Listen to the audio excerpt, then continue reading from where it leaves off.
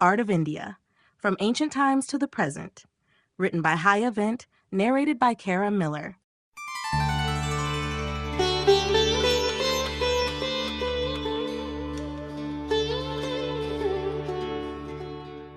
Chapter 1, Introduction to Indian Art.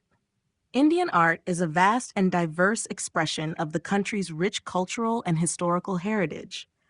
Spanning thousands of years, it reflects the spiritual, philosophical, and social dimensions of Indian civilization. Art in India has always been deeply intertwined with religion, mythology, and daily life, evolving through various dynasties and cultural influences. From the earliest cave paintings to contemporary digital art, Indian artistic traditions showcase an extraordinary range of styles, techniques, and materials. A defining feature of Indian art is its spiritual foundation. Hinduism, Buddhism, Jainism, and later Islam and Christianity have played crucial roles in shaping artistic expression. Temples, sculptures, and paintings often depict deities, epics, and philosophical themes, serving as both devotional objects and narrative tools. The profound connection between art and religion is evident in temple architecture, where intricate carvings and grand structures are designed to embody cosmic principles. Similarly, Buddhist stupas and Jain temples reflect a deep sense of spiritual devotion and artistic excellence. Another key characteristic of Indian art is its regional diversity. The subcontinent's vast geography has led to the development of distinct artistic traditions in different areas. South India, for instance, is known for its magnificent Dravidian temples and bronze sculptures, while North India boasts grand Mughal architecture and exquisite miniature paintings. Folk and tribal art, such as Madhubani from Bihar, Warli from Maharashtra, and Patachitra from Odisha, add further depth to India's artistic landscape, preserving indigenous storytelling and cultural traditions. Indian art has also been shaped by external influences over time. The Mauryan and Gupta periods saw the flourishing of Buddhist and Hindu artistic traditions, while Islamic rule introduced Persian aesthetics, which blended with Indian styles to create unique forms like Mughal miniature painting. The colonial period brought European artistic techniques and perspectives, leading to the emergence of modern Indian art movements. Artists like Raja Ravi Varma combined Western realism with Indian themes, while the Bengal school sought to revive indigenous artistic traditions. In the modern era, Indian art continues to evolve, embracing new media and global trends. Contemporary artists experiment with digital technology, installations, and abstract forms, pushing the boundaries of traditional artistic expression. At the same time, efforts to preserve and revive traditional art forms remain strong, ensuring that India's artistic heritage continues to inspire future generations.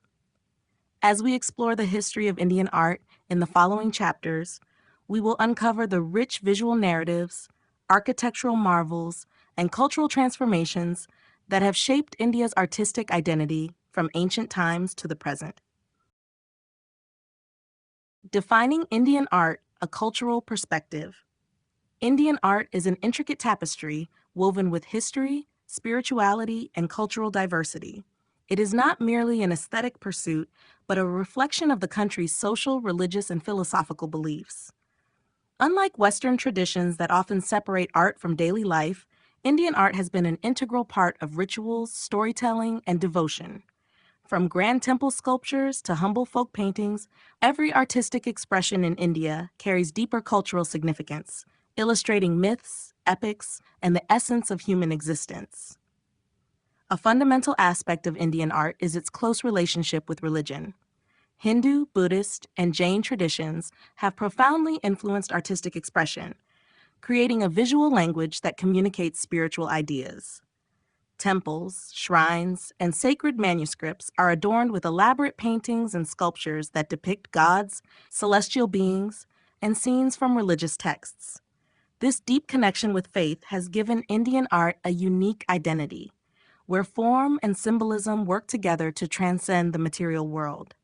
Islamic and Christian influences later introduced new artistic dimensions, enriching India's visual heritage with calligraphy, geometric patterns, and realistic portraiture. Regional diversity plays a crucial role in shaping Indian art. Every part of the country has developed its own artistic traditions, influenced by local customs, materials, and patronage. The intricate stone carvings of South Indian temples contrast with the delicate frescoes of Rajasthani palaces, while the bold, earthy strokes of tribal Worli paintings stand apart from the detailed miniatures of the Mughal court. Despite their differences, these regional styles share a common thread, an emphasis on storytelling.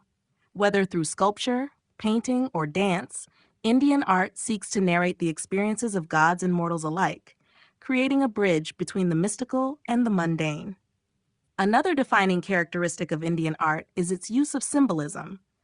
Colors, gestures, and motifs are imbued with meaning, often rooted in ancient texts and traditions. The lotus, for example, symbolizes purity and enlightenment, while specific hand gestures, or mudras, convey different emotions and divine attributes. This symbolic depth allows Indian art to function as both a visual and intellectual experience, inviting viewers to engage with its deeper meanings. Indian art has never remained static. It has continuously evolved, absorbing new influences while preserving its core values. The arrival of Persian and European artistic traditions introduced new techniques and perspectives, but Indian artists adapted them to their own cultural contexts. Today, contemporary Indian art embraces modern media while still drawing inspiration from ancient themes. In this way, Indian art remains a living tradition, constantly redefining itself while staying rooted in its rich cultural past. Influence of religion, mythology, and philosophy. Indian art is deeply intertwined with religion, mythology, and philosophy, shaping its themes, symbolism, and purpose. Unlike purely decorative or representational art, much of Indian artistic expression serves as a medium for spiritual exploration and storytelling. Throughout history, artistic traditions have been guided by sacred texts, devotional practices, and philosophical ideas, resulting in a visual culture that conveys both divine narratives and profound metaphysical concepts. Hinduism, with its vast pantheon of deities and rich mythological traditions, has played a central role in shaping Indian art. Temples are adorned with intricate sculptures and frescoes depicting scenes from epics like the Ramayana and Mahabharata, as well as stories from the Puranas. These narratives are not merely decorative, they serve as teaching tools, bringing sacred stories to life for devotees. Deities are depicted with symbolic attributes. Vishnu with his conch and discus, Shiva with his trident and third eye, and Durga slaying the buffalo demon, each element carrying layers of spiritual meaning.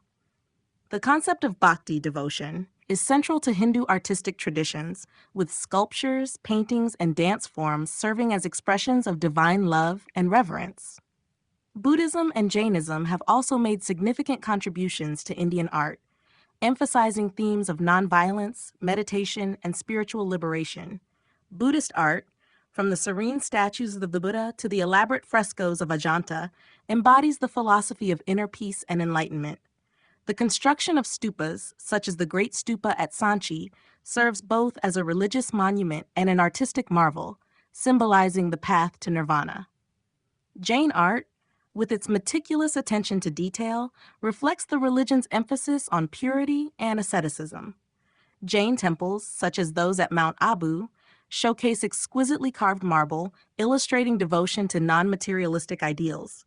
Islamic influence introduced new artistic sensibilities to India, particularly in architecture, calligraphy, and miniature painting.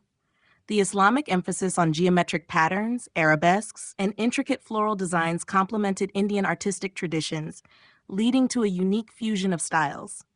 Mughal art, in particular, combined Persian, Central Asian, and Indian elements, resulting in masterpieces like the Taj Mahal and the richly detailed Mughal miniatures. Sufi philosophy, with its focus on divine love and unity, found expression in mystical poetry, music, and architectural forms. Indian philosophy, including concepts from Vedanta, Tantra, and yogic traditions, has also shaped artistic expression. The representation of cosmic cycles, mandalas, and sacred geometry reflects a deep understanding of metaphysical principles. Art in India is not just a reflection of religious belief, but an embodiment of a broader philosophical worldview that sees the divine in every aspect of existence. Artistic traditions across regions. India's vast and diverse landscape has given rise to a rich array of artistic traditions, each shaped by regional history, cultural influences, and local materials. From the grand temple sculptures of the South to the intricate miniature paintings of the North, Indian art is a reflection of the country's varied geography and traditions.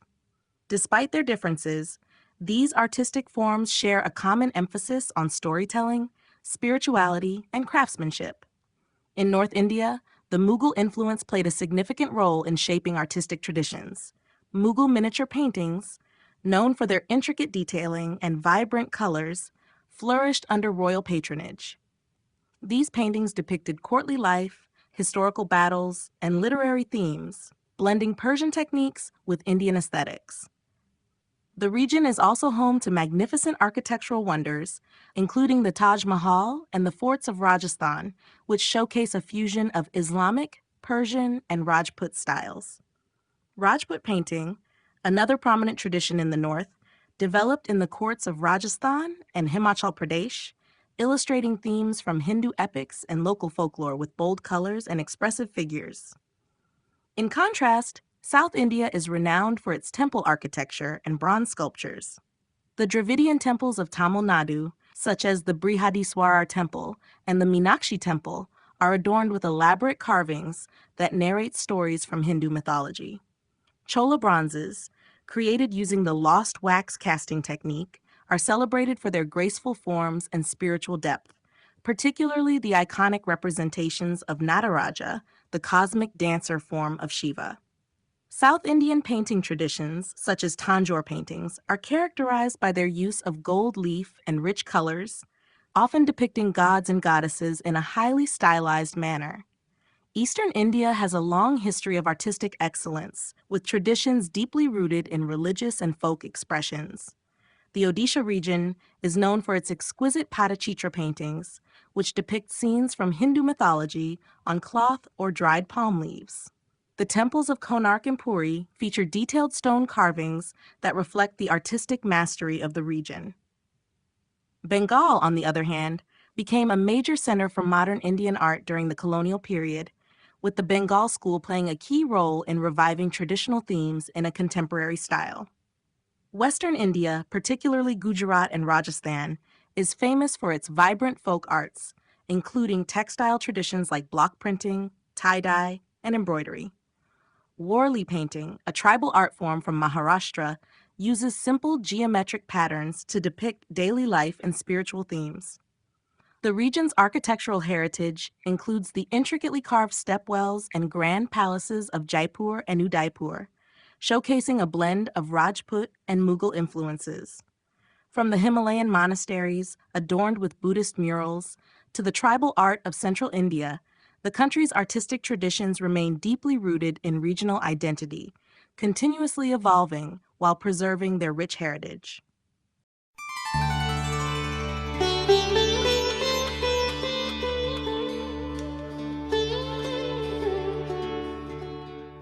Chapter 2: Prehistoric and Indus Valley Art. The origins of Indian art can be traced back to prehistoric times, when early humans created some of the earliest forms of artistic expression. The rock paintings found in caves such as Bhimbetka in Madhya Pradesh provide valuable insights into the lives and beliefs of prehistoric communities.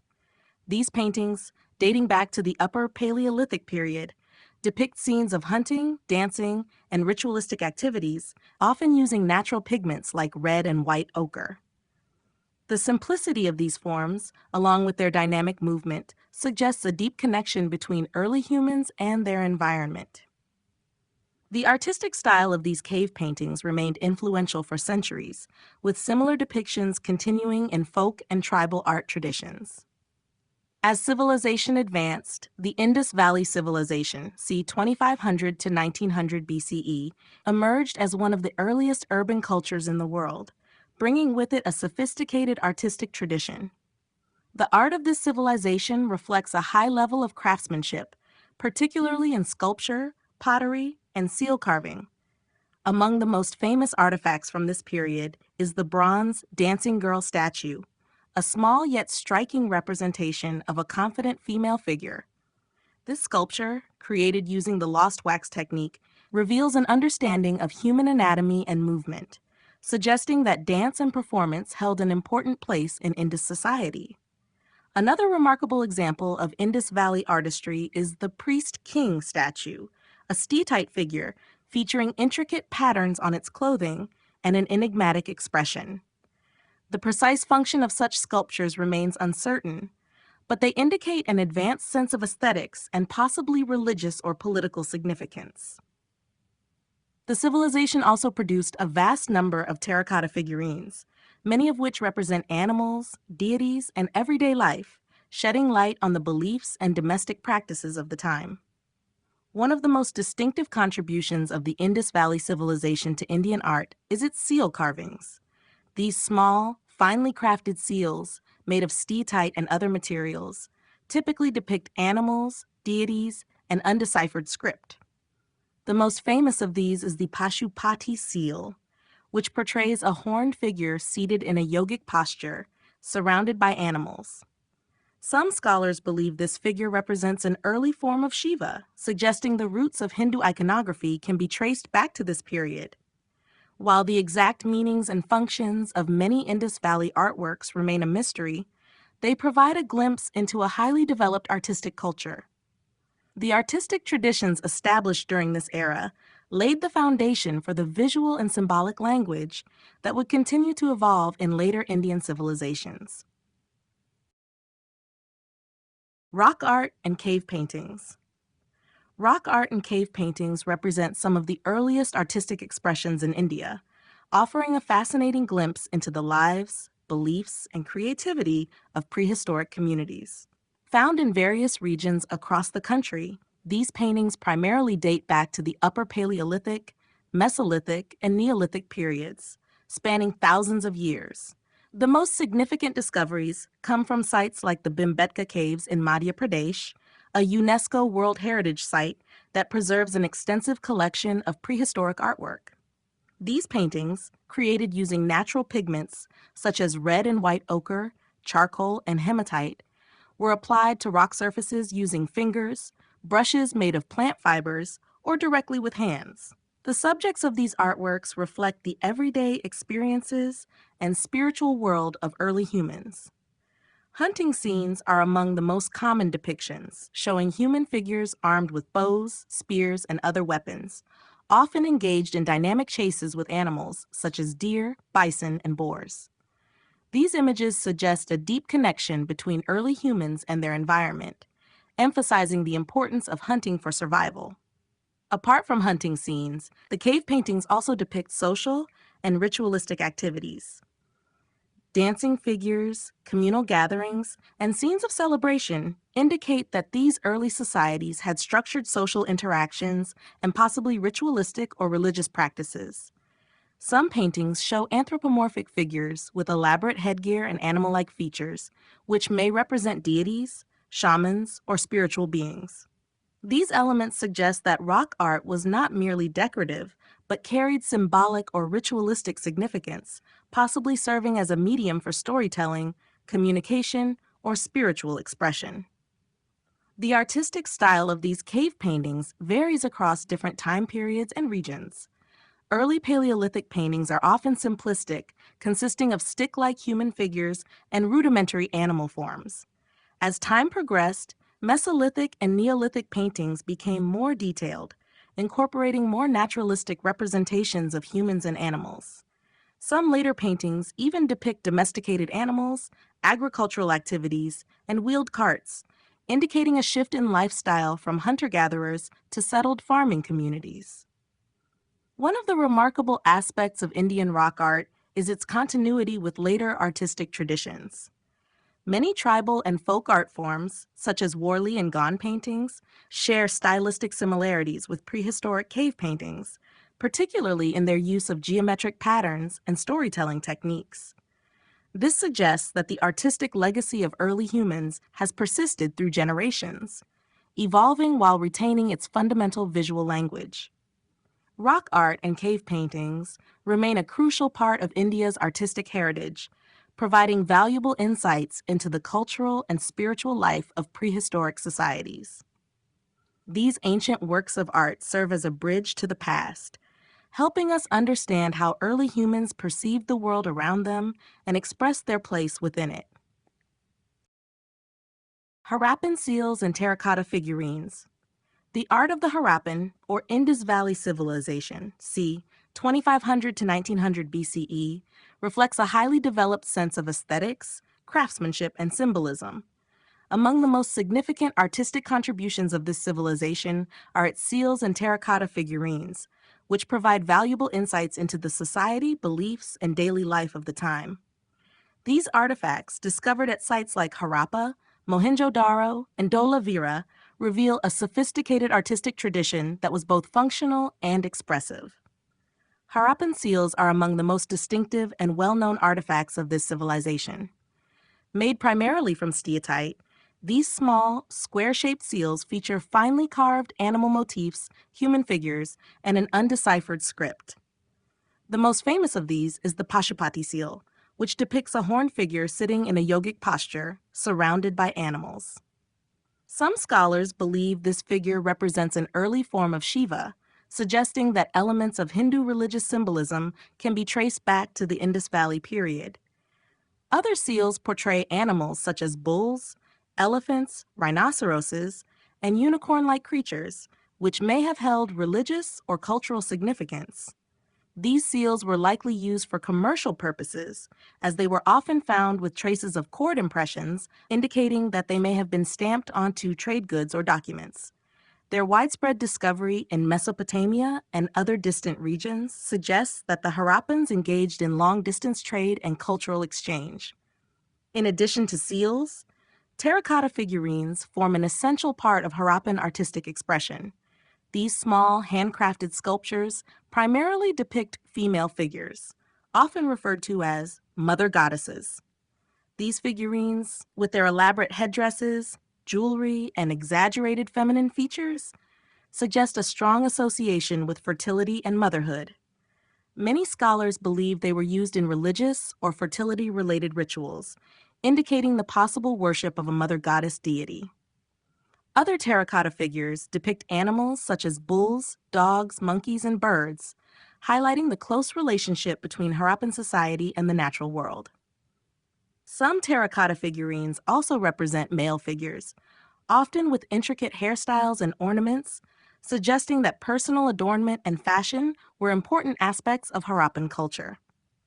Additionally, figurines of carts, toy animals, and household items indicate that these objects were not only religious, but also used for entertainment and everyday life.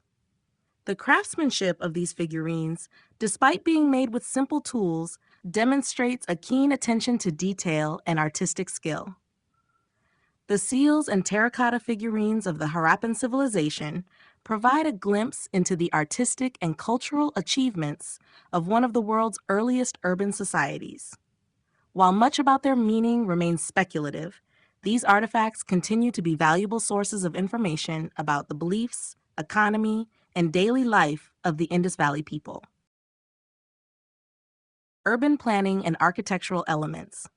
The Harappan, or Indus Valley Civilization c. 2500 to 1900 BCE, is renowned for its advanced urban planning and architectural achievements, which demonstrate a remarkable level of organization, engineering, and civic management. Unlike many other ancient civilizations, the cities of the Harappan culture were meticulously planned, with well-defined streets, drainage systems, and large public structures. The remains of cities such as Mohenjo-daro, Harappa, Dholavira, and Lothal provide valuable insights into the sophisticated architectural and infrastructural capabilities of this early civilization. One of the most striking features of Harappan urban planning is the grid-like layout of its cities. The streets were laid out in a precise rectangular pattern, intersecting at right angles, a design that suggests a high degree of central planning. The use of standardized burnt bricks for construction indicates an advanced understanding of building techniques and durability. These bricks were used in the construction of houses, walls, and public structures, ensuring longevity and structural stability. Unlike many contemporary civilizations that relied on unbaked mud bricks, the Harappans demonstrated a preference for well-fired bricks, which contributed to the resilience of their buildings. Another remarkable aspect of Harappan architecture is its sophisticated drainage and sanitation system. Almost every house had access to a well-planned drainage system, with covered drains running along the streets, connected to larger sewer systems. Many homes were equipped with private wells and bathrooms, with wastewater directed into underground drains.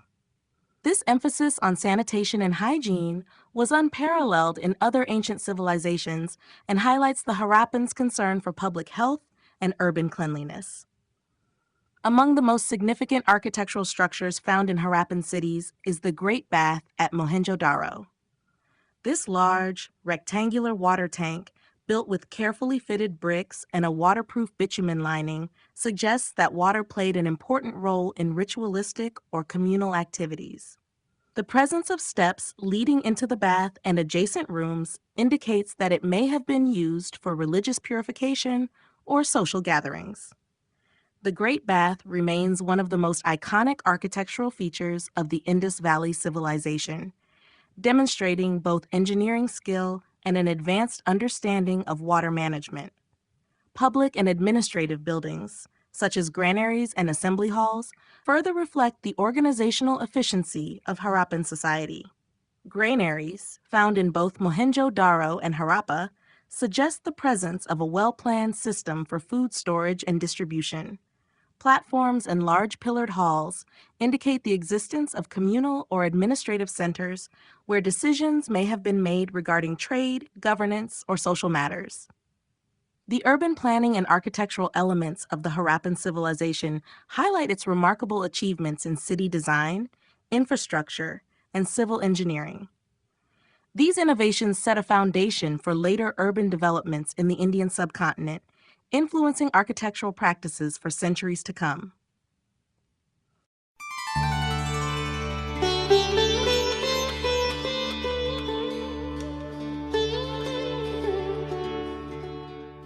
Chapter 3.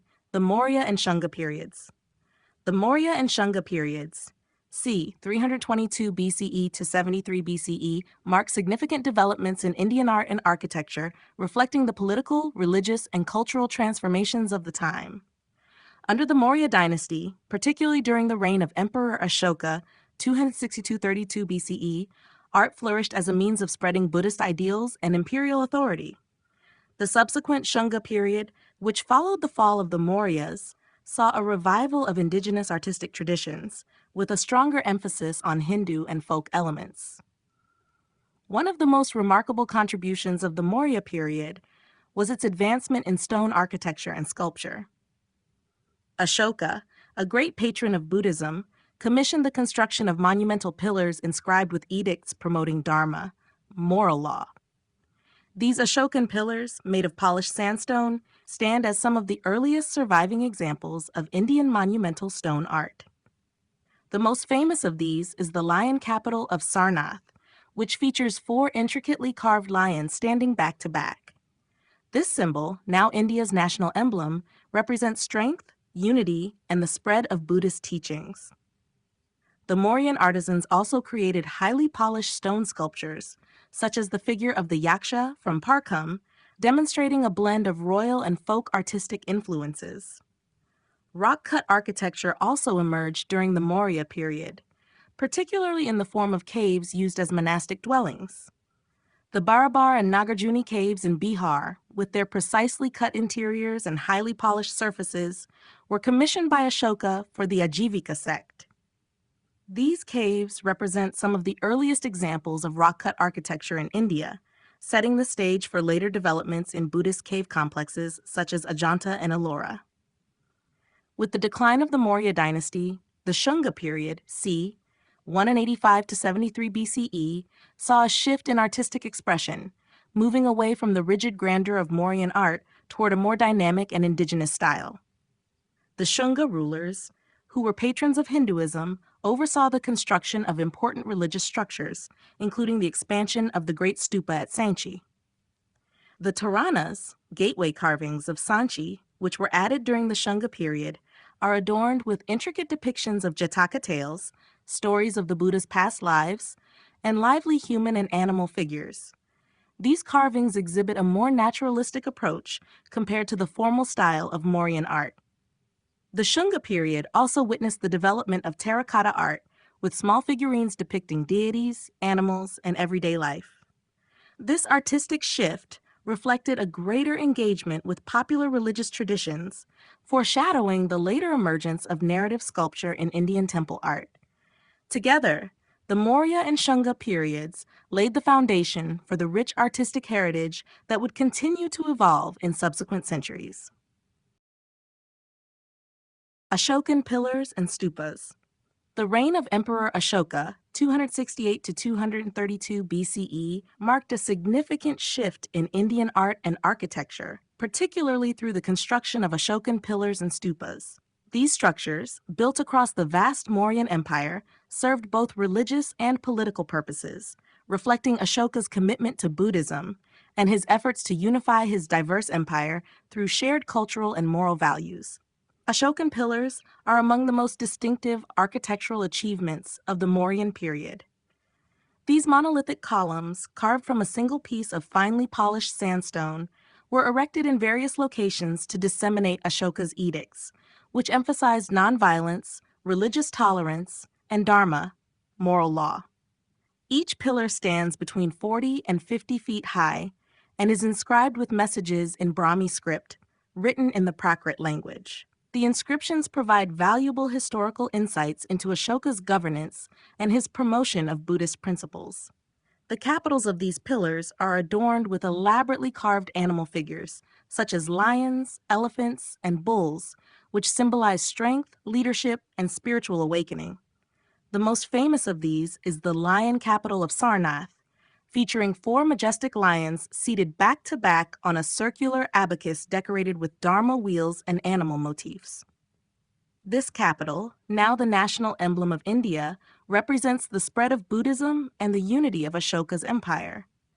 In addition to pillars, Ashoka played a crucial role in the construction and expansion of stupas, which became central to Buddhist religious architecture.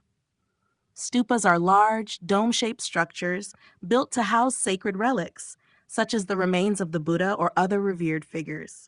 Ashoka is credited with commissioning the construction of numerous stupas across his empire, many of which were later expanded and embellished in subsequent periods.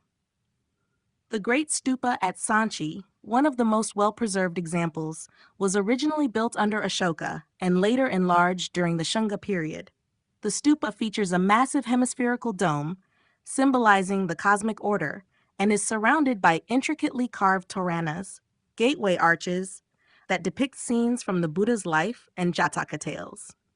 These carvings, though created later, reflect the evolving artistic style and storytelling tradition of Buddhist art. Both Ashokan pillars and stupas played a vital role in spreading Buddhist teachings and unifying the empire under a shared spiritual and cultural identity.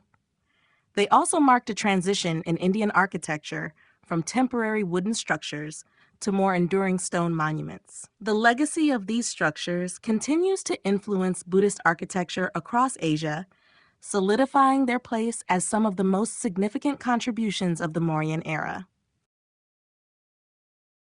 Yaksha and Yakshi sculptures. The Yaksha and Yakshi sculptures of ancient India are among the earliest significant examples of large-scale stone statuary, reflecting the deep-rooted connection between art, religion, and nature in early Indian culture. These figures, associated with fertility, abundance, and protection, were worshipped across different religious traditions, including Hinduism, Buddhism, and Jainism. The tradition of sculpting yakshas, male nature spirits, and yakshas, female counterparts, flourished during the Maurya and Shunga periods, c. 3rd to 1st century BCE, and influenced later Indian sculptural traditions. Yaksha sculptures are typically depicted as robust, powerful male figures with broad shoulders, round faces, and muscular torsos.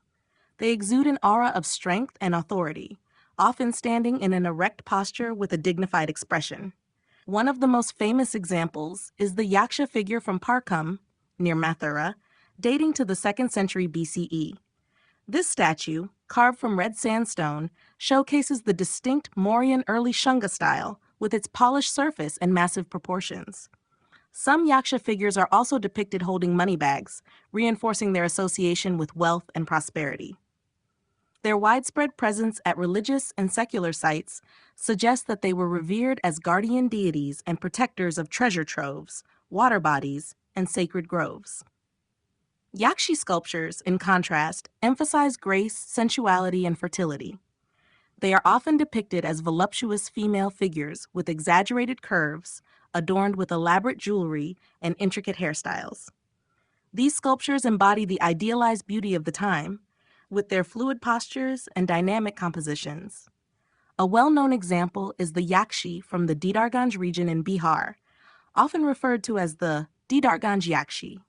This sandstone figure, dated to around the 3rd century BCE, is characterized by its polished finish and the Yakshi's elegant stance, with one hand holding a fly whisk. Another striking representation of Yakshis can be seen on the Toranas, gateways, of the Sanchi Stupa, where they appear as celestial beings clinging to trees, symbolizing fertility and nature's abundance. This depiction later became a recurring motif in Indian temple art.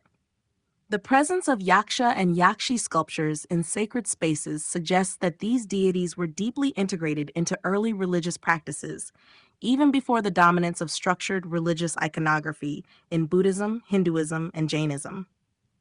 Over time, their imagery merged into the visual lexicon of these religions, influencing representations of guardian deities, celestial beings, and even divine figures like Kubera, the god of wealth.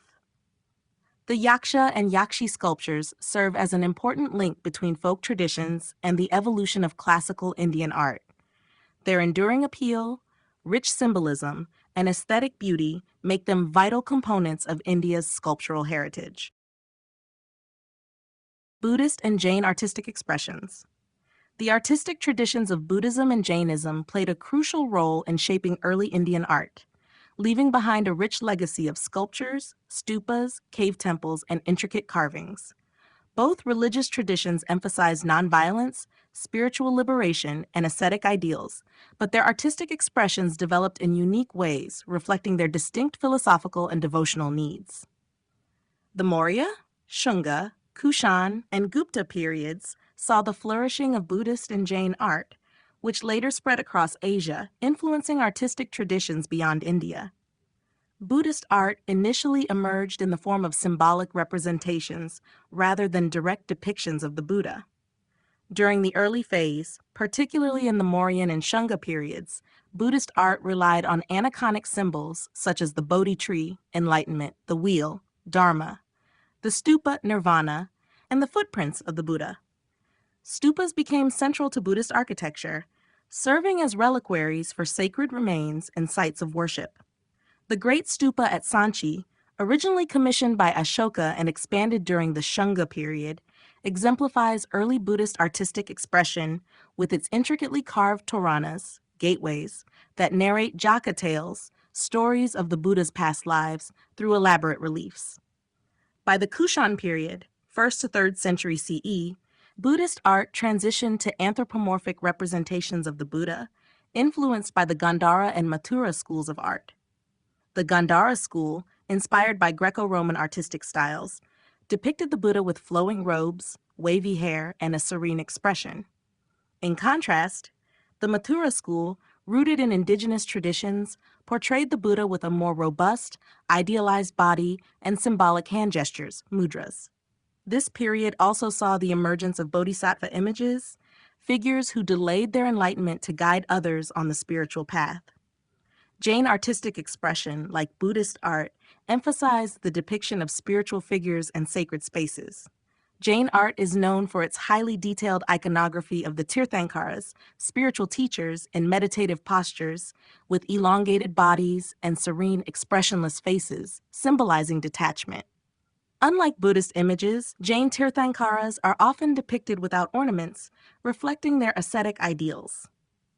The earliest Jain sculptures, dating back to the Mauryan period, include the colossal statue of the Tirthankara from Lohanipur. Jain temples, such as the exquisitely carved Dilwara temples in Rajasthan, built between the 11th and 13th centuries, showcase the community's dedication to intricate stonework and geometric precision. Both Buddhist and Jain artistic traditions played a foundational role in shaping Indian sculpture, architecture, and narrative reliefs. While Buddhist art spread widely across Asia, Jain artistic traditions remain deeply rooted in the Indian subcontinent, preserving a distinctive aesthetic that continues to thrive in temple architecture and sculpture.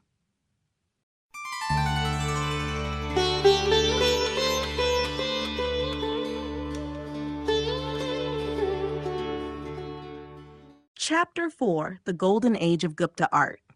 The Gupta period, c. 4th to 6th century CE, is often regarded as the Golden Age of Indian art, characterized by a refined and harmonious artistic style that laid the foundation for later developments in Indian sculpture, painting, and architecture. Under the patronage of Gupta rulers, art flourished across religious traditions, particularly in Hinduism, Buddhism, and Jainism. The period saw the emergence of an idealized aesthetic that balanced naturalism with spiritual symbolism, creating some of the most iconic masterpieces in Indian art history. One of the most defining features of Gupta art is the depiction of divine and human figures with grace, proportion, and serenity.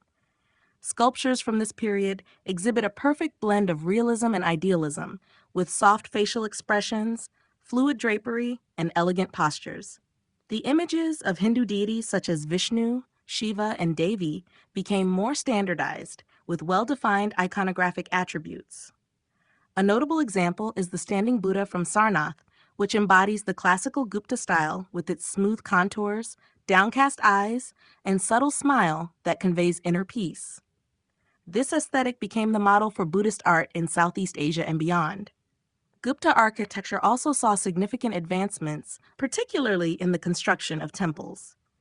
The Gupta period marked the transition from rock-cut architecture to freestanding stone temples, setting the stage for the great temple-building traditions of medieval India.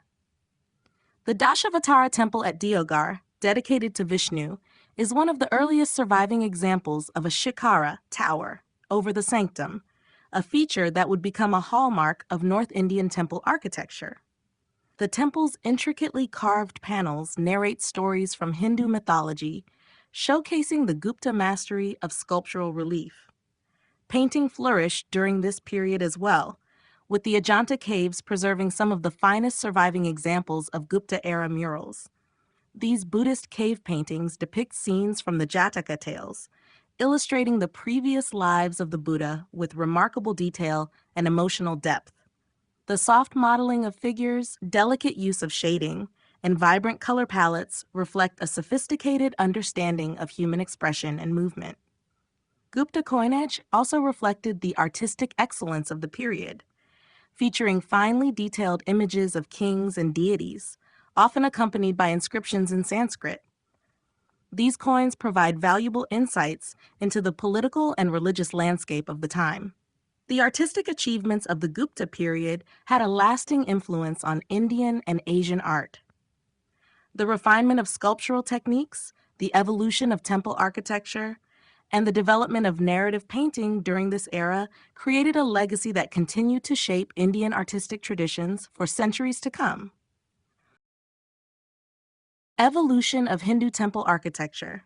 The evolution of Hindu temple architecture is a reflection of India's rich cultural and spiritual traditions, developing over centuries from simple shrines to grand, intricately designed structures. The Gupta period, 4th to 6th century CE, is considered a turning point in this evolution as it introduced key architectural elements that became the foundation for later temple styles. Over time, two major styles of temple architecture emerged: the Nagara style of North India and the Dravida style of South India, each with distinctive characteristics. Early Hindu temples were simple structures made of wood, brick, or rock, with a small sanctum, garbhagriha, that housed the deity.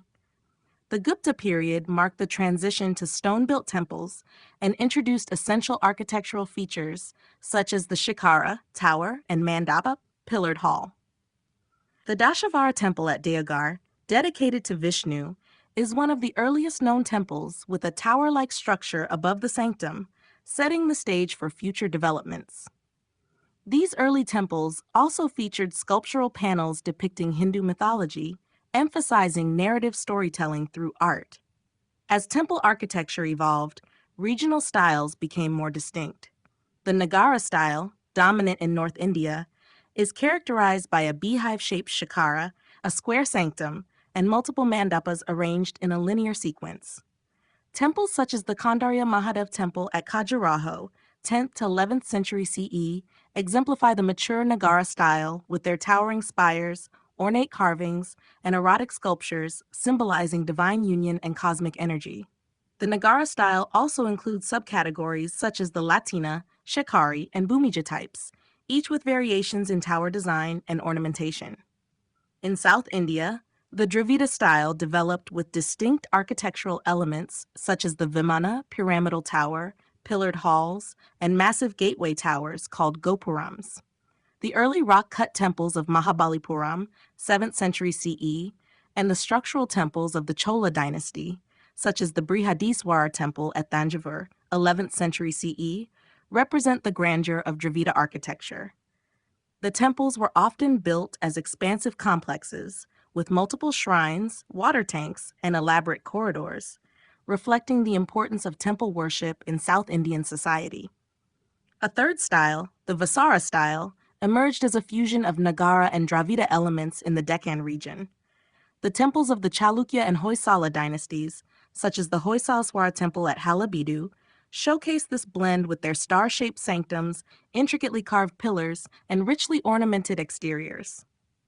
The evolution of Hindu temple architecture reflects not only artistic and structural advancements, but also the religious and social transformations of India.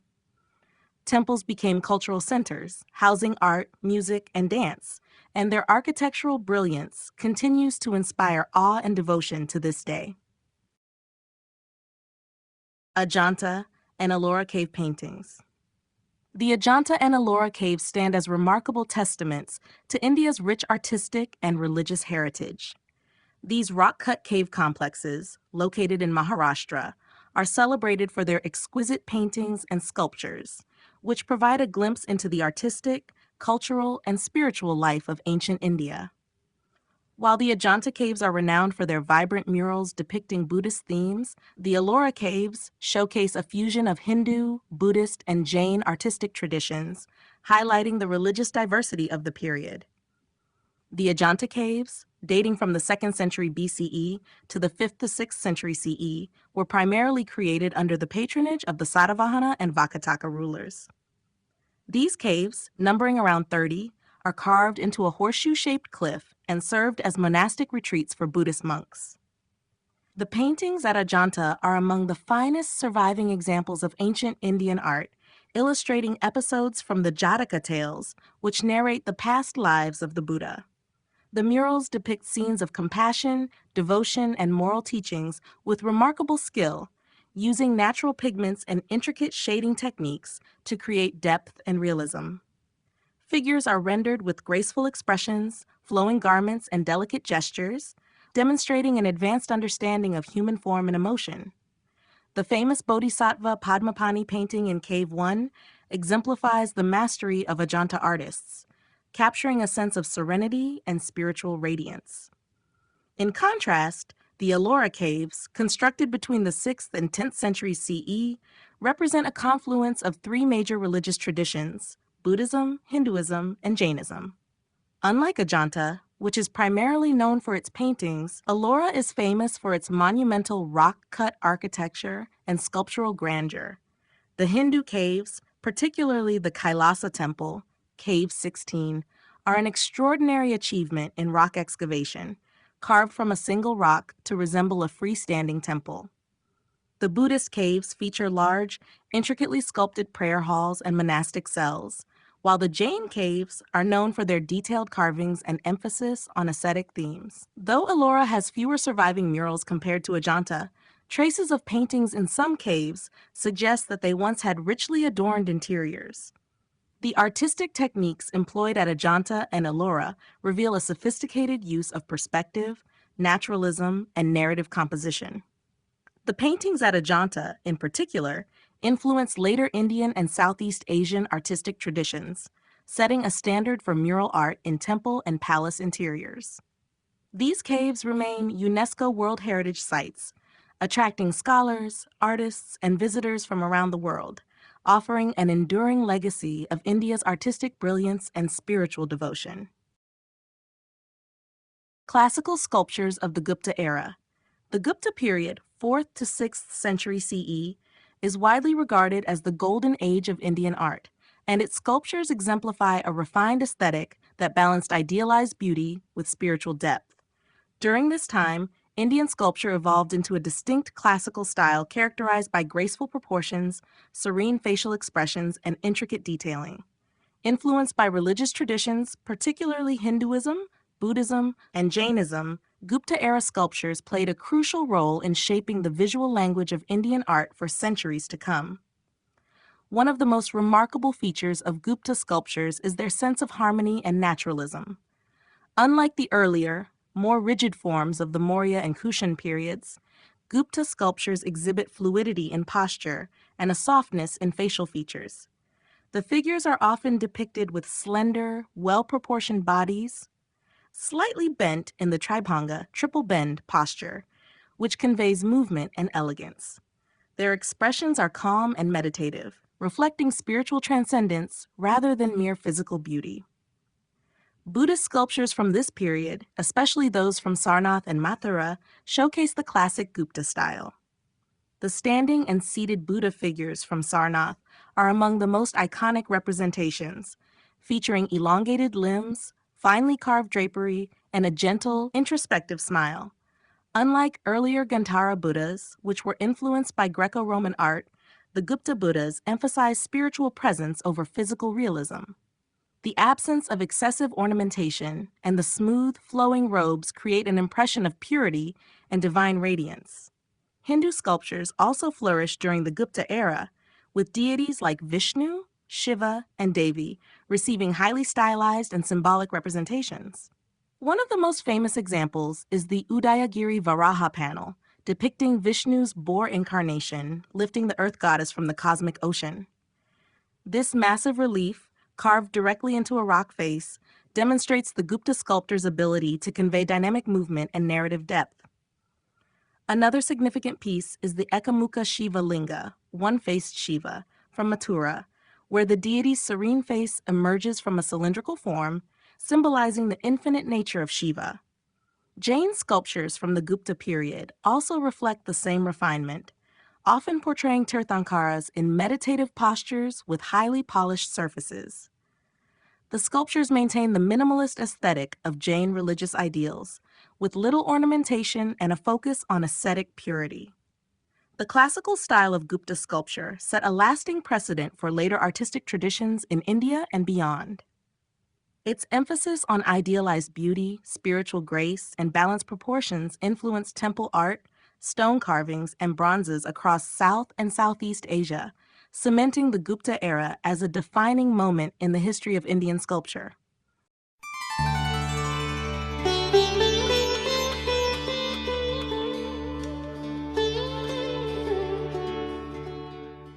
Chapter 5: Medieval Indian Art and Architecture. The medieval period of Indian art and architecture, 7th to 17th century CE, witnessed remarkable developments driven by the patronage of powerful dynasties such as the Cholas, Pallavas, Rajputs, and later the Delhi Sultanate and Mughal Empire.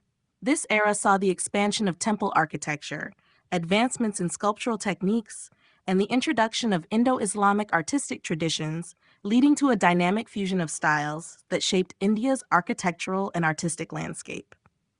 In South India, the Chola dynasty, 9th-13th century CE, played a crucial role in the evolution of Dravidian temple architecture.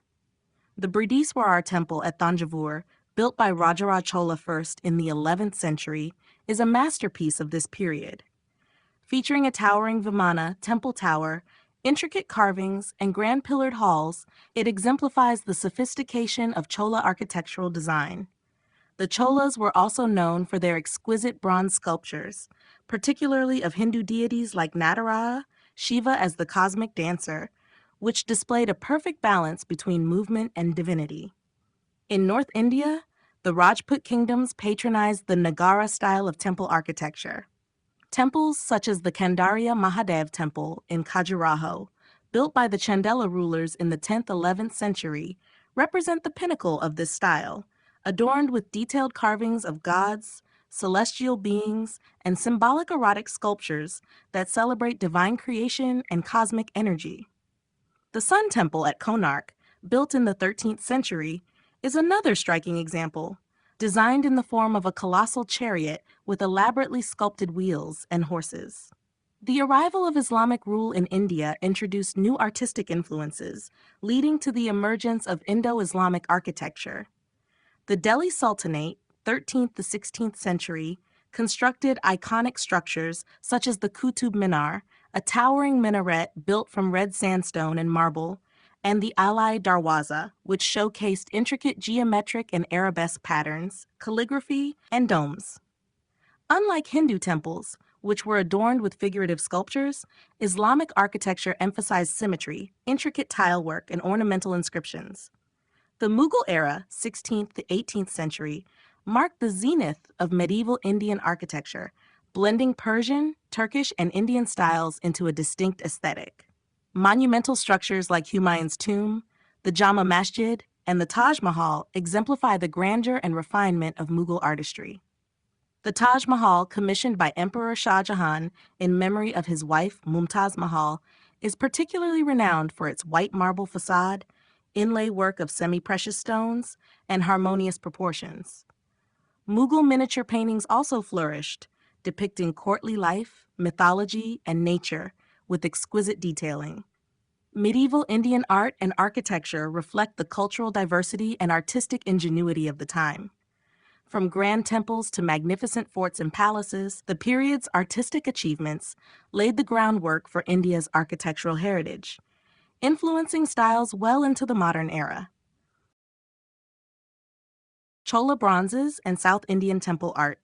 The Chola dynasty, 9th–13th century CE, is celebrated for its contributions to South Indian temple architecture and its exquisite bronze sculptures. Under Chola patronage, art flourished, blending devotion with masterful craftsmanship to create some of the most iconic representations of Hindu deities. The temples built during this period became grander, featuring intricate carvings, towering vimanas, temple towers, and extensive use of sculptures to narrate religious stories. Alongside these architectural marvels, the Cholas perfected the lost wax casting technique, producing stunning bronze idols that remain unparalleled in elegance and symbolism. Chola bronzes, particularly the depictions of Hindu gods and goddesses, exemplify a harmonious blend of realism, grace, and divine expression. Among the most renowned is the Nataraj, or the cosmic dance of Shiva. The Chola Nataraja portrays Shiva dancing within a flaming aureole, with one foot raised and the other crushing the demon Apasmara, symbolizing ignorance. His multiple arms hold symbolic objects, while his serene expression embodies the balance between destruction and creation. These bronze sculptures were not merely artistic expressions, but were also objects of worship, carried in temple processions and draped in fine fabrics and jewels.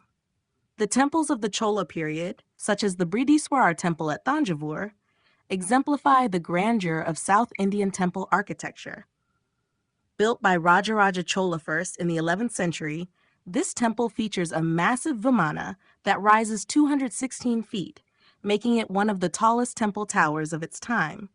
The structure is adorned with intricate carvings depicting mythological tales, celestial beings, and various forms of Shiva. The temple complex also houses a massive monolithic Nandi, Shiva's sacred bull, carved from a single stone, reflecting the Chola's expertise in large-scale sculptural work.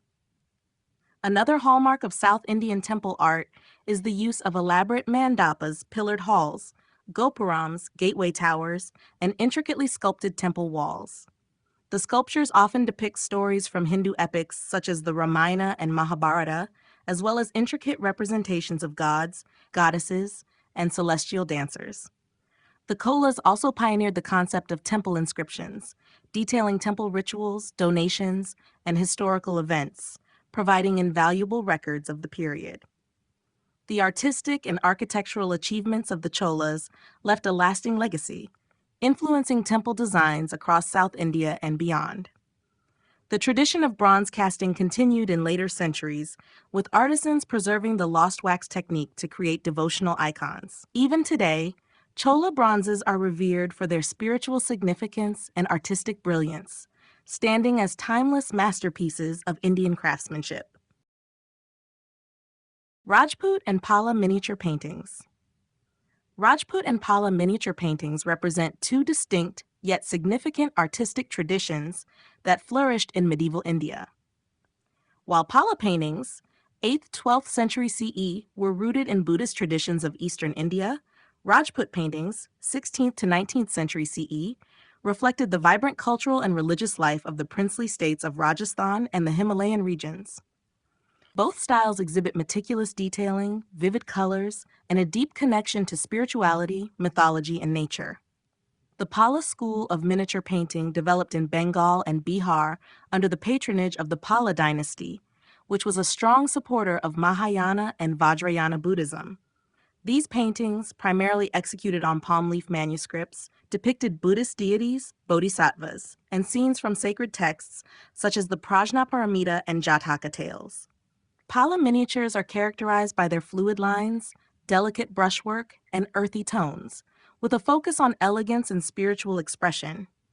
Figures are often shown in dynamic poses, adorned with intricate jewelry and elaborate garments, exuding a sense of divine grace. The influence of Pala art extended beyond India, particularly to Nepal, Tibet, and Southeast Asia, where it contributed to Buddhist artistic traditions. Rajput miniature paintings, on the other hand, flourished in the royal courts of Rajasthan from the 16th century onward, blending indigenous artistic traditions with Mughal influences. These paintings were typically created on paper using natural pigments and were often commissioned by Rajput rulers to illustrate religious epics, love stories, and royal life. The Rajput school is further divided into several regional styles, including Mewar, Bundi, Kishangar, and Marwar, each with distinct characteristics. Rajput paintings are known for their bright colors, strong lines, and stylized depictions of figures, often set against lush landscapes and elaborate architectural backdrops. The themes ranged from Hindu mythology, particularly scenes from the Ramayana and Mahabharata, to depictions of Krishna's life, as seen in the famous Radha Krishna series of Kishangar. The Mewar school emphasized bold compositions and rich storytelling, while the Bundi style was celebrated for its dreamlike quality, with soft color palettes and intricate details of nature. Both Pala and Rajput miniature paintings played a crucial role in preserving and visualizing religious and literary traditions. While Pala paintings contributed to the spread of Buddhist art across Asia, Rajput miniatures provided a vivid artistic expression of Hindu devotion, courtly grandeur, and poetic imagination. These traditions continue to inspire modern Indian art, maintaining their significance as cultural and historical treasures. Islamic influences in Indian art. The arrival of Islam in India, beginning with the Delhi Sultanate in the 12th century and later flourishing under the Mughal Empire, introduced a rich artistic tradition that profoundly shaped Indian art and architecture. Islamic influences merged with indigenous styles, resulting in a unique Indo-Islamic aesthetic that blended Persian, Central Asian, and Indian elements. This influence extended across architecture, painting, decorative arts, and textiles, leaving a lasting impact on India's artistic heritage. One of the most significant contributions of Islamic art in India was the emphasis on geometric patterns, calligraphy, and arabesque motifs, replacing the figurative depictions that were dominant in Hindu and Buddhist traditions. Since Islamic art traditionally avoided anthropomorphic representations, It focused on intricate floral and geometric designs, often inscribed with verses from the Quran. These motifs were extensively used in architecture, manuscript illumination, and decorative objects, creating visually stunning compositions that conveyed both beauty and spirituality. Architecture was the most prominent medium through which Islamic art left its mark. The Delhi Sultanate introduced new construction techniques, such as the use of domes, arches, and minarets, seen in structures like the Qutub Minar and the Alai Darwaza. The Mughal emperors later refined this style, integrating Persian and Indian elements to create some of India's most iconic monuments. Akbar's architectural projects, such as Fatehpur Sikri, showcased an elegant fusion of Rajput and Persian styles, while Shah Jahan's Taj Mahal remains a pinnacle of Indo-Islamic architecture, celebrated for its symmetrical design, marble inlay work, and exquisite calligraphy. Islamic influences also extended to miniature painting, particularly under the Mughals, who patronized a distinctive school of art blending Persian techniques with Indian themes. Mughal miniatures, developed during the reigns of Akbar, Jahangir, and Shah Jahan, featured naturalistic portrayals of court life, hunting scenes, and historical narratives. The use of perspective, vibrant color palettes, and fine detailing set Mughal painting apart from earlier traditions. These artistic innovations influenced the Rajput and Deccan miniature styles, leading to a cross-cultural exchange of artistic ideas. Beyond architecture and painting, Islamic influence was evident in textiles, metalwork, and ceramics.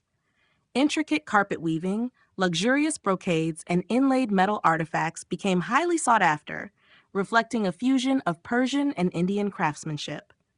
The introduction of blue and white ceramic styles, inspired by Persian and Chinese pottery, further enriched India's artistic landscape. The Indo-Islamic artistic tradition represents a remarkable synthesis of cultures, demonstrating how Islamic aesthetics seamlessly integrated with India's diverse artistic heritage. This fusion not only defined medieval Indian art, but also continued to inspire artistic expressions in subsequent centuries, shaping India's visual and architectural identity.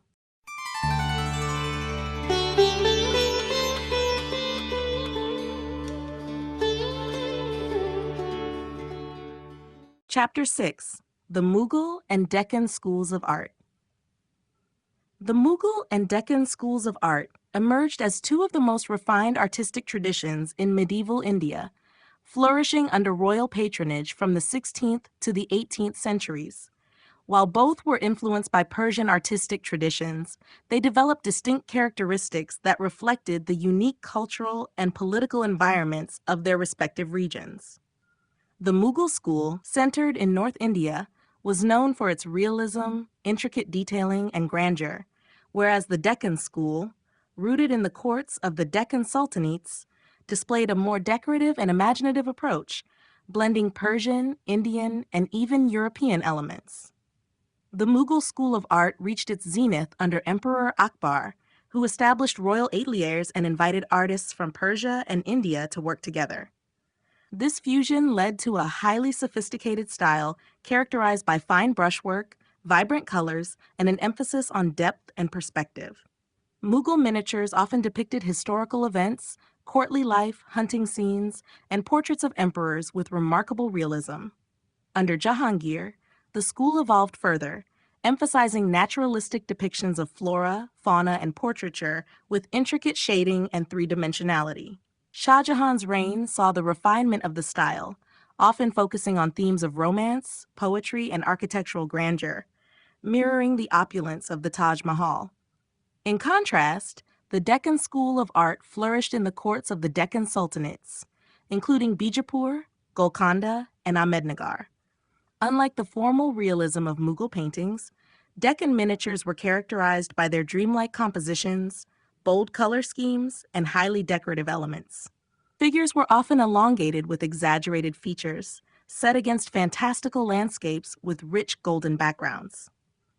The influence of Persian and Turkish traditions is evident in the intricate detailing and ornamental designs, while European elements, such as the use of perspective and shading, made their way into Deccan paintings through trade and diplomatic interactions.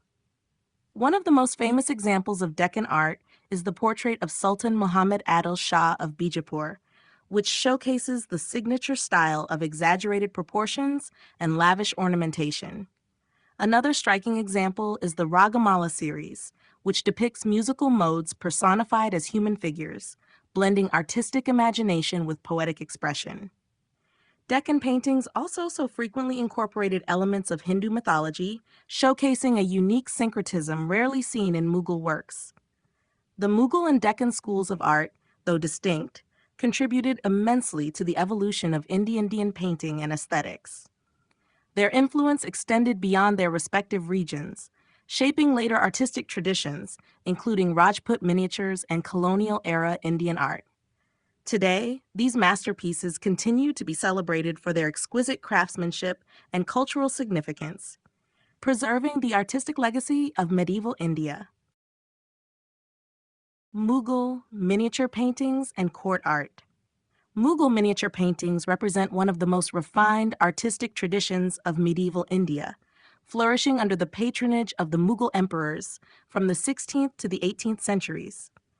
Developed as a fusion of Persian, Indian, and Central Asian influences, Mughal miniatures were characterized by their intricate detailing, vibrant colors, and realistic portrayals of courtly life, historical events, and nature.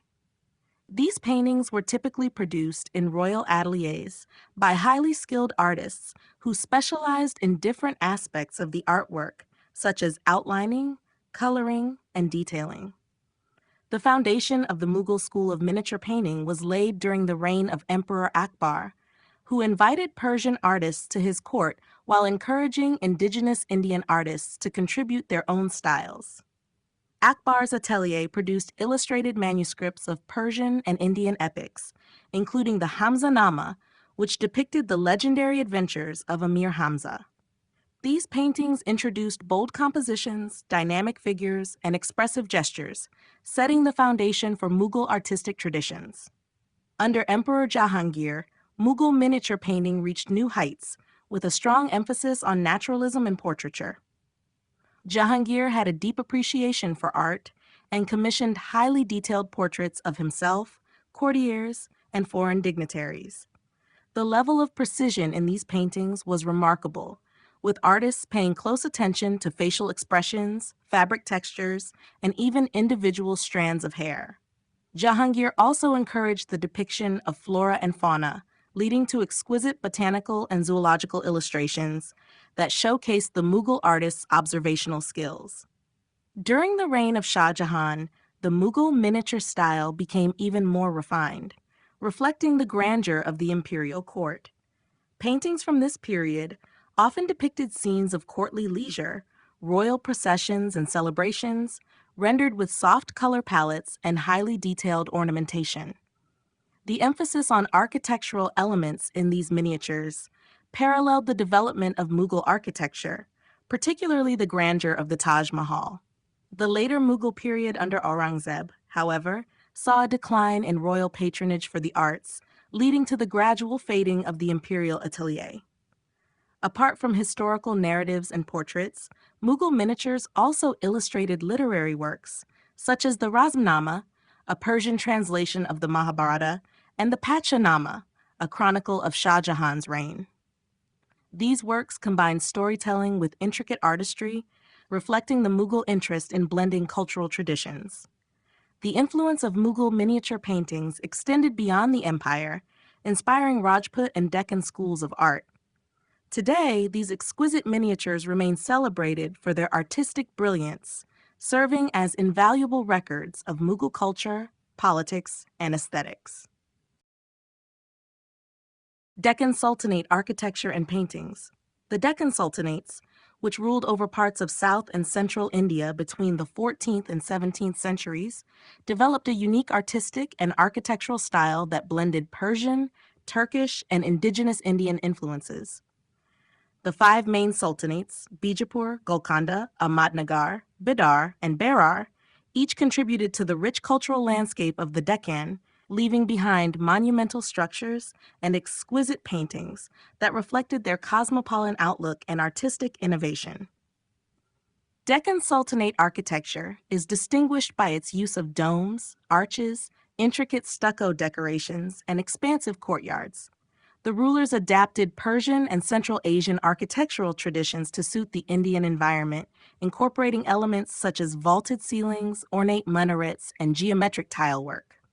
One of the most famous architectural achievements of this period is the Gol Gumbaz in Bijapur, built by Sultan Muhammad Adil Shah in the 17th century.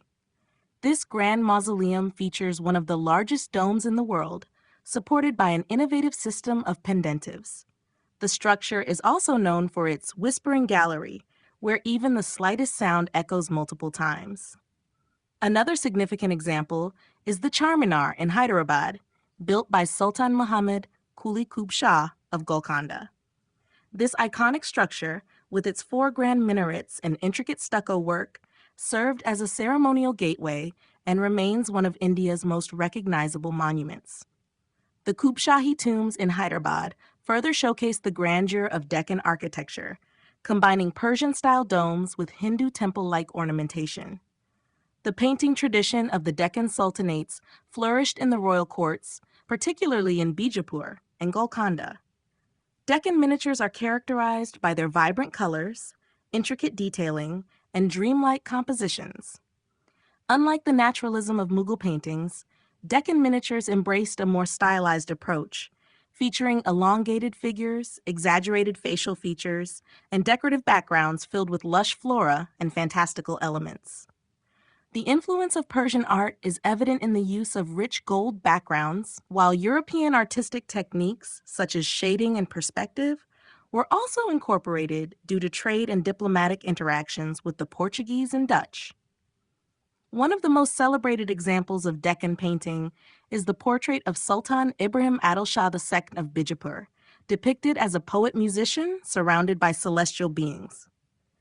Another remarkable work is the Ragamala series from Golconda, which portrays musical modes personified as human figures, blending artistic imagination with poetic and musical themes.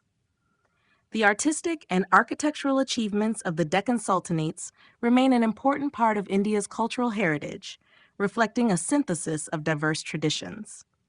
Their legacy continues to inspire contemporary artists and historians, preserving the distinct identity of Deccan art and architecture. Persian influences and fusion styles. Persian influences played a pivotal role in shaping Indian art and architecture, particularly during the medieval period when Islamic dynasties established their rule in the subcontinent.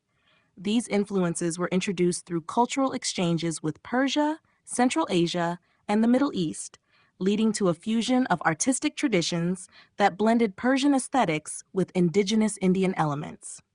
This synthesis resulted in distinctive styles in architecture, miniature painting, and decorative arts, creating a rich and diverse artistic heritage.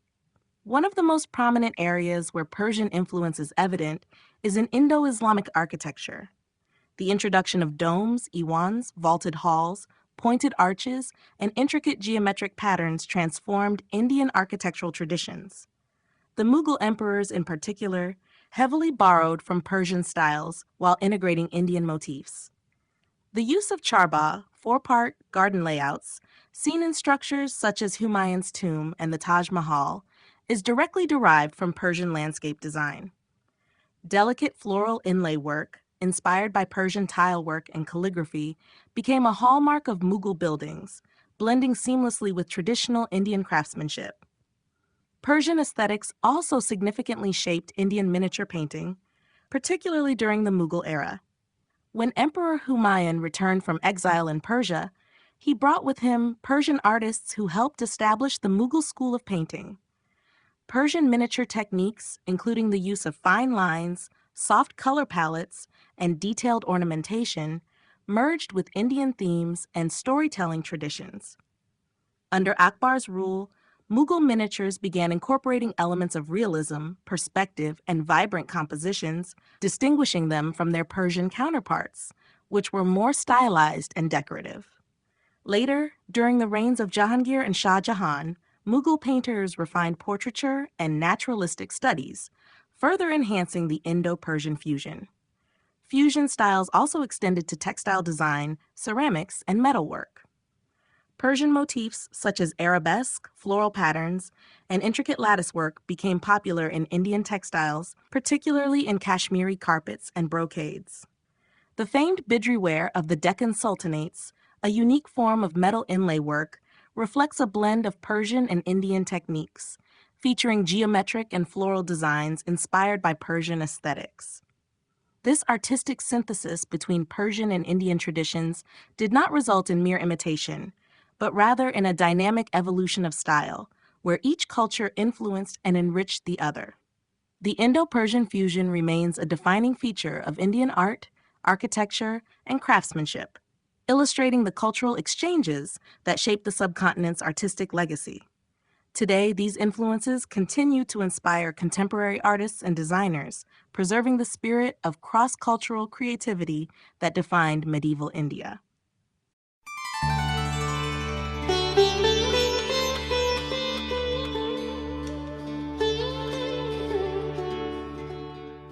Chapter 7: Colonial Encounters and Artistic Transformations.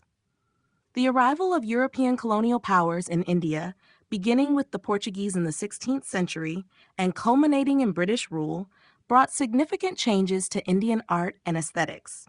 These encounters introduced new materials, techniques, and artistic sensibilities, while simultaneously disrupting traditional artistic practices.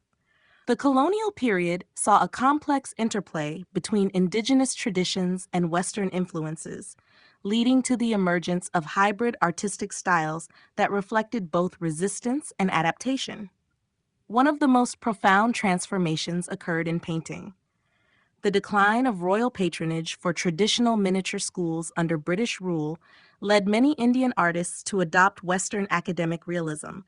The British introduced oil painting, perspective drawing, and portraiture influenced by European classical styles. The company school, a distinctive genre of painting that emerged in the late 18th and early 19th centuries, exemplified this fusion. Indian artists, employed by British officials and merchants, created detailed illustrations of flora, fauna, and Indian life using European shading and perspective techniques, while retaining elements of indigenous stylization. The Bengal School of Art, founded in the early 20th century as part of the nationalist movement, sought to revive and reassert Indian artistic identity in opposition to Western academic realism. Led by Abanindranath Tagore, the Bengal school drew inspiration from Mughal miniatures, Ajanta paintings, and Japanese wash techniques, fostering a distinctly Indian modernist movement. This artistic revival was closely tied to the Swadeshi movement, reflecting India's cultural self-awareness and resistance to colonial dominance. Colonial rule also impacted Indian architecture, as European styles such as Gothic, Baroque, and Neoclassical were incorporated into urban design. The British built grand colonial structures, such as the Victoria Memorial in Kolkata and the Rashtrapati Bhavan in New Delhi, blending European architectural principles with Indian elements. The Indo-Saracenic style, which combined Mughal, Rajput, and Gothic features, became popular in public buildings, railway stations, and educational institutions, symbolizing British authority while acknowledging India's rich architectural heritage. The colonial period also saw significant changes in the patronage and purpose of art. Traditional crafts such as textile weaving, metalwork, and wood carving suffered due to industrialization and British economic policies that favored mass-produced goods. However, movements such as the arts and crafts revival, led by figures like Rabindranath Tagore and E.B. Havell, sought to preserve and reinvigorate indigenous handicrafts as a form of cultural resistance. The colonial encounter ultimately reshaped Indian art, introducing new mediums and perspectives while inspiring a renewed appreciation for indigenous traditions. The fusion of Indian and Western elements laid the foundation for modern Indian art, setting the stage for further artistic experimentation in the post-independence era. European influences on Indian art. The arrival of European powers in India, beginning with the Portuguese in the 16th century and culminating in British colonial rule, profoundly influenced Indian art. This interaction introduced new materials, techniques, and artistic styles that gradually transformed traditional Indian aesthetics. While some Indian artists adapted European artistic conventions, others sought to resist and reinterpret them, leading to a unique fusion of Indian and Western elements. One of the most significant changes was the introduction of Western-style realism and perspective in painting. Unlike traditional Indian miniatures, which emphasized flat compositions and intricate detailing, European art focused on three-dimensionality, naturalism, and depth. The British introduced oil painting, replacing the indigenous use of tempera and natural pigments. European techniques such as chiaroscuro, the use of light and shadow, and linear perspective began to influence Indian artists, particularly those working for British patrons. This led to the emergence of the company school of painting, where Indian artists depicted landscapes, flora, fauna, and daily life using Western shading and perspective while maintaining some indigenous stylization. Portraiture also gained prominence under European influence. While Indian art traditionally focused on stylized representations of deities and royalty, British patronage encouraged the creation of lifelike portraits of Indian rulers and British officials. The works of artists like Raja Ravi Varma in the 19th century exemplified this shift. Varma combined European techniques of oil painting and naturalism with Indian mythological themes, making his art widely popular among both colonial and Indian audiences. His works marked a turning point in Indian art, bridging the gap between classical traditions and modern aesthetics. European architectural styles also left a lasting impact on India. The British introduced neoclassical, Gothic, and Baroque styles, which influenced the design of churches, government buildings, and railway stations. However, rather than completely displacing Indian architectural traditions, the British developed the Indo-Saracenic style, which blended European elements with Mughal and Rajput motifs. Buildings such as the Victoria Memorial in Kolkata and the Chhatrapati Shivaji Terminus in Mumbai reflect this synthesis, incorporating domes, arches, and intricate carvings alongside Western structural designs. Beyond painting and architecture, European influences extended to decorative arts and textiles. Indian artisans adapted Western motifs into traditional crafts, creating hybrid designs in textiles, pottery, and furniture. However, British industrial policies also led to the decline of traditional handicrafts, as machine-made European goods flooded Indian markets. Despite these changes, Indian artists and architects did not merely imitate European styles. They reinterpreted them in a way that preserved Indian identity. The fusion of European techniques with indigenous themes laid the groundwork for modern Indian art, influencing generations of artists and shaping India's artistic evolution in the 20th century. The Bengal School of Art. The Bengal School of Art emerged in the early 20th century as a nationalist movement aimed at reviving Indian artistic traditions and rejecting the dominance of Western academic realism introduced during British rule. Led by artists such as Abanindranath Tagore, Nandalal Bose, and Ashit Kumar Haldar, the movement sought to create an indigenous artistic identity that was deeply rooted in Indian history, mythology, and spirituality. It became a crucial part of the larger Swadeshi movement, which encouraged cultural and economic self-reliance as a means of resisting colonial rule. One of the defining features of the Bengal school was its rejection of oil painting and Western-style realism in favor of traditional Indian techniques. Inspired by Mughal miniatures, Ajanta cave paintings, and Japanese wash techniques, Bengal school artists used delicate brushwork, muted color palettes, and fluid lines to evoke a sense of grace and lyricism. Unlike the dramatic chiaroscuro and rigid realism of European academic painting, Bengal school works emphasize soft shading, ethereal compositions, and emotional depth. Abanindranath Tagore, often regarded as the father of the Bengal school, played a crucial role in shaping its philosophy and aesthetic. His famous painting Bharat Mata, Mother India, became an iconic symbol of Indian nationalism, portraying India as a serene and divine figure, holding symbols of learning, food, and strength. His works, such as The Passing of Shah Jahan and Krishna Lila, drew upon historical and religious themes, emphasizing an idealized vision of India's past.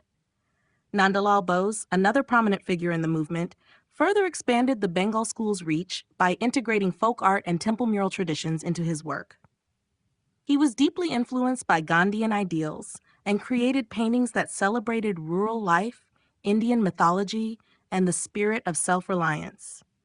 His illustrations for the Constitution of India remain one of his most significant contributions to Indian art. The Bengal school also had a lasting impact on art education in India. Under the guidance of E.B. Havell, who supported the movement as the principal of the Government School of Art in Calcutta, Indian art education moved away from its European academic focus and embraced indigenous artistic traditions. The movement found institutional support at institutions like Kala Bhavana in Santiniketan, which became a center for modern Indian art. Although the Bengal school declined in prominence with the rise of modernist movements in the mid-20th century, its influence on Indian art remains profound. It played a crucial role in reviving India's artistic heritage, shaping the identity of modern Indian painting, and inspiring generations of artists to explore indigenous styles and themes. Early modern Indian artists.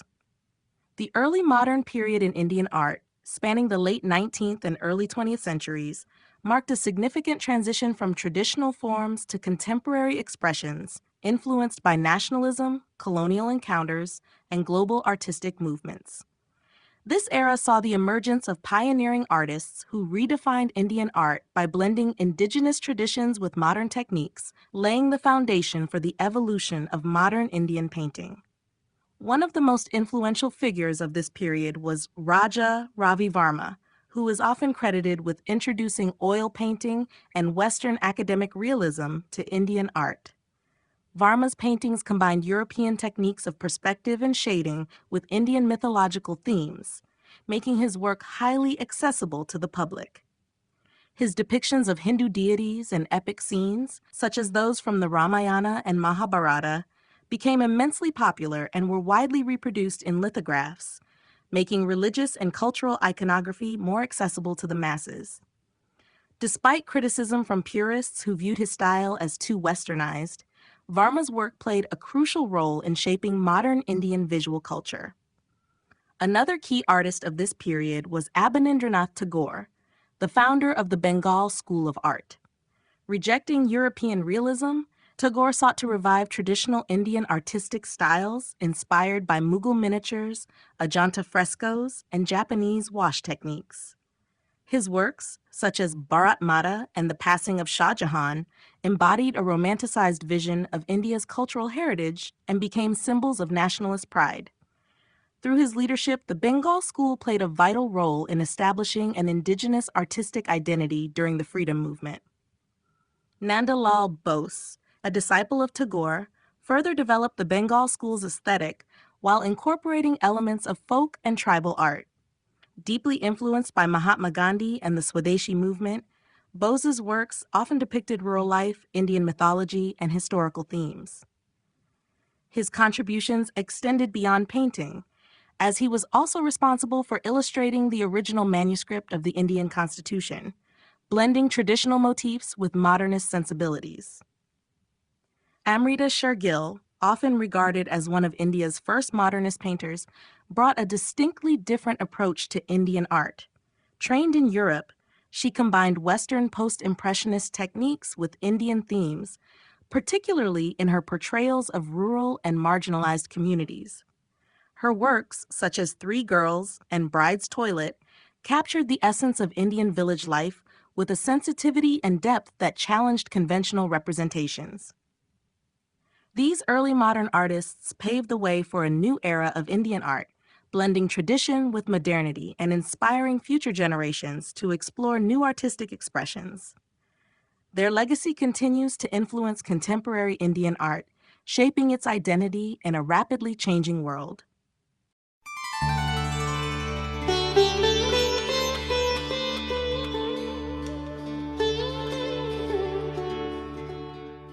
Chapter 8: Modern and Contemporary Indian Art. The evolution of Indian art in the 20th and 21st centuries reflects the country's dynamic social, political, and cultural landscape. As India moved from colonial rule to independence and beyond, its art transformed, incorporating diverse influences while asserting a unique modern identity.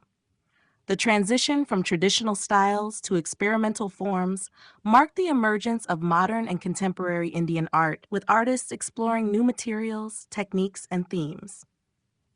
The foundations of modern Indian art were laid in the early 20th century by artists such as Rabindranath Tagore, Nandalal Bose, and Amrita Shergill. They sought to break away from both European academic realism and the revivalist tendencies of the Bengal school, forging a new artistic language that blended indigenous traditions with global modernist influences. Shergill, in particular, played a crucial role in this shift, as her works combined post-impressionist techniques with Indian subjects, capturing the lives of rural women and the struggles of the marginalized. Post-independence, Indian art witnessed a radical transformation with the establishment of the Progressive Artists Group, PAG, in 1947. Led by artists such as M.F. Hussain, F.N. Souza, S.H. Raza, and Taib Mehta, the PAG rejected both colonial academic art and nationalist revivalism, embracing abstraction, expressionism, and surrealism. Their works depicted themes of identity, partition, urbanization, and the complexities of modern Indian society. Hussain, often called the Picasso of India, used bold lines and vibrant colors to depict Indian mythology and contemporary themes in a modernist style, while Raza's abstract works focused on geometric forms and spiritual symbolism. The late 20th century saw the expansion of Indian art into new mediums, including installation art, digital media, and performance art. Artists like Nalini Malani, Bhupen Kakar, and Vivan Sundaram addressed themes of gender, sexuality, history, and globalization in their works, challenging societal norms and engaging with contemporary socio-political issues. Malani's multimedia installations, for instance, incorporated feminist and anti-war themes, while Kakar's paintings explored homosexuality and middle-class life in India with an ironic yet poignant touch. In the 21st century, Indian contemporary art has gained international recognition, with artists such as Subodh Gupta, Anish Kapoor, and Jatish Kalat pushing the boundaries of artistic expression. Gupta's large-scale installations, made from everyday objects like utensils and tiffin boxes, explore globalization and consumer culture, while Kapoor's sculptural works play with space, form, and perception. The contemporary art scene in India is vibrant and diverse, reflecting issues of migration, environmental concerns, and digital transformations. Modern and contemporary Indian art continues to evolve, embracing new ideas and technologies while staying rooted in the country's rich artistic traditions. It remains a powerful medium of cultural expression, bridging the past and the future in an ever-changing world. The Progressive Artists Group. The Progressive Artists Group, PAG, was a groundbreaking collective of modern Indian artists formed in 1947, the same year India gained independence. It emerged as a response to the rigid academic art promoted during British rule and the nationalist revivalism of the Bengal school. The group sought to create a bold and contemporary artistic language that reflected the complexities of a newly independent India. Founded in Bombay, now Mumbai, by 6 artists, M.F. Hussain, F.N. Souza, S.H. Raza, K.H. Ara, H.A. Gade, and S.K. Bakre, the PAG became a defining force in shaping modern Indian art. The PAG artists drew inspiration from a wide range of global art movements, including European modernism, Cubism, Expressionism, and Surrealism. They rejected both colonial academic realism and the overly sentimental style of the Bengal school, instead emphasizing individual expression, abstraction, and experimentation with form and color. Their works explored themes such as urbanization, partition, violence, mythology, and personal identity, reflecting the social and political upheavals of the time. F.N. Souza, the intellectual force behind the group, was deeply influenced by European expressionism and surrealism. His bold, distorted figures and provocative themes challenged social norms and explored sexuality, religion, and power structures. M.F. Hussain, who later became one of India's most celebrated artists, blended folk, classical, and modernist elements in his vibrant depictions of Indian mythology, history, and contemporary life. His dynamic brushstrokes and use of bright colors became a signature style. S.H. Raza moved toward abstraction, using geometric forms and spiritual symbolism, particularly the bindu, dot, which later became central to his work. The PAG held its first exhibition in 1949, and despite its short existence, disbanding in 1956, it had a profound impact on Indian modernism. The group's members went on to achieve international recognition, influencing generations of artists. Some, like Souza and Raza, moved abroad, engaging with global modernist movements, while others, like Hussain, continued to work in India, pushing the boundaries of contemporary Indian art. The legacy of the progressive artists group lies in its radical departure from tradition and its embrace of modernism as a means of expressing the complexities of post-independence India. The group's influence continues to be felt in Indian contemporary art, as its pioneering spirit paved the way for future artists to experiment, innovate, and assert their individuality on the global stage. Indian art in the global context. Indian art has evolved from its deep historical roots to become a significant force in the global art scene. While traditional Indian artistic expressions have long been admired worldwide, the modern and contemporary art movements have brought Indian artists into international prominence. The intersection of tradition and modernity, combined with themes of identity, globalization, and cultural heritage, has positioned Indian art within a broader global discourse. Historically, Indian artistic traditions influenced and were influenced by various cultures through trade and conquests. The exchange of ideas with Central Asia, Persia, and Europe can be seen in Mughal miniature paintings, Indo-Saracenic architecture, and textile traditions that traveled through the Silk Road. Colonial rule further expanded India's artistic interactions, introducing European realism and academic styles, while also fostering a nationalist revival in the form of the Bengal School. This early global engagement laid the foundation for Indian art's integration into modern international movements. The post-independence period saw Indian artists gaining greater recognition on the global stage. The progressive artists group PIG played a crucial role in this, as figures like F.N. Souza, S.H. Raza, and M.F. Hussain pushed boundaries by engaging with modernist trends while retaining distinctly Indian themes. Raza's abstract geometric works, for instance, resonated with global audiences while drawing from Indian spiritual and symbolic traditions. Similarly, Hussain's dynamic depictions of Indian mythology and contemporary life found a place in international exhibitions and collections. In the late 20th and early 21st centuries, contemporary Indian artists began addressing global issues such as migration, environmental concerns, and post-colonial identity. Artists like Anish Kapoor, known for his large-scale sculptures and experiments with space and perception, gained worldwide acclaim. His works, including the iconic Cloud Gate in Chicago, transcend cultural boundaries while maintaining a philosophical depth, often linked to Indian concepts of form and void. Subodh Gupta reinterprets everyday Indian objects, such as tiffin boxes and kitchen utensils, in monumental installations that reflect on globalization and material culture. The global art market has also embraced Indian art, with Indian artists frequently featured in prestigious biennales, galleries, and auctions. The Venice Biennale, Art Basel, and Sotheby's and Christie's auctions have showcased contemporary Indian artists, reinforcing India's presence in the international art world. Institutions like the Kochi Muziris Biennale have further bridged local and global artistic conversations, inviting international artists while promoting Indian contemporary art.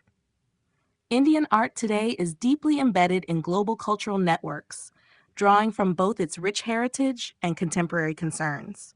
By blending tradition with innovation, Indian artists continue to shape and influence the ever-evolving landscape of global art. Contemporary trends and digital art. Indian art has undergone a significant transformation in recent decades, embracing new mediums, themes, and technologies. Contemporary Indian artists are no longer confined to traditional painting and sculpture. Instead, they explore installation art, performance art, conceptual practices, and digital mediums. These shifts reflect the changing social, political, and technological landscape, positioning Indian art firmly within the global contemporary movement. One of the key trends in contemporary Indian art is the focus on socio-political themes. Many artists engage with issues such as gender, caste, migration, environmental degradation, and urbanization. Nalini Malani, for example, creates multimedia installations that address feminism and historical memory, using shadow play and video projections. Similarly, Jatish Kala explores themes of time, history, and globalization through large-scale installations and mixed media works. His pieces often incorporate text, archival materials, and scientific references, bridging the gap between past and present. Another major trend is the resurgence of indigenous and folk traditions in contemporary contexts. Artists like Gond artist Jangar Singh Shyam and Madhubani painter Bawa Devi have brought traditional tribal and folk art forms into mainstream contemporary discourse, blending them with modern narratives. This has led to a greater appreciation of regional artistic practices while also allowing these traditions to evolve in a contemporary framework. The rise of digital art and new media has further revolutionized the Indian art scene. With advancements in technology, artists are now using artificial intelligence, augmented reality, virtual reality, and blockchain-based NFTs to push creative boundaries. Raghava KK, for instance, experiments with AI-generated artworks and interactive pieces that challenge the conventional notions of authorship and creativity. Similarly, digital artist Harshit Agrawal merges machine learning with traditional Indian aesthetics, exploring the intersection of technology and cultural heritage. Social media and online platforms have also played a crucial role in democratizing art and expanding its reach. Digital exhibitions, virtual reality museums, and online art marketplaces have allowed Indian artists to showcase their work globally without the constraints of physical galleries. The emergence of NFTs, non-fungible tokens, has also introduced new ways for artists to monetize their work, creating a decentralized art economy. Platforms like WazirX NFT Marketplace have enabled Indian digital artists to gain international recognition. As Indian contemporary art continues to evolve, it reflects a blend of tradition, innovation, and technological advancements.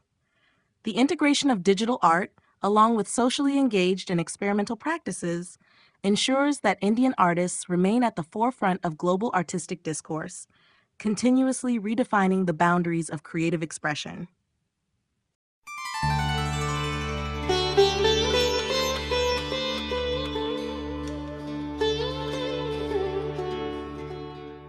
Chapter 9: Traditional Arts and Crafts of India. India has a rich and diverse tradition of arts and crafts that date back thousands of years, deeply rooted in its cultural heritage, religious practices, and daily life. These crafts, passed down through generations, showcase the exceptional skill and creativity of artisans across the country. Whether in textiles, pottery, metalwork, or painting, traditional Indian crafts reflect the intricate beauty and craftsmanship that continue to thrive despite modernization and industrialization. Textile arts have been one of India's most celebrated traditional crafts. Techniques such as bani, tie-dye, from Gujarat and Rajasthan, pashmina weaving from Kashmir, and Kanjivaram silk from Tamil Nadu are renowned for their intricate designs and exquisite craftsmanship. Block printing, particularly from regions like Bagh, Sanganer, and Adrak, has also remained an enduring craft, blending age-old dyeing techniques with contemporary fashion trends. The art of embroidery, including chikankari from Lucknow and fulkari from Punjab, demonstrates the painstaking attention to detail that Indian artisans bring to fabric decoration. Pottery and terracotta work have been integral to Indian culture, with styles such as blue pottery of Jaipur and Bankura horses from West Bengal, standing out for their distinctive aesthetics. The use of clay and natural pigments in pottery has been an ancient practice, often associated with religious rituals and daily household use. The terracotta figurines of Malala and Bishnupur further highlight the deep connection between art and mythology in Indian traditions. Metalwork is another traditional craft that continues to thrive in India. The Dokra lost wax technique, practiced by tribal artisans in Chhattisgarh, Jharkhand, and Odisha, is known for its rustic yet intricate bronze sculptures. Bidriware from Karnataka, an elegant form of inlay work using silver and zinc, is highly prized for its ornamental appeal. Similarly, Kanza bell metal, utensils from Odisha and Bihar, remain significant in traditional Indian households for their health benefits and durability. India is also home to an extraordinary tradition of folk and tribal paintings. Madhubani from Bihar, Worli from Maharashtra, Patachitra from Odisha and Bengal, and Gond art from Madhya Pradesh are among the most well-known forms. These art styles, often practiced by rural and tribal communities, depict mythological stories, nature, and social themes using natural pigments and traditional techniques. Despite their ancient origins, these folk art forms have gained global recognition and are now incorporated into contemporary decor and fashion. Traditional Indian arts and crafts are not just remnants of the past, but a living heritage that continues to evolve. With renewed interest in handmade products, government initiatives, and digital marketplaces, these crafts are finding new audiences while preserving the skills and traditions of India's artisans. The enduring beauty of Indian handicrafts serves as a testament to the country's rich artistic legacy and its ability to adapt to changing times while maintaining its cultural essence. Textile arts, weaving, embroidery, and block printing. India's textile arts are among the most celebrated and enduring traditions in the world, reflecting the country's deep-rooted craftsmanship, regional diversity, and artistic excellence. The art of weaving, embroidery, and block printing has been practiced for centuries, with each region developing its own distinct techniques and styles. These textile traditions are not only an essential part of India's cultural identity, but also continue to influence contemporary fashion and global textile markets. Weaving has been a cornerstone of India's textile heritage, with some of the finest hand-woven fabrics originating from different parts of the country. The Banarasi silk from Varanasi is known for its luxurious texture and intricate brocade patterns woven with gold and silver threads. Similarly, Kanjivaram silk from Tamil Nadu is prized for its durability, vibrant colors, and elaborate temple motifs. The Pashmina wool of Kashmir, derived from the fine undercoat of the Changtangi goat, is renowned for its softness and warmth. Hand-woven cotton textiles, like khadi, which gained prominence during the Indian independence movement, remain a symbol of self-reliance and sustainability. The weaving traditions of regions such as Bengal's Jamdani, Odisha's Sambalpuri ikat, and Gujarat's Patola continue to flourish, preserving age-old skills while adapting to modern tastes. Embroidery is another intricate textile tradition that showcases India's artistic finesse. Different regions have developed unique embroidery styles, often reflecting local culture, nature, and mythology. Chikankari from Lucknow, known for its delicate white thread work on fine muslin or cotton, exudes an ethereal charm. Fulkari from Punjab, with its bold and colorful floral patterns, is an important part of Punjabi cultural identity.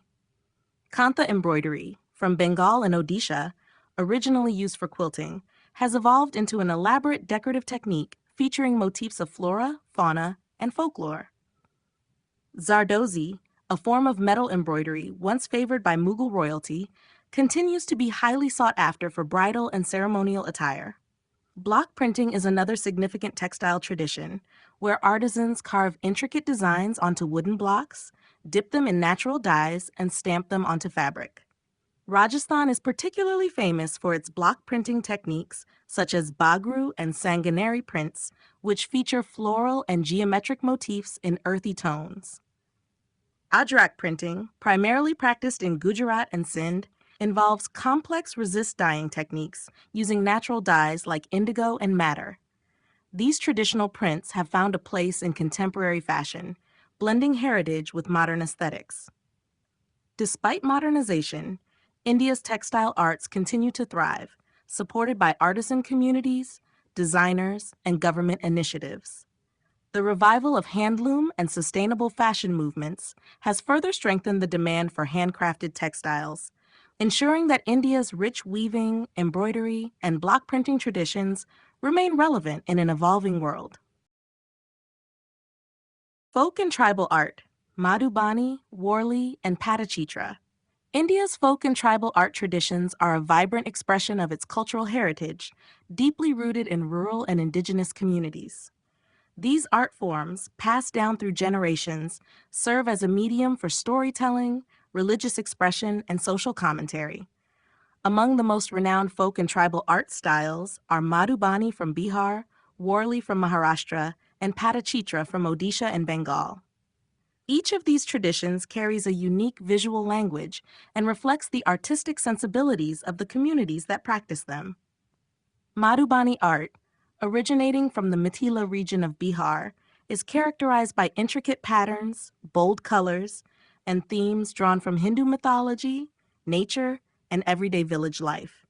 Traditionally, women painted Madhubani designs on the walls of their homes as a form of ritualistic decoration, especially during festivals and weddings. The artwork is known for its distinct geometric and floral motifs, the absence of empty spaces, and the use of natural dyes. Artists use twigs, fingers, and bamboo pens to create these visually striking compositions. Over time, Madhubani painting has gained global recognition and has been adapted onto paper, canvas, and textiles, ensuring its preservation beyond its rural origins. Warli art, practiced by the Warli tribe of Maharashtra, is one of the oldest tribal art forms in India. It is distinctive for its monochromatic palette, typically white figures painted on a mud-brown background. Unlike Madhubani's intricate detailing, Warli art is minimalistic, using simple stick figures and geometric shapes to depict scenes of daily life, agricultural activities, festivals, and rituals. The central motif in many Warli paintings is the tarpa dance, where villagers form a circular pattern around a musician playing the tarpa, a traditional wind instrument. Warli paintings were originally created on the walls of tribal homes using rice paste, but modern adaptations have allowed artists to bring this ancient art form onto canvas, paper, and fabric. Patachitra, meaning cloth painting, is a traditional art form from Odisha and West Bengal, known for its intricate detailing and mythological storytelling. Patachitra artists, called chitrakars, use handmade natural colors and paint on cloth or dried palm leaves. The themes often revolve around scenes from Hindu epics like the Ramayana and Mahabharata, as well as depictions of Lord Jagannath, a deity worshipped in Odisha. The paintings are defined by bold outlines, intricate patterns, and elaborate borders, creating a visually captivating narrative style. The scroll painting tradition of Bengal's Patua artists, who travel from village to village, narrating stories through their painted scrolls, is a fascinating extension of this art form. Despite their deep historical roots, these folk and tribal art forms continue to evolve. With increasing appreciation for handcrafted art, government initiatives, and the rise of online marketplaces, Madhubani, Warli, and Patachitra artists have found new platforms to showcase their work. These timeless traditions not only preserve India's artistic heritage, but also continue to inspire contemporary interpretations in fashion, home decor, and digital media. Jewelry, pottery, and metalwork. India has a long and illustrious history of craftsmanship, with jewelry, pottery, and metalwork playing a significant role in its artistic and cultural traditions. These crafts, deeply intertwined with rituals, social status, and aesthetics, have been passed down through generations, evolving while maintaining their distinct regional identities. From intricately designed gold ornaments to handcrafted pottery and finely detailed metal artifacts, these artistic expressions continue to thrive both as traditional heritage and contemporary design forms. Jewelry has been an integral part of Indian culture for centuries, not only as an ornament, but also as a symbol of prosperity, devotion, and status. The country is renowned for its diverse jewelry-making traditions, ranging from the elaborate Kundan and Meenakari work of Rajasthan to the delicate temple jewelry of Tamil Nadu, often adorned with motifs of gods and goddesses. The filigree Tarakasi work of Odisha, crafted in fine silver wires, showcases remarkable intricacy, while the bitterware of Karnataka, made from a combination of silver and zinc, is known for its contrasting black and silver patterns. Tribal jewelry, crafted from materials like beads, shells, and silver, reflects the artistic diversity of indigenous communities. The demand for handcrafted jewelry continues to grow, with designers blending traditional techniques with modern aesthetics to create timeless pieces. Pottery, one of the oldest forms of craft in India, has been a part of everyday life and religious practices for millennia. Various regions of India are known for their distinctive pottery styles, each with its own techniques and decorative motifs. Blue pottery of Jaipur, characterized by its Persian-inspired floral patterns and vivid blue glaze, is one of the most celebrated forms of Indian ceramics. Terracotta pottery, widely practiced across states like West Bengal, Uttar Pradesh, and Gujarat, is used for both utility and decorative purposes. The famous Bankura horse from West Bengal and the Ayanar horses of Tamil Nadu are prominent examples of terracotta figurines used in religious rituals. The black pottery of Manipur, made without a potter's wheel, showcases the skill and ingenuity of local artisans. In recent years, sustainable and handmade pottery has seen a resurgence, with urban designers promoting traditional clay work as an eco-friendly alternative to industrial ceramics. Metalwork is another significant craft tradition showcasing exquisite detailing and precision. The Dokra lost wax technique, practiced by tribal artisans in Chhattisgarh, Jharkhand, and Odisha, produces unique brass figurines with intricate patterns. Panchalua idols, made from a blend of 5 metals, are revered in temples and homes. The kanza, bell metal, utensils of Odisha and Bihar are highly valued for their durability and health benefits. The fusion of ancient metalworking techniques with contemporary designs has ensured the survival of these crafts, making them relevant in modern decor and utility items. India's jewelry, pottery, and metalwork continue to reflect the country's artistic brilliance and cultural richness. With increasing global interest in handmade and sustainable crafts, these traditions remain vital, preserving India's legacy while adapting to new artistic expressions.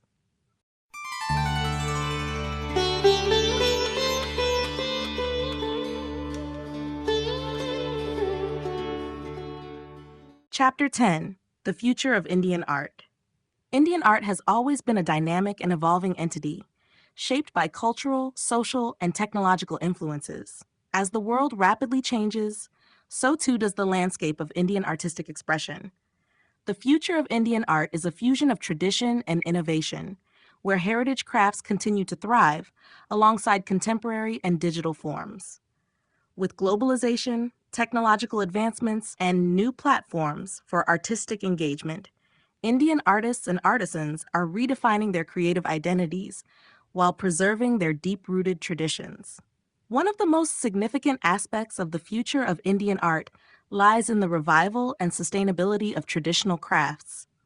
Handloom textiles, folk paintings, and indigenous sculpture are finding renewed appreciation as sustainable and ethical consumerism gains momentum. Government initiatives, private enterprises, and e-commerce platforms have provided artisans with new markets, both domestically and internationally. However, challenges remain, including the need for better infrastructure, financial support, and protection against mass-produced imitations. The younger generation of artisans is experimenting with contemporary designs while retaining the essence of their ancestral crafts, ensuring that traditional art forms remain relevant in modern lifestyles. Another transformative force shaping the future of Indian art is the rise of digital and new media art. With advancements in technology, Indian artists are embracing digital tools, artificial intelligence, and virtual reality to create immersive and interactive experiences. Digital platforms have allowed artists to reach a global audience without the constraints of physical galleries. The emergence of NFTs, non-fungible tokens, has opened new avenues for Indian digital artists, offering them a space to monetize their work in the rapidly expanding world of blockchain-based art. Additionally, social media has become a powerful tool for independent artists to showcase their work, connect with collectors, and build sustainable careers outside of traditional art markets. Contemporary Indian artists are also engaging with social and political themes, using their work as a medium for commentary and activism. Issues such as gender identity, climate change, and cultural displacement are frequently explored in modern Indian art, reflecting the concerns of an evolving society. Street art and public installations have gained popularity in urban centers, transforming public spaces into canvases for dialogue and expression. The intersection of art and activism is likely to play an increasingly prominent role in shaping the future of artistic discourse in India. As India's art scene expands, collaborations between artists, designers, and technology innovators will continue to push creative boundaries. The blend of ancient traditions with futuristic techniques ensures that Indian art will remain a vibrant and influential force, constantly reinventing itself while staying connected to its rich heritage. The future of Indian art is not just about preservation, it is about evolution, adaptability, and global resonance. Revival of traditional art forms. The revival of traditional Indian art forms is a crucial movement that bridges the gap between cultural heritage and contemporary artistic expression. For centuries, India's diverse artistic traditions have thrived, deeply rooted in its history, religion, and folklore. However, with industrialization, globalization, and the rise of mass production, many of these art forms face decline. Today, there is a growing awareness and concerted effort to preserve and revive traditional crafts, ensuring their survival for future generations while adapting them to modern sensibilities. One of the primary factors driving this revival is increased recognition and market demand for handcrafted art. Traditional crafts such as Madhubani painting, Patachitra, Worli art, and Kalamkari have gained prominence through government initiatives, museum exhibitions, and online platforms. Organizations and NGOs are working to support artisans by providing training, financial assistance, and direct market access, enabling them to sustain their livelihoods while keeping their ancestral skills alive. Fashion and home decor brands are increasingly incorporating handloom textiles like Banarasi silk, Chanderi, and Kanjivaram into contemporary designs, allowing these traditional crafts to flourish in modern markets. Another key aspect of revival is innovation within tradition. Younger generations of artisans and designers are blending traditional techniques with contemporary aesthetics to appeal to a broader audience. This fusion is seen in textiles, where ancient weaving techniques are being adapted for modern apparel, and in pottery, where age-old styles are being given new forms and functions. Artists practicing Gond, Fad, and Beel painting are experimenting with newer mediums like digital prints, murals, and installations, making their work more accessible to global art lovers. Technology has also played a significant role in revitalizing traditional art forms. Social media, e-commerce platforms, and digital exhibitions have allowed artisans to showcase their work beyond local markets, connecting them directly with collectors, designers, and art enthusiasts worldwide.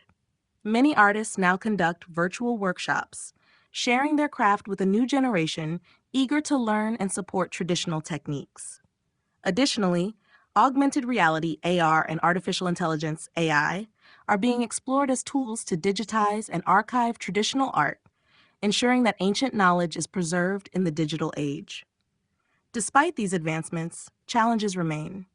Many artisans struggle with access to raw materials, fair wages, and recognition in mainstream art spaces.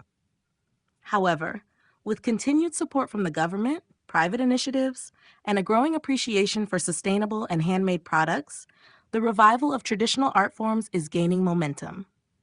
By adapting to modern trends while staying true to their roots, These art forms not only survive but thrive, securing their place in the ever-evolving artistic landscape of India. Role of museums and art institutions. Museums and art institutions play a crucial role in preserving, promoting, and educating the public about India's rich artistic heritage. They serve as custodians of history, safeguarding invaluable artifacts, paintings, sculptures, and textiles that represent centuries of artistic evolution.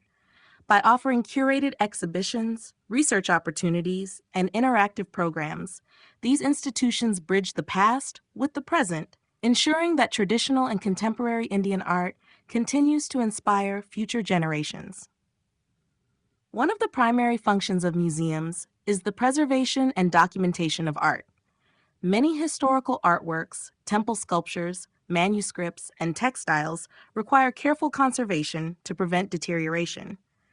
Institutions like the National Museum in New Delhi and the Indian Museum in Kolkata house extensive collections of ancient artifacts, including Buddhist stupas, Mughal miniatures, and Kola bronzes.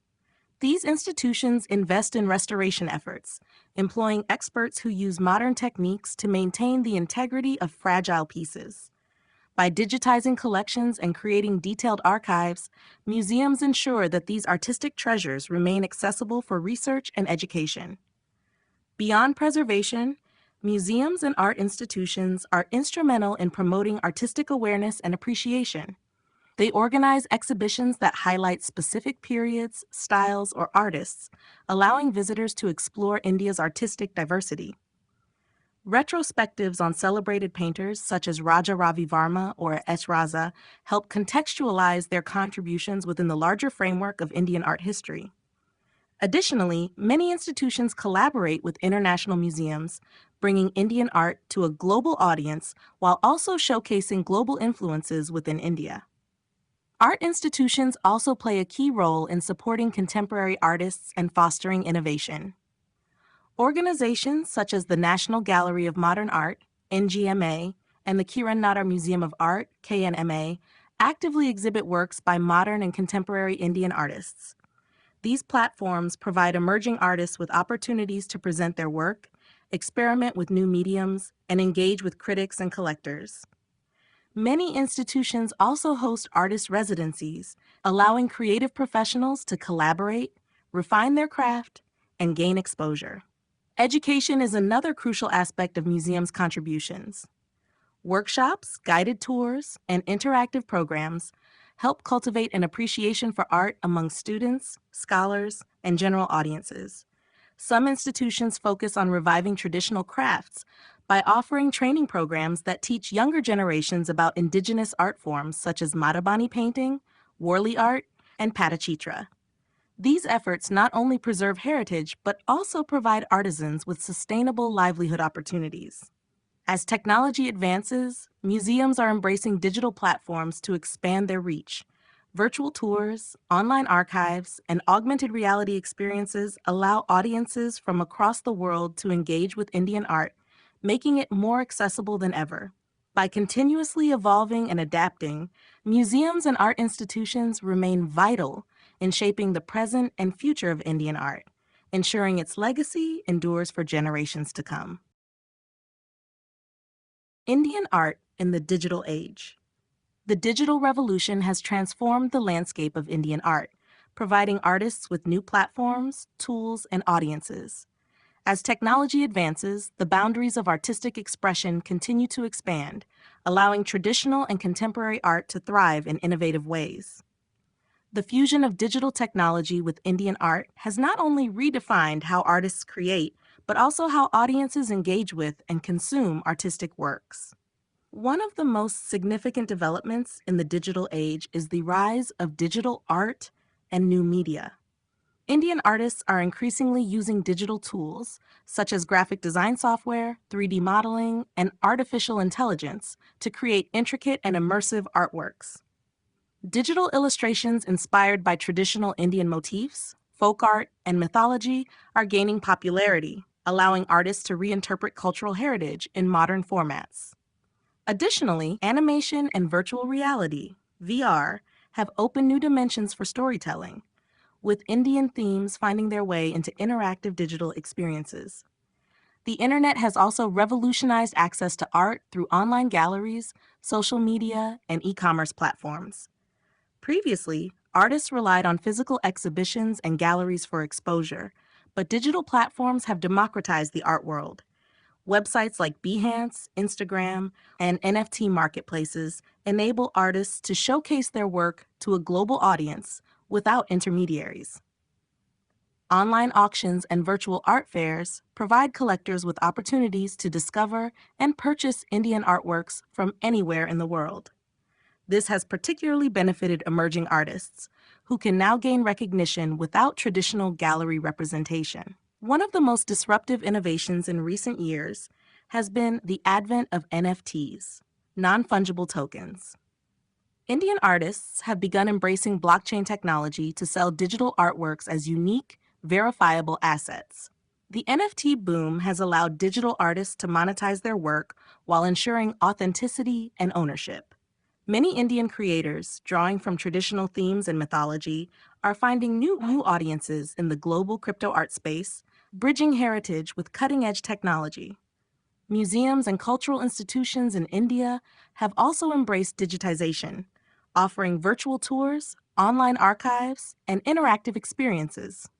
Major institutions like the National Museum and the Indian Museum have begun digitizing their collections, making them accessible to wider audiences. Augmented reality, AR, and artificial intelligence, AI, are also being integrated into exhibitions, providing immersive experiences that bring historical artifacts and paintings to life. Despite these advancements, challenges remain. The digital divide, accessibility issues, and concerns over copyright and digital piracy pose hurdles for artists and institutions. However, as technology continues to evolve, Indian art is set to flourish in new and unexpected ways, ensuring that its rich heritage remains relevant in the digital era. By blending tradition with innovation, Indian artists are redefining what it means to create and experience art in the 21st century. You have been listening to The Art of India, From Ancient Times to the Present, written by High Event, narrated by Kara Miller.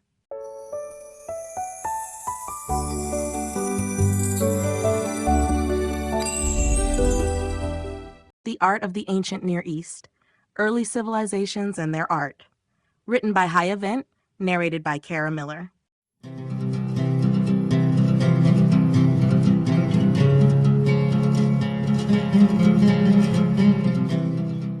Chapter 1. Introduction to the Ancient Near East. The Ancient Near East, often referred to as the cradle of civilization, is the region where many of the earliest and most influential human cultures emerged. Spanning modern-day Iraq, Syria, Iran, Israel, Turkey, and parts of Egypt, this area is crucial in understanding the development of early societies. The region's rich history is marked by the rise of urban centers, the birth of writing, and the establishment of complex religious, social, and political systems. The art produced by these civilizations reflects their beliefs, technological advancements, and interactions with neighboring cultures. Geographically, the ancient Near East is defined by a variety of landscapes, from the Fertile Crescent formed by the Tigris and Euphrates rivers to the mountainous regions of Anatolia and the Iranian plateau. These diverse environments played a significant role in shaping the cultures of the region, influencing everything from agricultural practices to architectural innovations. The rivers, in particular, were central to the development of these early civilizations, providing water for irrigation, transportation, and trade. The emergence of art in the ancient Near East was inextricably tied to religion, politics, and social structures. The rulers of these civilizations often used art to legitimize their power, create monumental structures, and honor the gods. Temples, palaces, and royal tombs were adorned with sculptures, reliefs, and frescoes that depicted gods, kings, and important events. These artworks were not merely decorative. They served to communicate political ideologies, convey religious messages, and preserve cultural heritage. One of the most significant contributions of the ancient Near East to world history is the development of writing. The invention of cuneiform by the Sumerians and hieroglyphics in Egypt allowed for the recording of laws, religious texts, and historical events. This breakthrough in communication facilitated the transmission of knowledge and artistic traditions across generations and civilizations. Artifacts from the ancient Near East, such as pottery, seals, and sculptures, offer a glimpse into the lives of the people who lived there. They reflect a deep connection to the divine, the power of rulers, and the advancements in technology and craft. However, these artifacts are often incomplete, fragmented, or lost to time, making the study of this period both challenging and fascinating.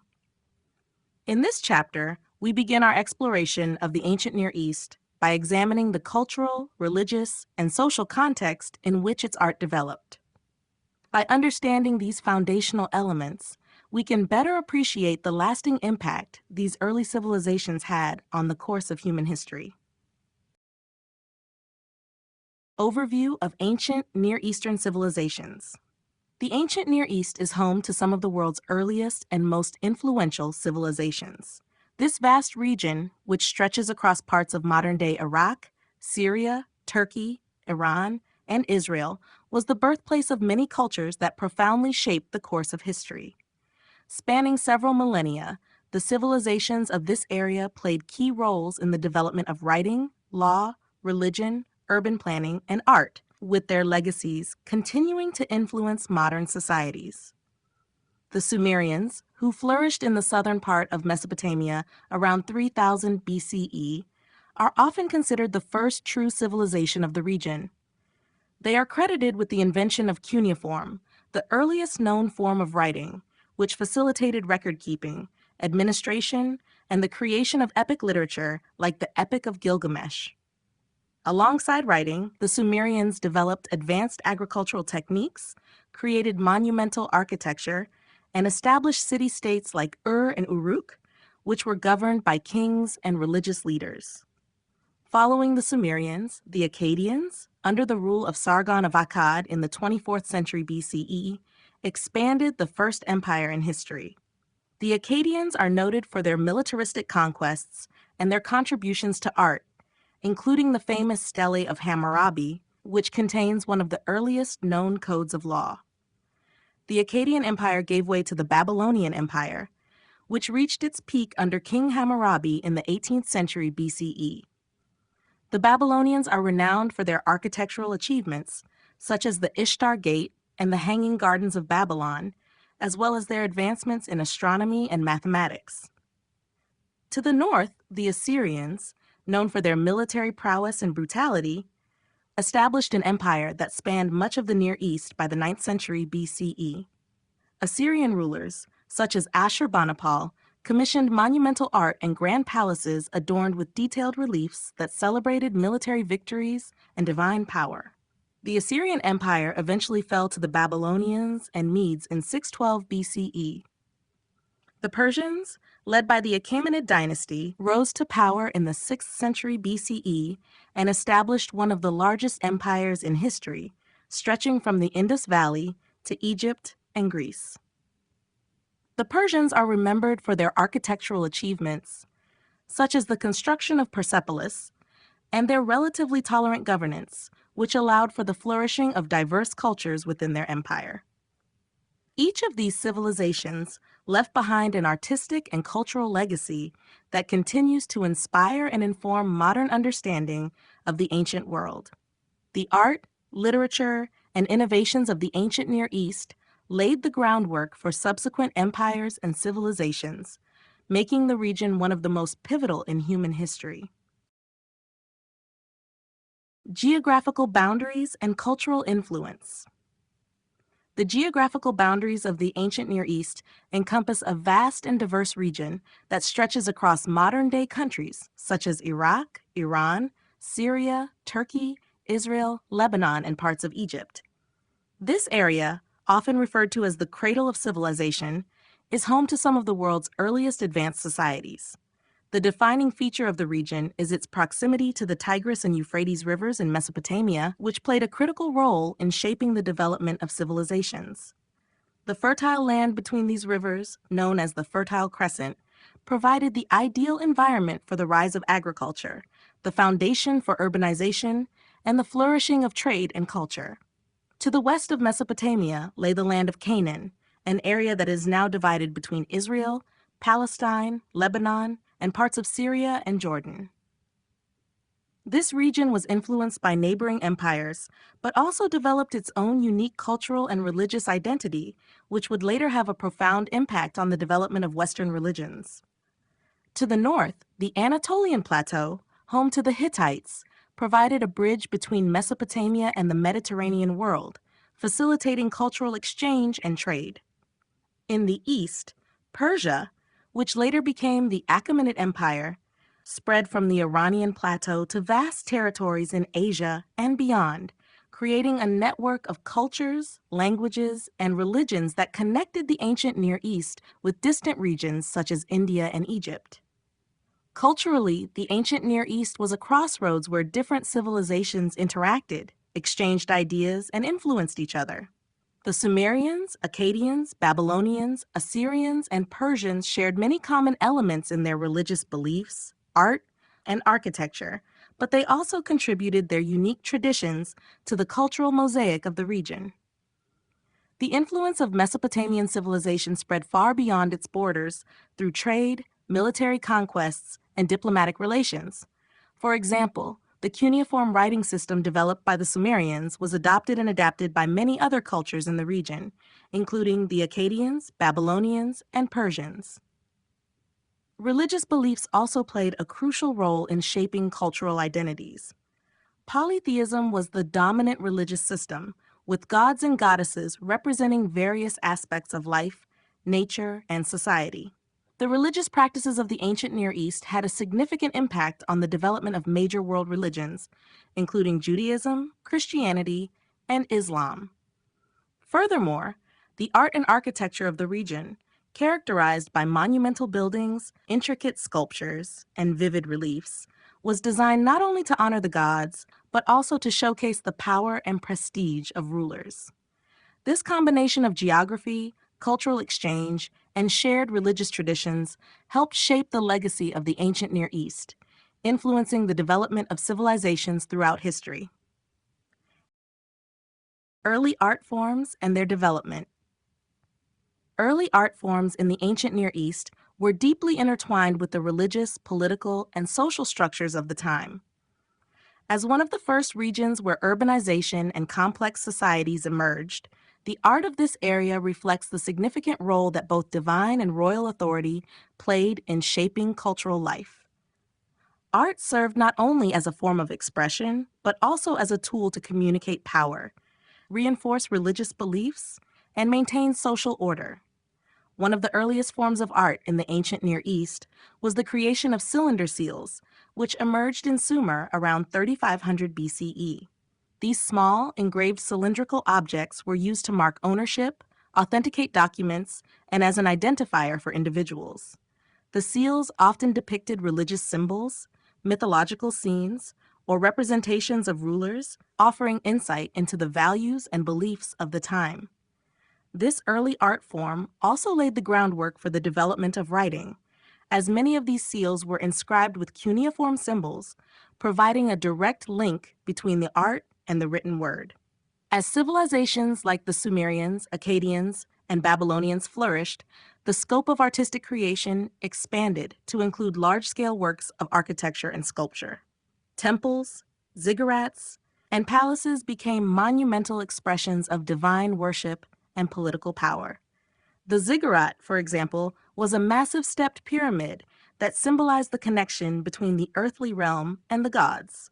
These architectural feats were often adorned with sculptural reliefs depicting kings, deities, and important events. Such artworks were meant to communicate the power and divine favor of rulers, as well as to provide a sense of permanence and order to society. Sculpture, in particular, became a dominant medium for artistic expression. Early Mesopotamian sculptures were often made of stone, clay, or bronze, and were used to depict rulers, gods, and scenes of warfare or triumph. The Stele of Hammurabi, for example, is a famous monument that combines law and art, showcasing the Babylonian king receiving divine approval for his code of laws. These works were not merely decorative, but were intended to serve as political statements and affirm the power of the king, his relationship with the gods, and the order of society. Painting in the ancient Near East was less common, though evidence of wall murals and painted pottery exists. These often depicted religious or mythological themes, further solidifying the connection between art and spirituality. Over time, as trade and conquest spread, these early art forms influenced neighboring regions, establishing a visual language that would endure for centuries. The development of early art in the ancient Near East was not only a reflection of the social and political systems of the time, but also a foundational part of the region's lasting cultural heritage. The importance of art in society. In the ancient Near East, art was not merely a form of personal expression, but a central tool that shaped and reinforced the social, political, and religious fabric of society.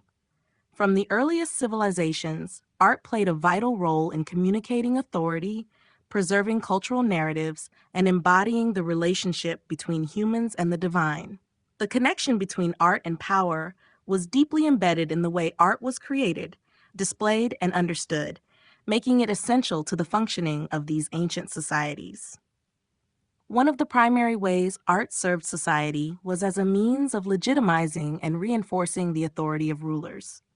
Monumental sculptures, stelae, and reliefs depicting kings and emperors, often accompanied by divine symbols, communicated the ruler's power, divine favor, and role as a protector of the people. These artworks were designed to instill respect and fear, reinforcing the idea that the ruler had a sacred mandate to govern. For instance, in Mesopotamia, the stele of Hammurabi, which displayed the king receiving the laws from the sun god Shamash, not only demonstrated the king's legal authority, but also framed his rule as divinely sanctioned. Art was thus instrumental in establishing a ruler's image, and the public display of such works served to continually affirm their legitimacy. Art also had a crucial role in religious practices, helping societies communicate with the divine. Temples, ziggurats, and sacred spaces were adorned with images of gods, religious scenes, and symbolic motifs meant to honor the divine and establish a spiritual order. These artistic representations were thought to invite the gods into the earthly realm, ensuring divine favor and protection for the people. Rituals, which were central to ancient societies, were often accompanied by the presentation of offerings or the use of religious objects that were finely crafted to maintain a connection between the mortal and the divine. Through art, the spiritual beliefs of these civilizations were continuously reinforced and made tangible in the everyday life of the people. Moreover, art served as a means of recording and preserving the history and values of society. Cuneiform tablets, engraved seals, and reliefs told stories of military victories, political alliances, and mythological tales that defined cultural identity. These visual and written records allowed future generations to understand the triumphs and failures of their ancestors, contributing to the continuity of cultural and societal norms. Art thus acted as a cultural memory, ensuring that the past remained relevant to the present. Finally, art fostered a sense of community. Public works of art, from royal monuments to communal temples, created a shared visual language that united people within a society. Whether through common religious symbols, depictions of shared rituals, or representations of communal achievements, art helped to build a collective identity that transcended individual lives. In this way, art in the ancient Near East was not only a reflection of society, but an active participant in shaping it. Methods of preservation and discovery. The preservation and discovery of art from the ancient Near East are critical in understanding the cultural and historical legacy of these early civilizations. Due to the passage of millennia, much of the original artwork from this region has been lost or degraded by time, climate, and human activity. However, advances in archaeology, technology, and conservation have enabled the recovery and preservation of many important artifacts, providing valuable insights into the ancient world. One of the primary methods of preserving ancient Near Eastern art has been through the careful excavation of archaeological sites. Excavations in regions like Mesopotamia, Anatolia, and Persia have uncovered temples, palaces, tombs, and cities that contain sculptures, pottery, inscriptions, and architectural remains.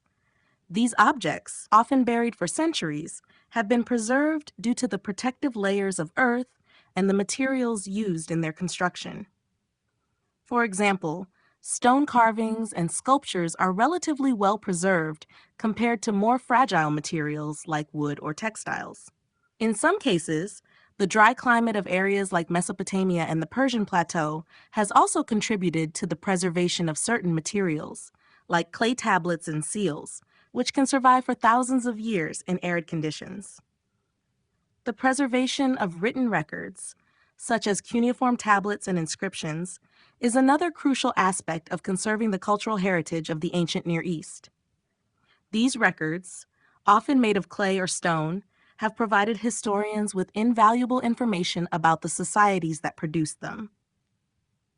Cuneiform writing, developed by the Sumerians, has been instrumental in our understanding of early legal codes, religious practices, and royal decrees. The discovery of the Code of Hammurabi, or the royal inscriptions of Assyrian kings, for example, allows scholars to gain deeper insights into the political and social structure of these civilizations. Technological advancements in conservation techniques have also played a significant role in preserving these ancient artworks. Modern methods, such as 3D scanning, digital imaging, and chemical restoration, have allowed archaeologists and conservators to recreate fragmented objects and documents, or even simulate the appearance of artworks as they would have looked in their original context. Additionally, materials like epoxy resins and conservation-grade sealants have been used to stabilize fragile objects and protect them from further deterioration. This has been especially important in preserving delicate artifacts, such as painted pottery or wall murals, which are highly vulnerable to environmental factors like humidity, temperature fluctuations, and exposure to light. The discovery of ancient art is often the result of careful, methodical excavation at known archaeological sites, or the chance uncovering of artifacts during construction or agricultural work. In some cases, looting and illicit trade have posed significant challenges to the preservation of cultural heritage, as many valuable objects have been stolen and sold on the black market. Nevertheless, continued research and excavation efforts by archaeologists and museums around the world have led to the recovery of numerous important artifacts, shedding light on the rich, artistic, and cultural history of the ancient Near East. These discoveries not only reveal the technological and artistic achievements of these ancient civilizations, but also highlight the importance of preserving their legacy for future generations.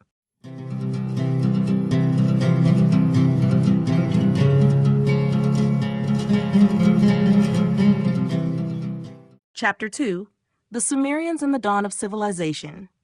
The Sumerians, one of the earliest known civilizations, emerged in the southern part of Mesopotamia around 3000 BCE, marking the dawn of urban civilization. Located between the Tigris and Euphrates rivers, this region, often called the Fertile Crescent, provided the ideal environment for the development of agriculture, trade, and complex societies.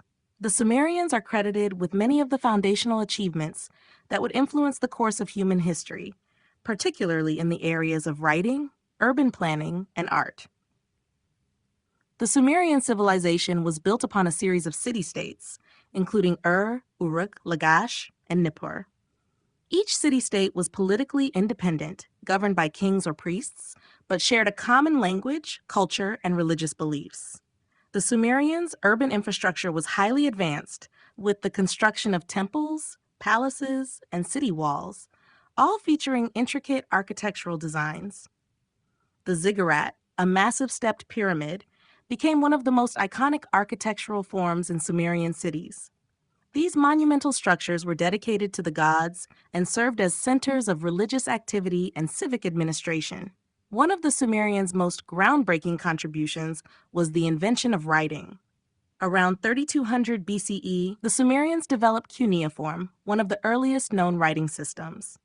Initially used for record-keeping and administrative purposes, cuneiform was inscribed on clay tablets with a reed stylus. Over time, it evolved to include a broader range of uses, such as literature, legal codes, and religious texts.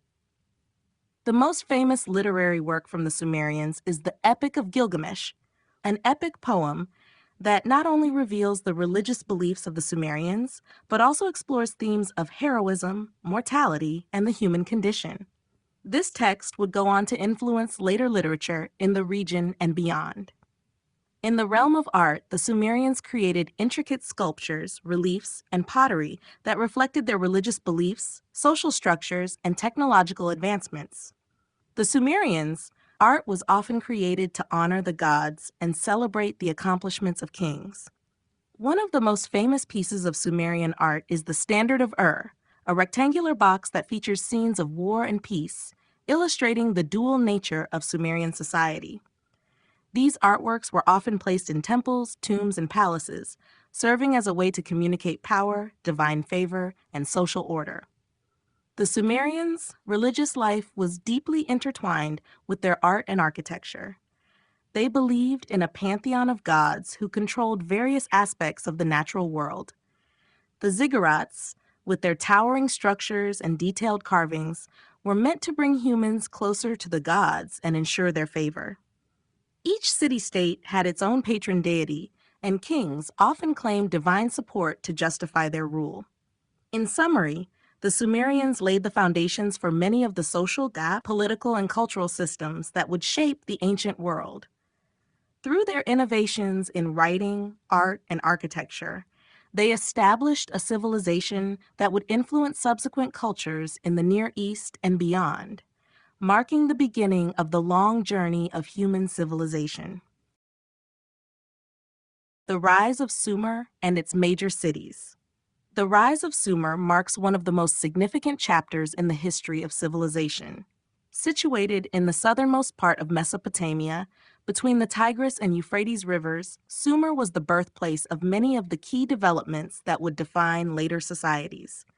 As one of the world's first urbanized regions, Sumer saw the creation of a highly structured society with complex systems of governance, religion, and culture.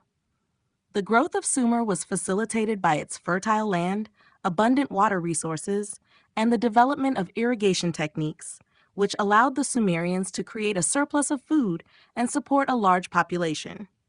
Sumerian society was not a unified empire, but a collection of independent city-states, each with its own ruler, deity, and governing structures.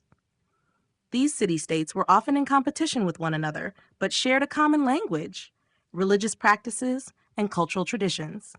Among the most notable of these cities were Uruk, Lagash, Nippur, and Eridu, each of which played a crucial role in the development of Sumerian civilization.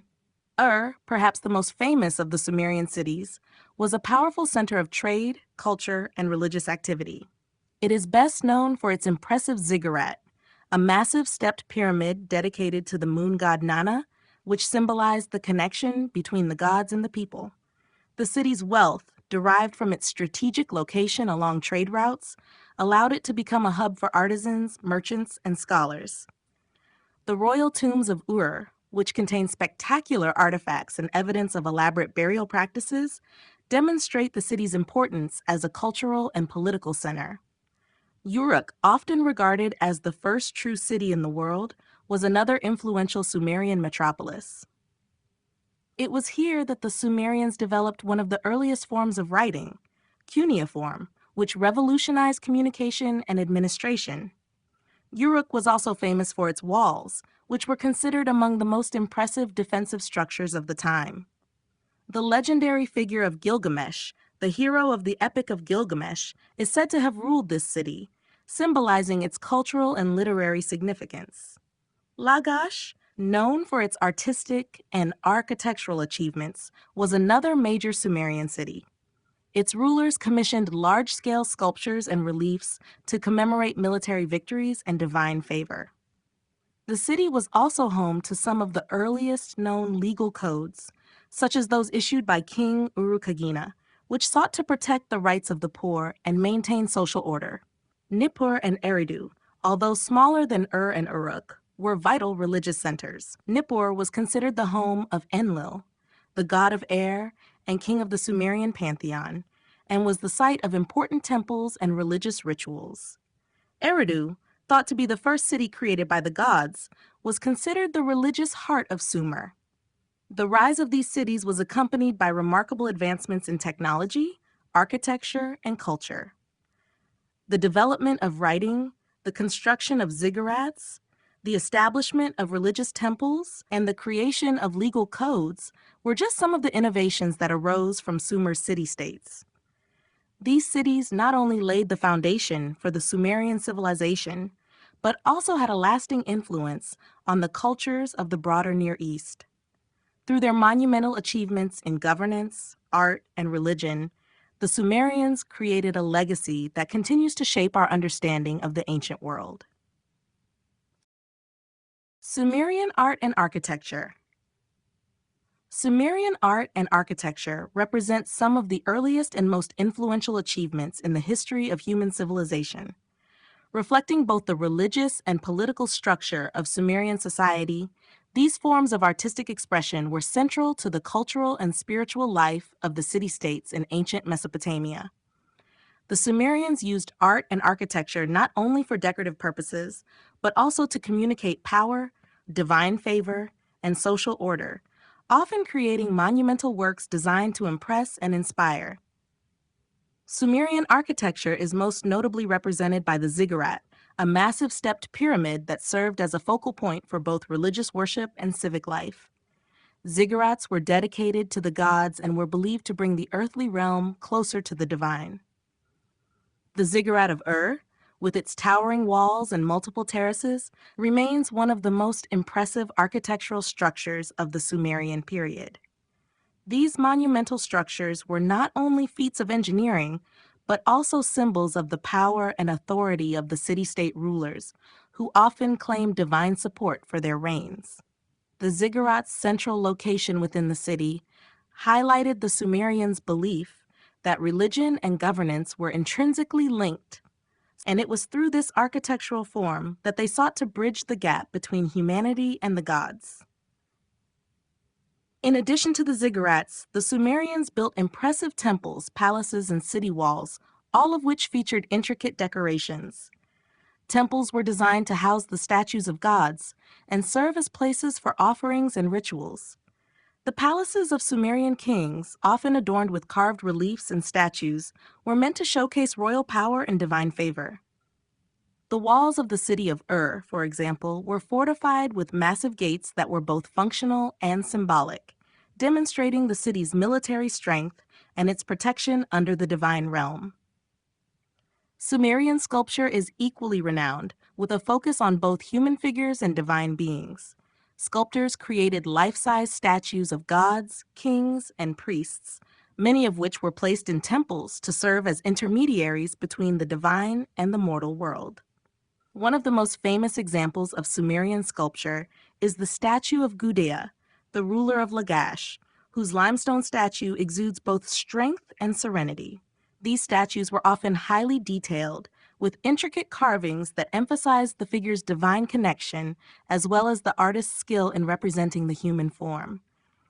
In addition to monumental sculptures, the Sumerians created smaller-scale works, such as cylinder seals, which were engraved with scenes of daily life, mythology, and royal exploits. These seals were used for administrative purposes, but also functioned as symbols of identity and status. They were often worn as jewelry or used to mark official documents, offering a glimpse into the artistic and social practices of the time. Sumerian art and architecture, while diverse, were united by a common purpose: to honor the gods, commemorate royal deeds, and express the values of a highly stratified society. Through their art, the Sumerians established a visual language that communicated power, religion, and cultural identity, setting the stage for later civilizations in the ancient Near East to build upon and adapt these artistic traditions. Sculpture and religious iconography. Sumerian sculpture and religious iconography are vital components of understanding the spiritual and political landscape of early Mesopotamian civilization. Art during this period was intricately tied to religion, politics, and social order, with sculptural works often created to honor deities, commemorate rulers, and reinforce the divine authority that underpinned Sumerian society. Through their sculptures, the Sumerians sought to connect the mortal realm with the divine, often depicting gods, kings, and mythological figures in ways that conveyed power, sanctity, and divine favor. One of the most striking aspects of Sumerian sculpture was the depiction of gods and goddesses. The Sumerians believed in a pantheon of deities who governed various aspects of the natural and human world, and their statues were intended to serve as earthly representations of these divine beings. Temples were often filled with statues of gods, placed in central locations to ensure that they were honored and worshipped regularly. The statues were believed to house the essence of the gods, and rituals were performed before them to maintain a connection with the divine. Notable examples include the standing statues of gods found in the Temple of Abu in Tel Asmar, which show figures with solemn expressions and stylized symmetrical features. These figures were intended not only to depict the divine, but also to project the power and importance of the gods in maintaining cosmic order. In addition to divine figures, Sumerian rulers were often immortalized in sculptures, symbolizing their role as both earthly kings and divine representatives. The statue of Gudea, for example, represents the ruler of Lagash, and it stands as a powerful representation of a king with a serene and contemplative expression, conveying both strength and wisdom. The intricacy of the statue's craftsmanship, including detailed clothing and inscriptions that highlight Gudea's piety and devotion to the gods, reflects the Sumerian view of kingship as divinely ordained. These sculptures were meant to emphasize the ruler's divine connection and his responsibility to maintain order and prosperity for his people. Religious iconography also permeated smaller works of art, such as cylinder seals.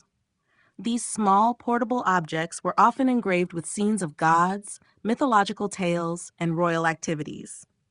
The seals were used as personal stamps or signatures, often pressed into clay to mark official documents, but they also served as expressions of identity and religious devotion. Many of these seals depict gods engaged in rituals or other divine activities, further illustrating the Sumerians' belief that the divine and the earthly realms were inseparable. Sculpture in the Sumerian world was not only a form of artistic expression, but also a vehicle for religious and political messaging. The prominence of religious iconography in their art underlines the central role that religion played in shaping every aspect of Sumerian society, from governance to daily life.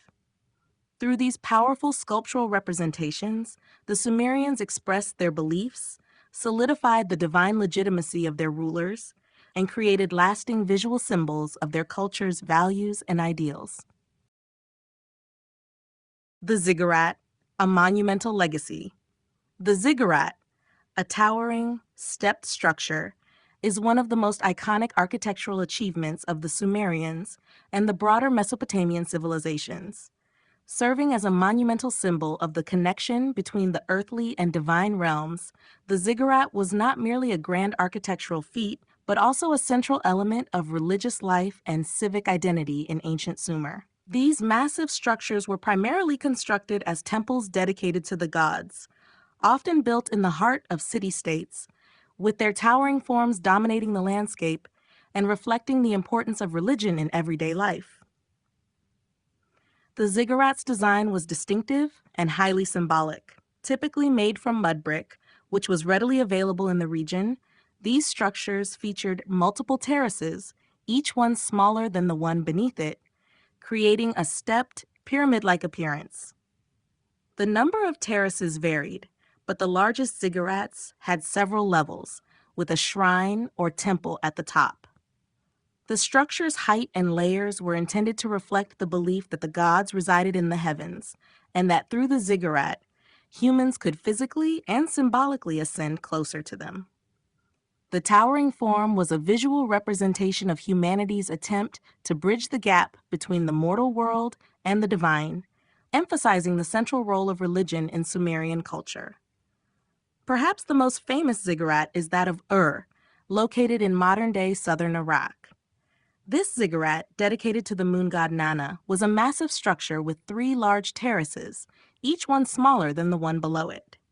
The ziggurat of Ur is famous for its scale, precision, and its continued preservation, offering valuable insight into the grandeur of Sumerian religious architecture.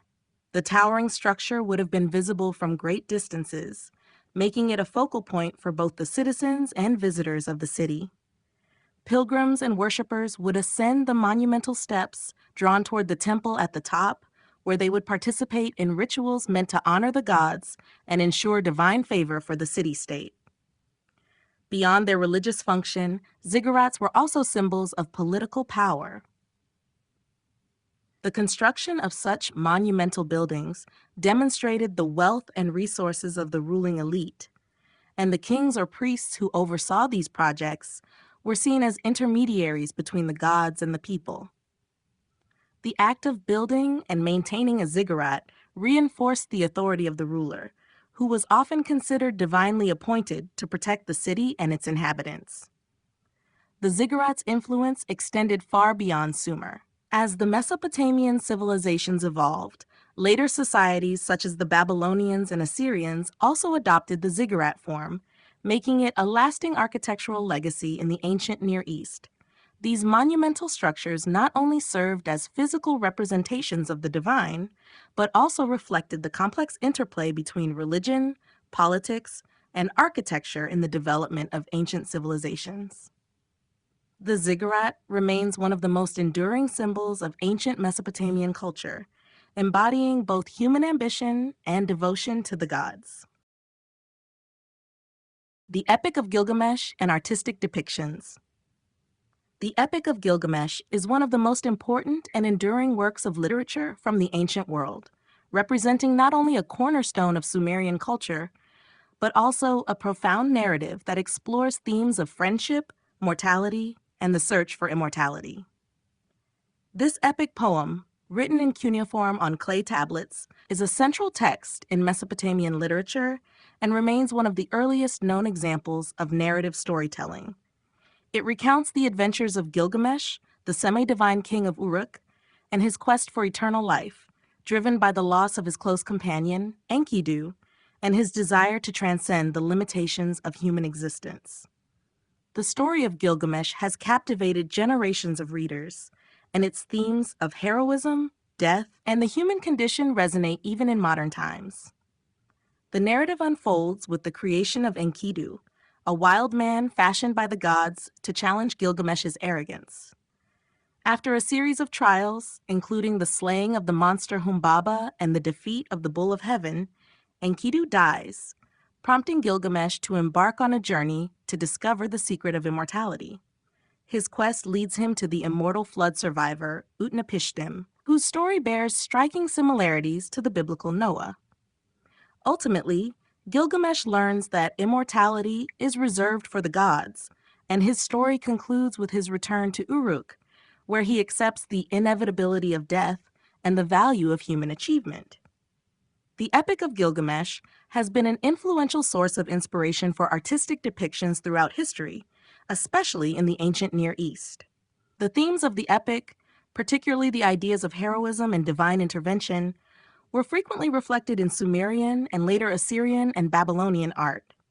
Sculptures, bas-reliefs, and cylinder seals often depicted key moments from the epic, such as Gilgamesh's battles with monsters or his encounter with the gods. One of the most notable examples of this is the Standard of Ur, a work of art from the early dynastic period that likely represents themes of warfare and peace, similar to the heroic exploits of Gilgamesh. Sculptures and reliefs from the Sumerian period also frequently illustrated Gilgamesh and Enkidu as larger-than-life figures, emphasizing their strength and divine qualities. The portrayal of Gilgamesh in these artworks often featured him in a heroic pose, emphasizing his royal status and connection to the divine. Some works depict Gilgamesh's journey to the cedar forest, his battle with the monster Humbaba, and his sorrow at Enkidu's death, bringing the emotional depth of the epic into the visual realm. These artistic representations not only serve to immortalize the myth of Gilgamesh, but also acted as tools for reinforcing the cultural values of the time. They celebrated the hero's achievements while also underscoring the message that even the mightiest king is bound by the laws of nature. Through these depictions, the Epic of Gilgamesh continued to inspire and shape the cultural identity of the ancient Mesopotamian peoples, solidifying its place as both a literary and artistic legacy.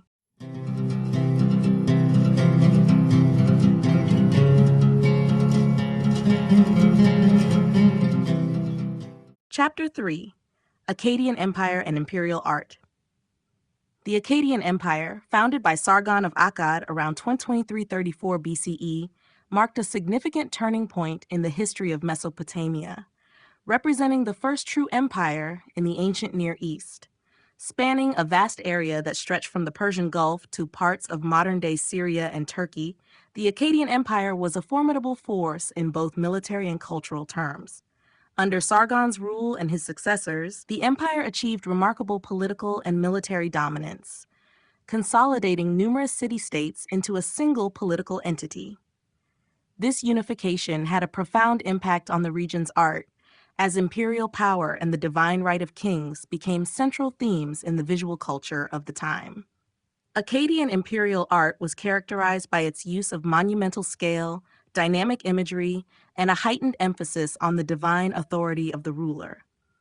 Unlike earlier periods, when art primarily celebrated the achievements of individual city-states or gods, Akkadian art sought to glorify the power of the empire and its rulers. The Akkadians utilized art as a tool for political propaganda, with visual representations of the king as a divine, semi-supernatural figure, underscoring the belief that the ruler's power was granted by the gods. One of the most iconic works of Akkadian art is the Victory Stele of Naram Sin, created to commemorate the military triumph of Naram Sin, Sargon's grandson, over a coalition of mountain tribes. The stele, which depicts the king as a towering figure leading his army to victory, exemplifies the Akkadian tendency to represent rulers as superhuman and divinely favored. Naram Sin is shown ascending a mountain to receive divine approval, reinforcing the notion of the king's sacred role in both military and spiritual matters. The stele's composition, with its dramatic use of scale and perspective, conveys the immense power of the ruler and the empire, marking a significant departure from earlier representations of kings. In addition to the Victory Stele of Naram Sin, other notable Akkadian works include the bronze Head of an Akkadian Ruler, thought to represent Sargon or one of his successors. The head is remarkable for its realistic and expressive portrayal of the king, showcasing a level of naturalism that was unprecedented for the time. The idealized features of the king, coupled with the fine craftsmanship of the piece, reflect the Akkadian emphasis on the ruler's divine and unassailable authority. This focus on portraying rulers with both idealized and individualized features would influence later Near Eastern art, shaping the portrayal of kings in subsequent empires. Akkadian imperial art also included large-scale sculptures, reliefs, and cylinder seals that portrayed both the king and divine figures in complex, stylized forms. These works often emphasize the king's relationship with the gods, highlighting the ruler's role as an intermediary between the divine and the human realms. The Akkadian period, with its emphasis on divine kingship and imperial power, left a lasting legacy in the art and culture of Mesopotamia, influencing both the design of future royal iconography and the role of art in political expression throughout the ancient world. The origins of the Akkadian Empire. The Akkadian Empire, one of the earliest and most influential empires in history, emerged in the ancient Near East around the middle of the 3rd millennium BCE. Its foundation is largely credited to Sargon of Akkad, a figure whose rise from humble beginnings to the ruler of a vast empire would forever change the political landscape of Mesopotamia. The empire's origins are deeply intertwined with the dynamics of Mesopotamian city-states, each of which had previously operated independently but were now drawn into the orbit of a centralizing imperial power. Before the Akkadian Empire, Mesopotamia was a patchwork of city-states, each with its own ruler and deity, often in competition for land and resources.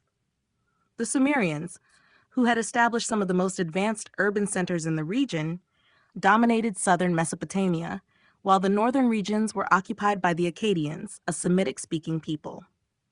Sargon of Akkad, originally a cupbearer in the court of King Urzababa of Kish, is said to have risen to power in a dramatic fashion. According to later legends, Sargon seized control of Kish after defeating Urzababa and quickly expanded his influence by conquering neighboring city-states such as Uruk, and Lagash. Sargon's military prowess, coupled with his political acumen, allowed him to unite these city-states under his rule, effectively creating the first multi-regional empire in Mesopotamian history. This marked a radical shift from the fragmented, competitive city-state system that had characterized the region for centuries.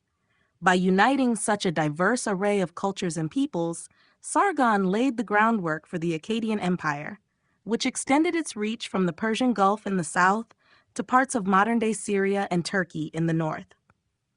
Sargon's success can be attributed to several key factors. His military innovations, such as the use of professional standing armies and advanced siege tactics, played a crucial role in his ability to conquer and maintain control over a vast territory. Additionally, Sargon was able to capitalize on existing trade networks and agricultural surpluses in Mesopotamia to establish a strong economic foundation for his empire.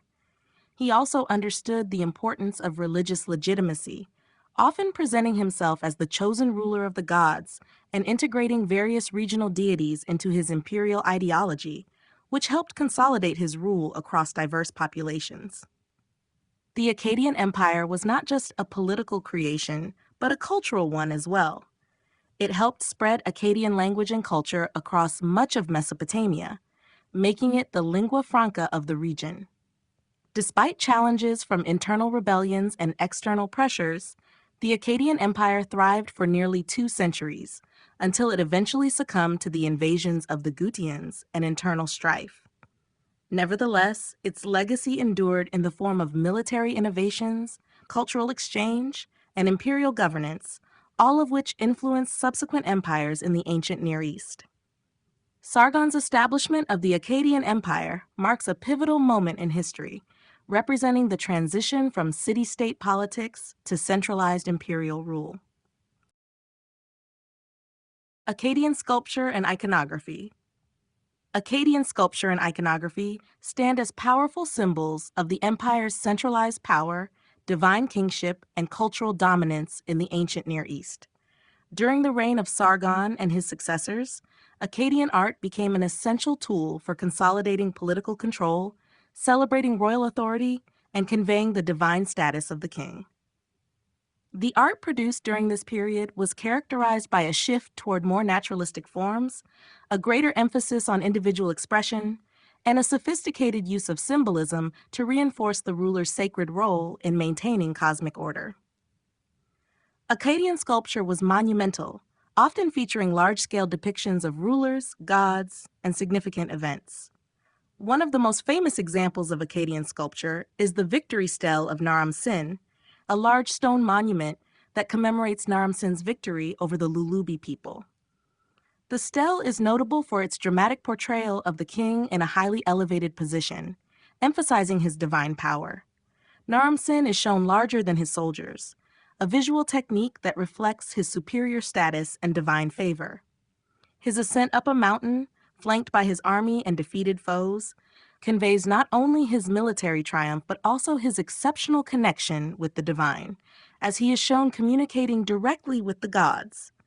This type of iconography, where the ruler is depicted as both a powerful leader and a semi-divine figure, was a hallmark of Akkadian imperial art.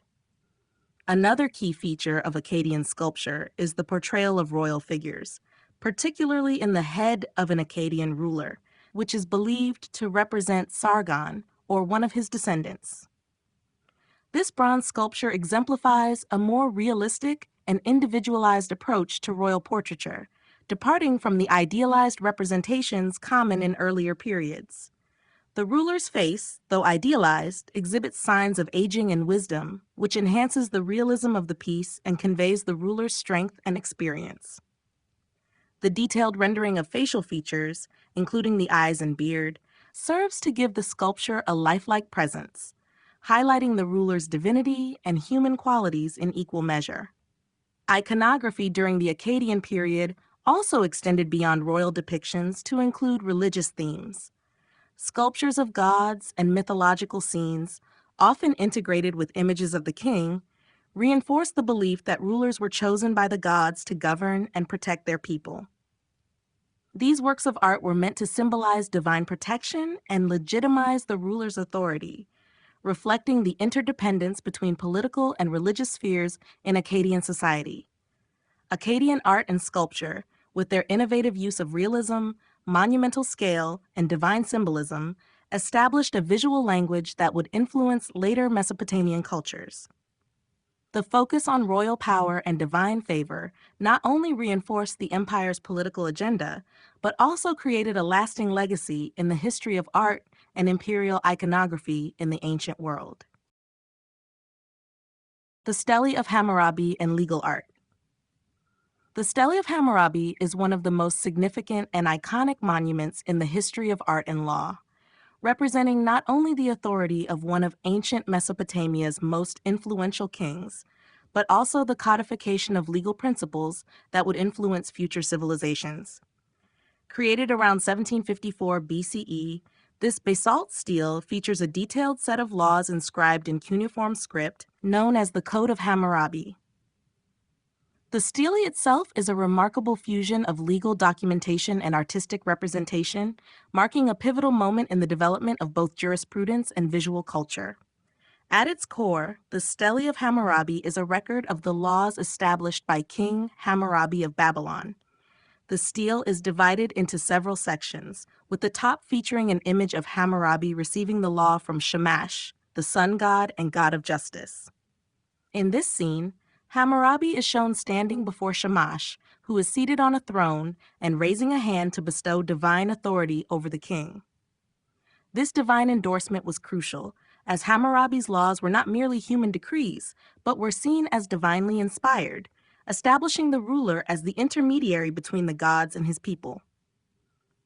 The artist's use of scale, positioning Hammurabi in a smaller size before the much larger and more powerful Shamash, emphasized the king's humble role as a servant of divine will. The portrayal of Hammurabi receiving the law from Shamash is an essential aspect of the stele's iconography, demonstrating the intertwining of divine and royal authority in ancient Mesopotamian governance. This scene not only reinforces the legitimacy of Hammurabi's laws, but also visually communicates the divine foundation of justice in Babylonian society. The artist's skillful rendering of Shamash's seated figure, with radiating sunbeams and an authoritative presence, reinforces the idea that justice, as represented by the law, was both a sacred and worldly matter. Beneath the depiction of Hammurabi and Shamash lies the full text of the Code of Hammurabi, inscribed in Akkadian cuneiform. These 282 laws govern a wide range of topics, including property rights, family relations, labor, and criminal justice, providing insight into the social structure and values of Babylonian society. The presence of the law code in the context of the stele elevates the visual artwork into a didactic tool, serving both as a political statement and a method for public education. The Stele of Hammurabi stands as a powerful example of legal art, where the written word and visual representation come together to reinforce the authority and moral foundation of the king's rule. Through the combination of legal content and iconographic symbolism, the stele not only served as a practical tool for administering justice, but also as a monument to the divine backing of the law and the king's role in upholding it. The lasting impact of the stele is evident, as it remains one of the most enduring symbols of legal authority in the ancient world, influencing subsequent legal codes and artistic traditions. Art as propaganda, royal portraiture.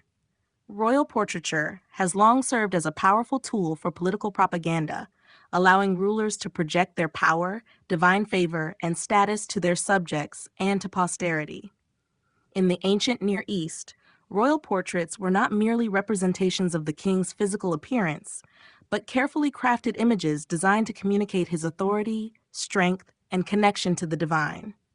These portraits played a central role in consolidating political power, establishing legitimacy, and maintaining control over vast empires by visually reinforcing the ruler's supremacy and their role as intermediaries between the gods and their people. One of the most notable uses of royal portraiture in the ancient Near East can be found in the Akkadian Empire, particularly during the reign of Sargon of Akkad and his successors. Sculptures, such as the head of an Akkadian ruler, demonstrate the shift toward a more individualized and realistic portrayal of the king. This naturalistic approach, where the ruler's facial features are rendered with a degree of realism, represented not only the king's wisdom and strength, but also his connection to the divine and his authority to rule. By focusing on realism, these portraits highlighted the ruler's humanity, conveying that while the king was a divine figure, he was also a living, present force in the empire. Sargon's successor, Naram-Sin, further developed the use of royal portraiture as a form of propaganda with his victory stele. The stele, which depicts Naram-Sin's triumph over a coalition of mountain tribes, presents the king as a towering figure, both literally and symbolically. The king is shown larger than his soldiers, emphasizing his divine status and exceptional power. This hierarchical use of scale reinforced the idea that the king's authority was beyond mortal limits, and that his victories were not just the result of military prowess, but were also a reflection of divine will.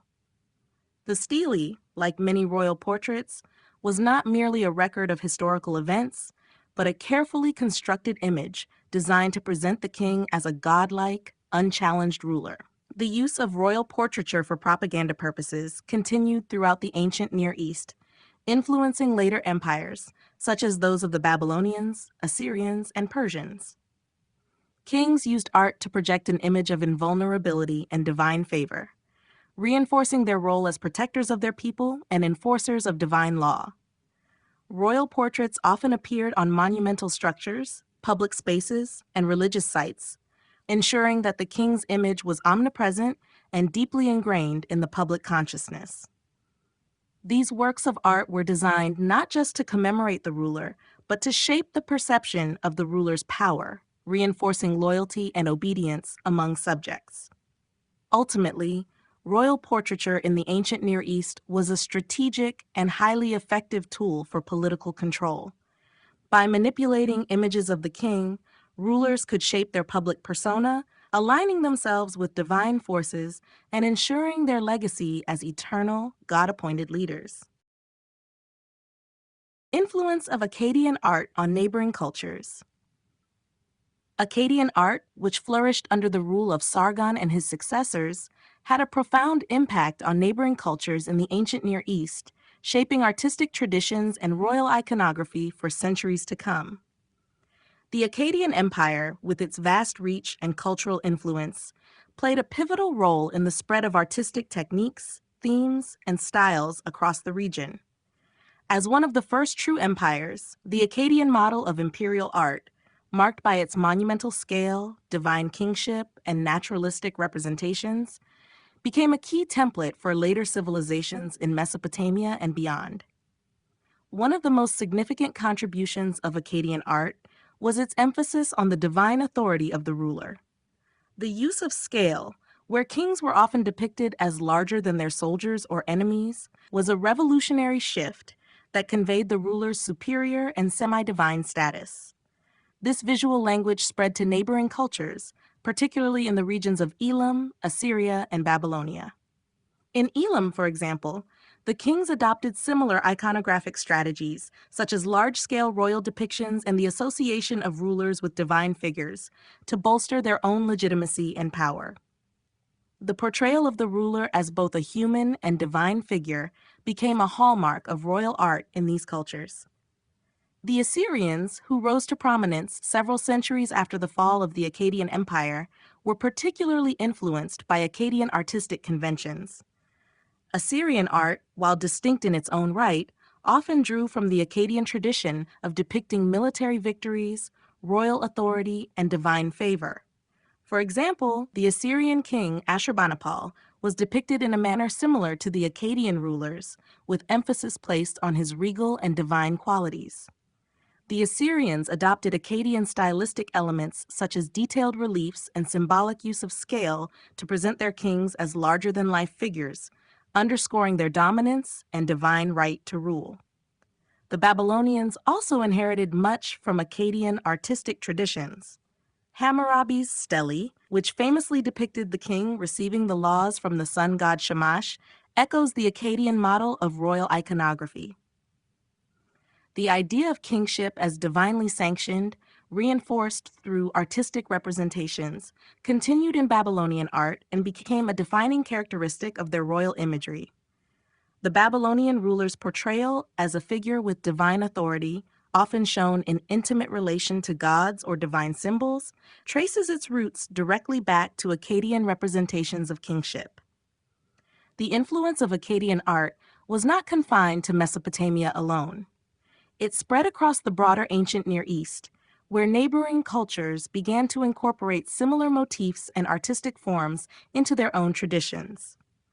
From Anatolia to the Levant, the artistic legacy of the Akkadian Empire set the stage for the development of imperial art in later civilizations, helping to shape the visual language of power, divinity, and legitimacy for generations.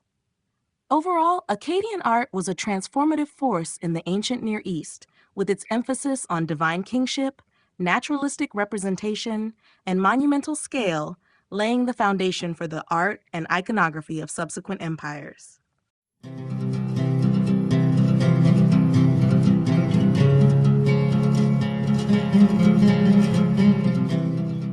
Chapter 4: The Babylonians and Neo-Babylonian Revival.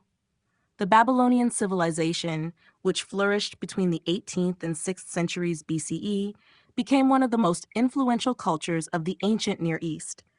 Known for its advancements in law, science, and the arts, Babylon reached its peak under the reign of Hammurabi, the sixth king of the first Babylonian dynasty, who established one of the earliest and most complete legal codes.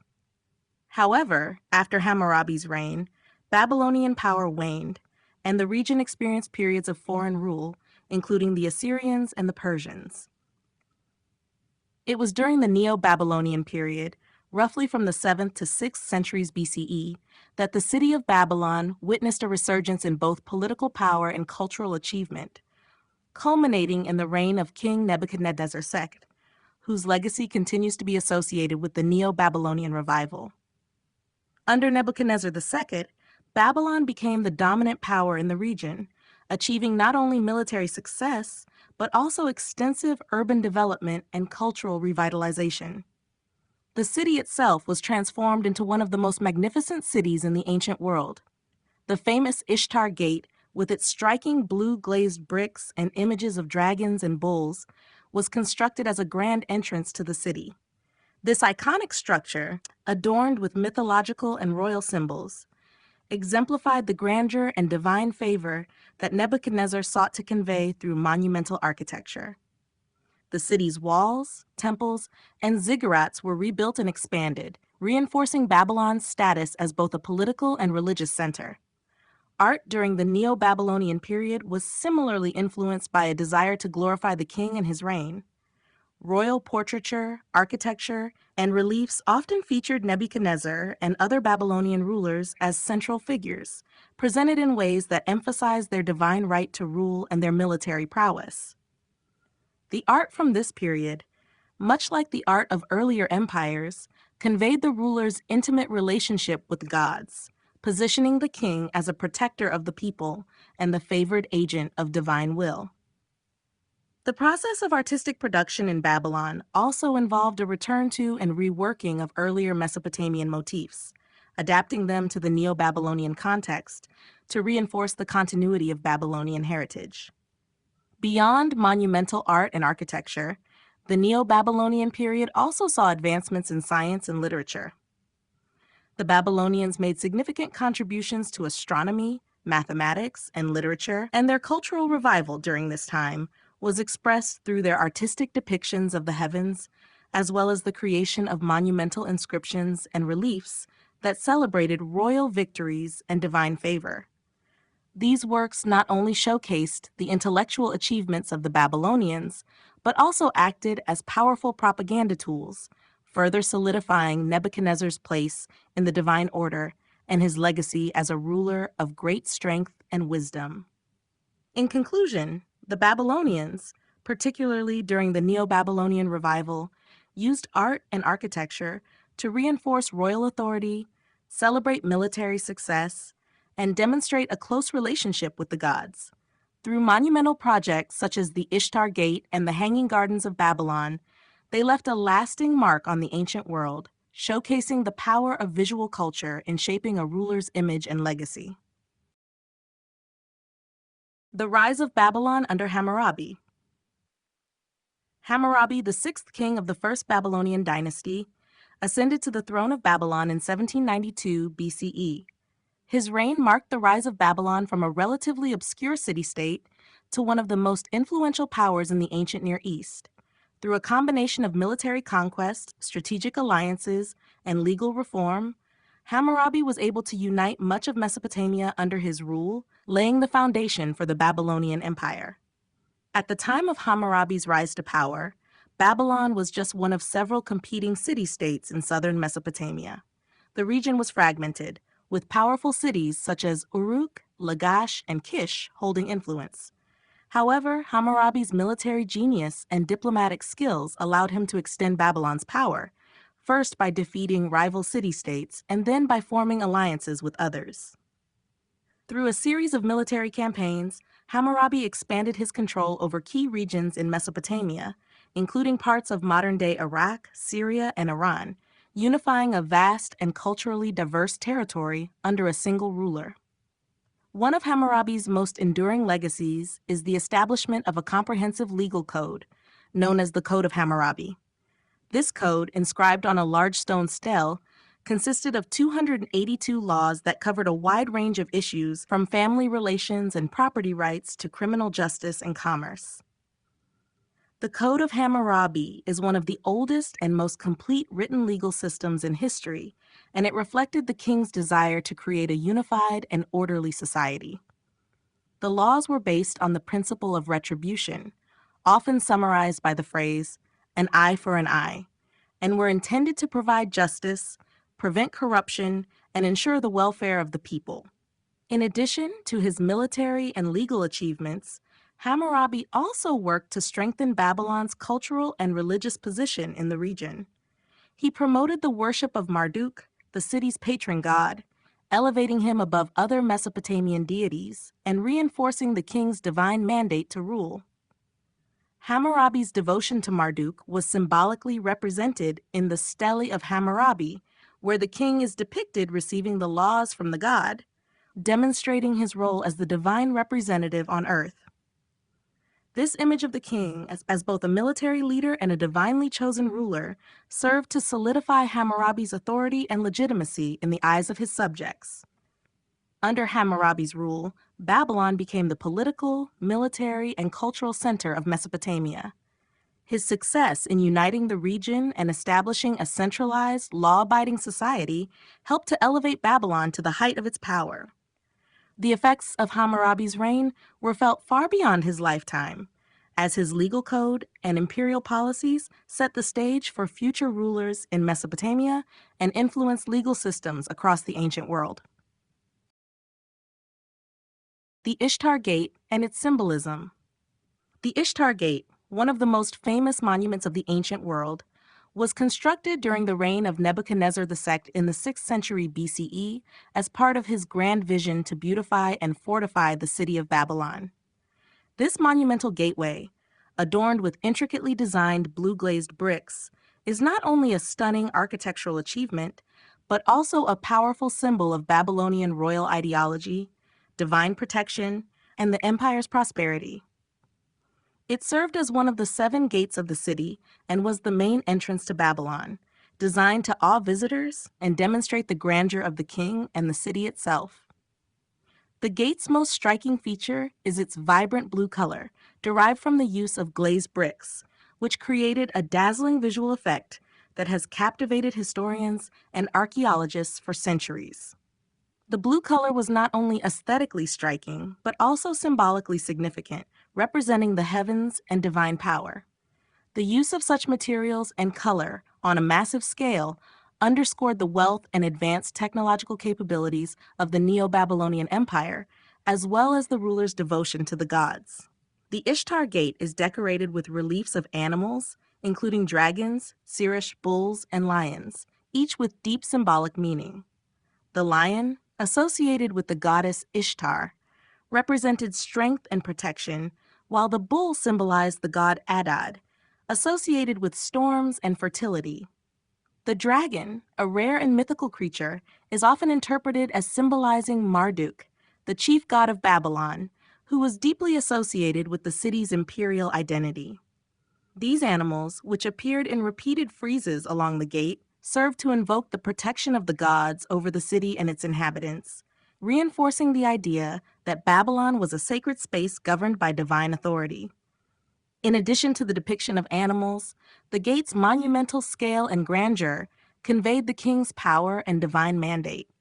Nebuchadnezzar II commissioned this structure as part of his broader program to assert his authority, not only through military conquest, but through the visible manifestation of divine favor and kingship.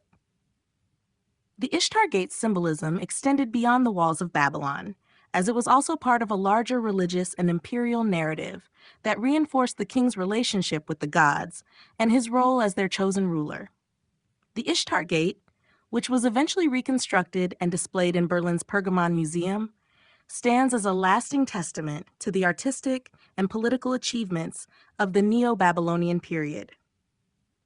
Its symbolic use of divine animals, the color blue, and its scale all contributed to the creation of an enduring image of Babylon as both a majestic city and a center of divine power, reflecting Nebuchadnezzar's vision of his empire's grandeur. Babylonian cylinder seals and artistic function. Babylonian cylinder seals are small cylindrical objects, often made of stone, that were used in ancient Mesopotamia to imprint an image or inscription onto clay. These seals, which date back to the 3rd millennium BCE and were in use throughout the Babylonian period, played an essential role in the administrative, religious, and artistic life of the Babylonians. While they were primarily functional, used for marking documents and protecting property, their intricate designs also reveal much about the artistic sensibilities, social hierarchy, and religious beliefs of the Babylonian people. Cylinder seals were typically engraved with detailed, intricate scenes depicting a wide range of subjects, from mythological creatures and gods to everyday activities, such as hunting, feasting, or ritual ceremonies. The seals were rolled across a soft clay surface, leaving a raised impression of the design. This method of creating a lasting imprint made them valuable tools for record-keeping and legal transactions, especially in a society that lacked widespread written literacy. The seals would serve as a signature of sorts for individuals, often used to verify the authenticity of a document or as a symbol of authority.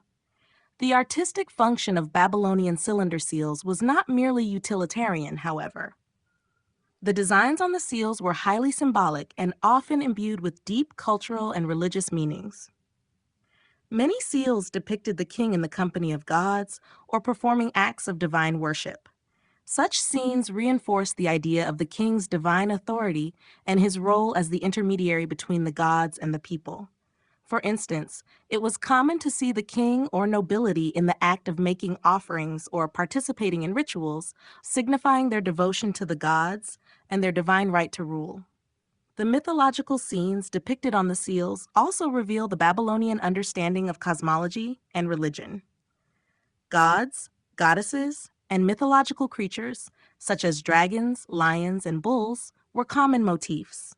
These images not only showcased the artistic skill of the engravers, but also demonstrated the pervasive role of religion in everyday Babylonian life. The seals thus served as portable forms of artistic expression, transmitting cultural and religious narratives that reflected the beliefs and values of the time. In addition to their symbolic and religious functions, Babylonian cylinder seals were also a form of artistic craftsmanship. The level of detail and precision in the engraving of these seals, often executed with minute, intricate patterns, was a testament to the high skill of Babylonian artisans. The seals were prized possessions, often worn as amulets or displayed as symbols of wealth and status. Ultimately, Babylonian cylinder seals combined both artistic beauty and practical function, serving as important cultural artifacts that encapsulated the Babylonian worldview, the role of the king, and the centrality of religion and mythology in society. They remain a key example of how art and utility could intertwine in the ancient world. Mosaics and architectural innovations. In the ancient world, mosaics and architectural innovations were vital aspects of artistic expression, reflecting both the cultural sophistication and technological advancements of their societies. In the case of the Babylonians, these elements became integral parts of their monumental architectural projects, illustrating not only aesthetic brilliance, but also the symbolic and practical uses of art in public and private spaces. Babylonian mosaics, typically made from small, colored pieces of stone or glass, were often used to adorn walls, floors, and courtyards, creating intricate patterns and images that conveyed both divine and royal messages. One of the most famous examples of Babylonian mosaic work is found on the Ishtar Gate, a monumental entrance to the city of Babylon constructed under the reign of Nebuchadnezzar II. The gate's blue-glazed brickwork, featuring rows of reliefs depicting dragons, bulls, and lions, is a stunning example of how mosaics were employed to symbolize the power of the gods and the divine authority of the ruler. The meticulous arrangement of tiles in these animal depictions was more than just decorative. Each creature held deep symbolic significance, invoking divine protection and ensuring the city's prosperity. The scale and intricacy of the gate, along with its mosaic-style reliefs, reinforced the idea that Babylon was a city of divine favor, its art an expression of royal legitimacy. In addition to the Ishtar Gate, other architectural innovations in Babylonian art included the use of glazed brick and the development of monumental relief sculpture. Glazed brickwork, which involved coating clay bricks with a glossy, colorful glaze, was a technique that allowed for vibrant, durable murals and designs to be incorporated into public and sacred buildings. This method was employed in many of Nebuchadnezzar's building projects, including the construction of temples, palaces, and ziggurats. The use of glazed bricks also enabled the creation of large-scale reliefs and decorative panels that adorned Babylon's walls and entrances, making the city an extraordinary visual and architectural spectacle. The ziggurats, large step towers dedicated to the gods, were another example of Babylonian architectural innovation. These massive structures, often rising several stories high, were built to connect the heavens with the earth, symbolizing the city's divine relationship with the gods. The most famous of these ziggurats is the Etemenanki, believed to have inspired the biblical Tower of Babel. Its construction used advanced techniques of engineering and design, with each tier representing a different stage in the hierarchy of the cosmos. The ziggurat's purpose was both religious and architectural, serving as a focal point for worship and as a demonstration of Babylon's technical prowess. Babylonian mosaics and architectural innovations reflected the empire's wealth, technological ability, and devotion to the divine. The integration of art with architecture in such monumental projects created lasting symbols of royal power, religious devotion, and the technological achievements of the ancient Babylonians. Through these creative practices, the Babylonians not only beautified their cities, but also communicated their values and identity to the world. The role of art in Babylonian religion. Art in Babylon played a pivotal role in the religious life of the civilization, intertwining divine symbolism, royal power, and cultural identity. Babylonian religion was deeply polytheistic, centered around a pantheon of gods and goddesses, with each deity controlling various aspects of life, from fertility and storms to wisdom and war. Art, particularly in the form of monumental architecture, sculptures, and smaller objects like cylinder seals, was used as a tool to express reverence for these gods, assert the divine legitimacy of the king, and reinforce religious narratives that governed daily life. One of the most important ways art functioned in Babylonian religion was through its role in temple and ziggurat construction. Temples, as the homes of the gods, were not only spaces of worship, but also symbolic representations of the divine order. The ziggurat, a massive step tower, was one of the most iconic architectural forms of Babylonian religious life. These structures were designed to connect the heavens and the earth, symbolizing the relationship between the gods and the human realm. The most famous example, the Eminenki, was dedicated to Marduk, the chief deity of Babylon. The ziggurat's towering presence was meant to evoke the grandeur of the divine and remind the people of their subservience to the gods. Its construction was a public statement of the king's devotion to Marduk and his role as the mediator between the divine and earthly realms. Sculpture also played a critical role in Babylonian religious expression. Statues of gods and kings were often placed in temples, shrines, and other sacred spaces. These statues were not merely representations, they were believed to house the presence of the divine. The king, as the earthly representative of the gods, was frequently depicted in divine settings, showing his intimate relationship with the deities. The image of the king worshiping or receiving blessings from the gods symbolized his divine right to rule and his role as the protector of the people. In this way, the king's authority was both secular and sacred, reinforced through artistic depictions that emphasized his connection to the divine realm. Smaller objects, such as cylinder seals, also had a religious significance. These seals, engraved with images of gods, mythological creatures, and royal figures, were used in daily transactions and legal matters, but also served to invoke divine protection. The scenes on these seals often depicted kings or priests in ritual offerings to the gods, reinforcing the idea of the ruler's divine mandate. By carrying these seals, individuals were reminded of the ever-present divine oversight in their lives, and the visual culture of Babylonian art helped integrate religion into both public and private spheres. In sum, art in Babylon was not merely aesthetic, but served as a vital medium for expressing religious devotion, asserting royal power, and reinforcing the divine order.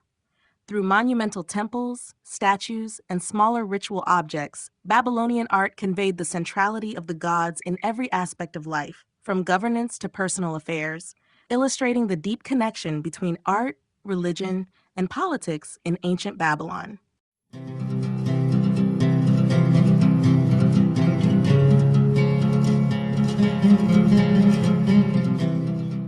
Chapter 5: The Assyrians and Militaristic Art. The Assyrians, who rose to prominence in the ancient Near East around the 9th century BCE, were known for their military prowess, territorial expansion, and the creation of one of the most powerful empires in history. Their art, deeply connected to their identity as a militaristic and expansionist society, was used not only as a form of expression but as a tool for propaganda, reinforcing the king's power and the empire's might.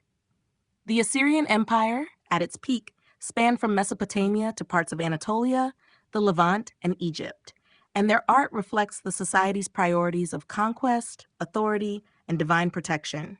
Assyrian art is particularly renowned for its detailed depictions of military campaigns, royal achievements, and the glorification of the king.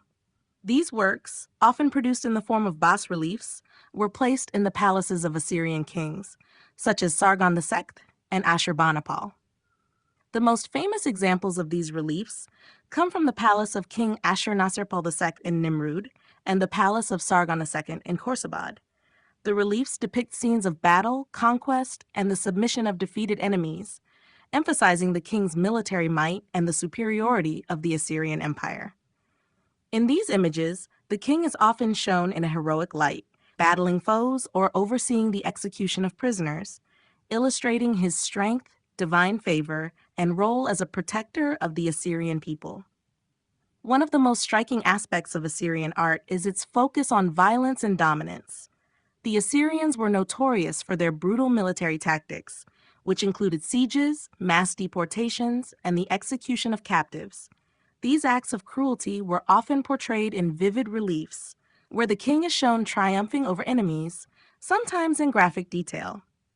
These scenes were not only meant to intimidate potential enemies, but also to reinforce the king's authority and the power of the Assyrian gods. By depicting the king in such a dominant, godlike role, these artworks conveyed the idea that the Assyrian ruler was not only a military leader, but also the divine agent of justice, tasked with maintaining order and punishing the wicked. In addition to military and royal depictions, Assyrian art also served religious purposes. Many reliefs and sculptures show the king participating in rituals or making offerings to the gods. These works symbolize the king's role as the intermediary between the divine and earthly realms, ensuring divine favor for his military conquests. Assyrian art was thus deeply intertwined with the notions of divine protection, royal legitimacy, and the God-given right to rule. Ultimately, Assyrian art was a reflection of the empire's militaristic ethos, serving both as a record of their military triumphs and a tool for reinforcing the king's divine authority. Through vivid depictions of battle, royal grandeur, and religious devotion, Assyrian art emphasized the might of the empire and the invincibility of its rulers, presenting an image of a society where power, religion, and violence were inseparably linked. Assyrian expansion and its artistic impact.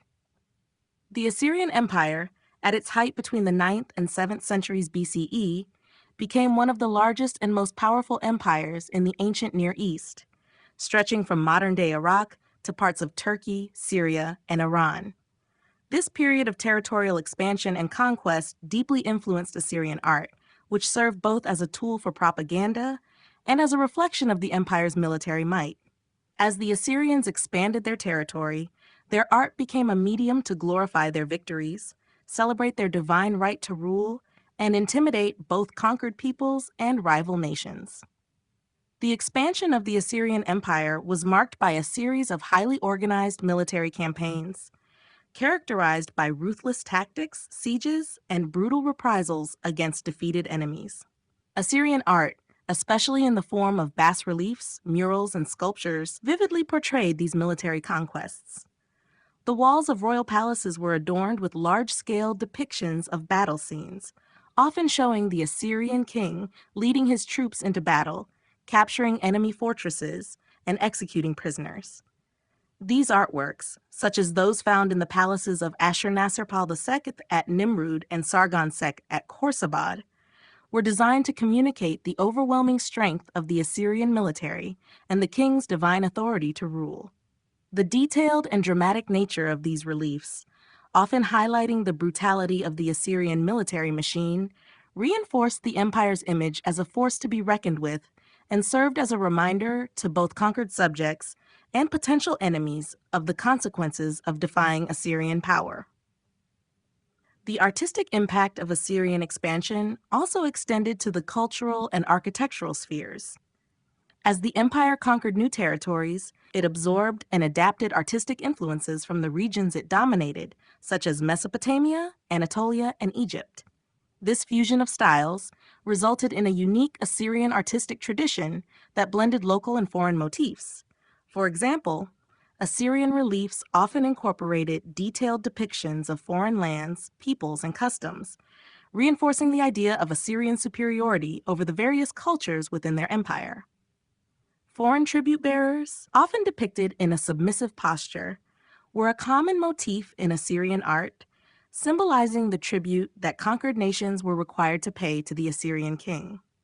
Architecturally, the empire's expansion was marked by grandiose building projects, including the construction of vast palaces and city walls. The palaces, such as those at Nineveh and Nimrud, featured monumental gates, intricate stone carvings, and elaborate wall decorations that commemorated the king's military triumphs. These structures, with their imposing designs, not only served as centers of royal administration, but also as visual manifestations of the empire's power and dominance over its vast territories. Ultimately, the Assyrian Empire's expansion had a profound impact on its art. The empire's military success and cultural assimilation were expressed through artistic works that emphasized strength, conquest, and divine legitimacy. Assyrian art, with its focus on military prowess and the king's central role as the divinely appointed ruler, reinforced the narrative of an empire that was not only politically and militarily dominant, but also culturally superior.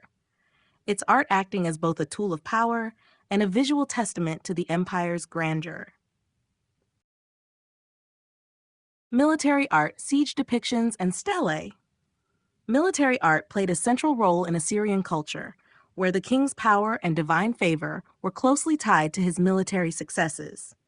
As a result, depictions of warfare, especially sieges and the king's role in these campaigns, became some of the most prominent and iconic themes in Assyrian art. Siege depictions, often found in the form of bas-reliefs and stelae, were used not only to record significant military achievements, but also to serve as propaganda, reinforcing the king's authority and the invincibility of the Assyrian Empire. These artworks presented war and conquest as vital expressions of royal power, illustrating the king's military prowess and divine right to rule. Assyrian siege depictions are among the most powerful visual narratives in ancient art.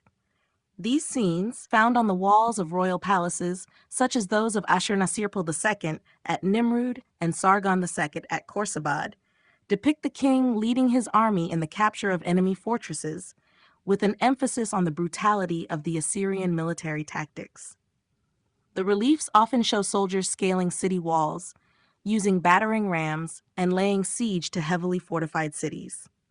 These depictions were designed to create an image of overwhelming power, demonstrating the might of the Assyrian army and the inevitability of victory. The siege scenes were not just historical records. They were tools of psychological warfare, designed to intimidate both conquered peoples and potential enemies by showcasing the ruthless efficiency of Assyrian military operations. In addition to siege reliefs, Assyrian stelae, large stone monuments or pillars, were used to commemorate key events, including military victories. These stelae often featured inscriptions describing the king's triumphs and the detailed portrayal of the defeated foes. The most famous example is the Stele of Hammurabi, but Assyrian stelae similarly emphasized the king's divine mandate, portraying the ruler as the favored agent of the gods, entrusted with enforcing divine justice through conquest.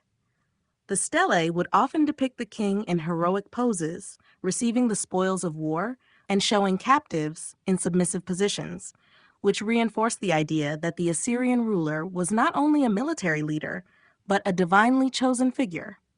Military art, including siege depictions and stelae, served to reinforce the Assyrian worldview, in which warfare was seen as a divine calling and the king as the earthly representative of the gods.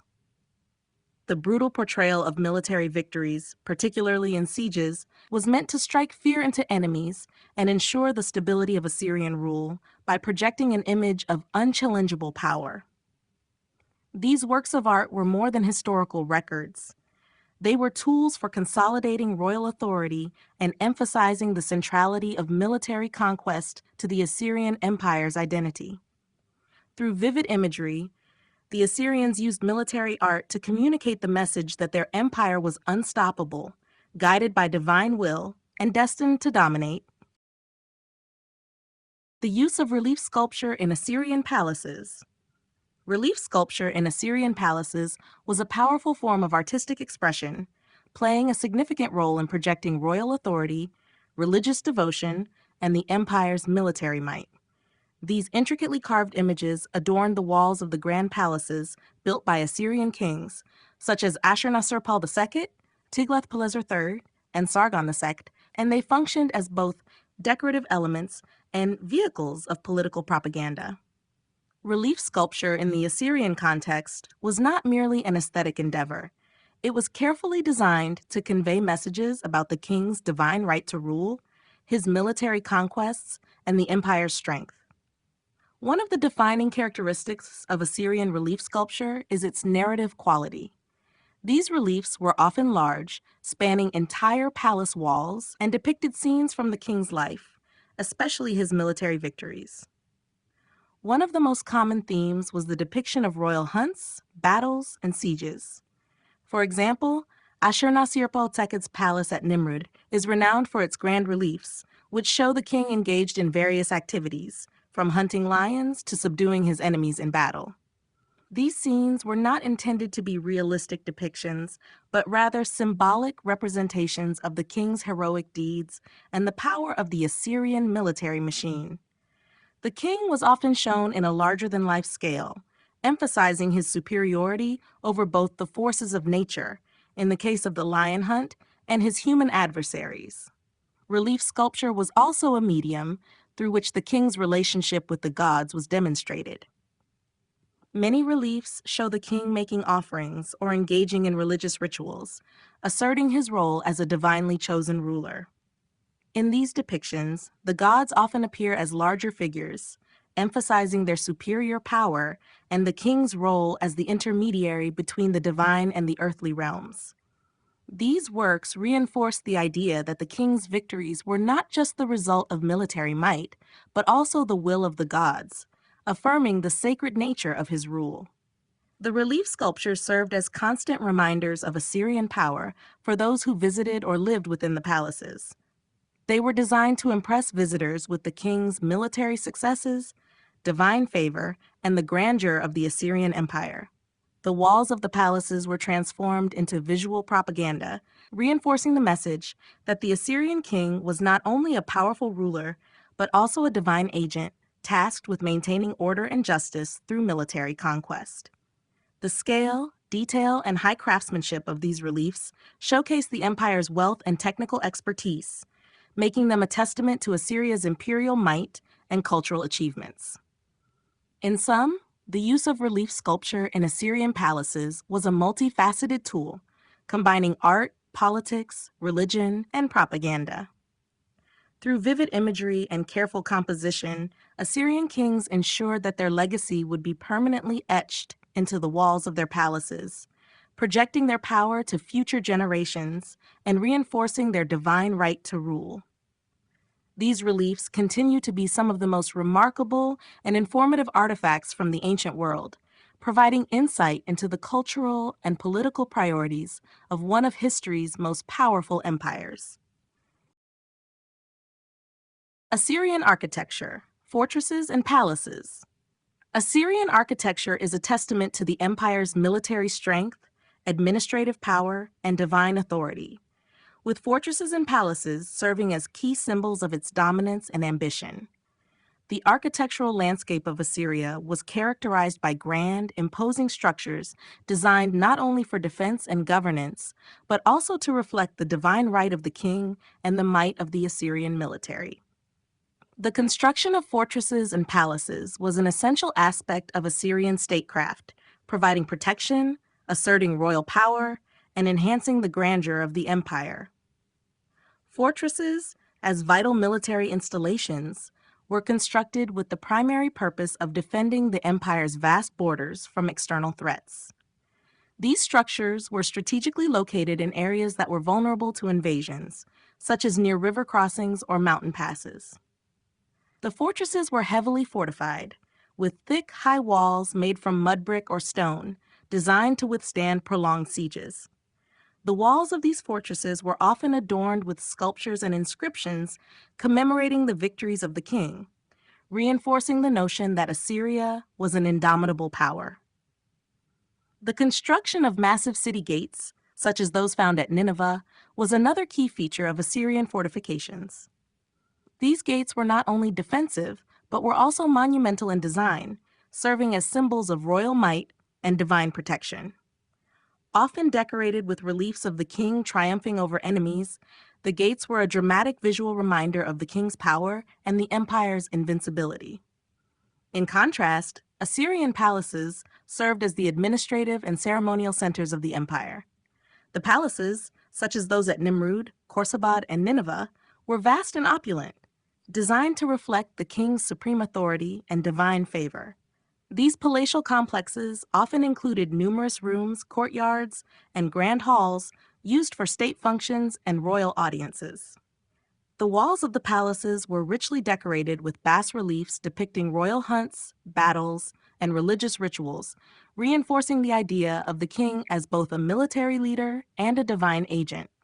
The palaces were also home to lavish furnishings, large-scale sculptures, and monumental gateways, all serving to glorify the king's power and reaffirm his connection to the gods.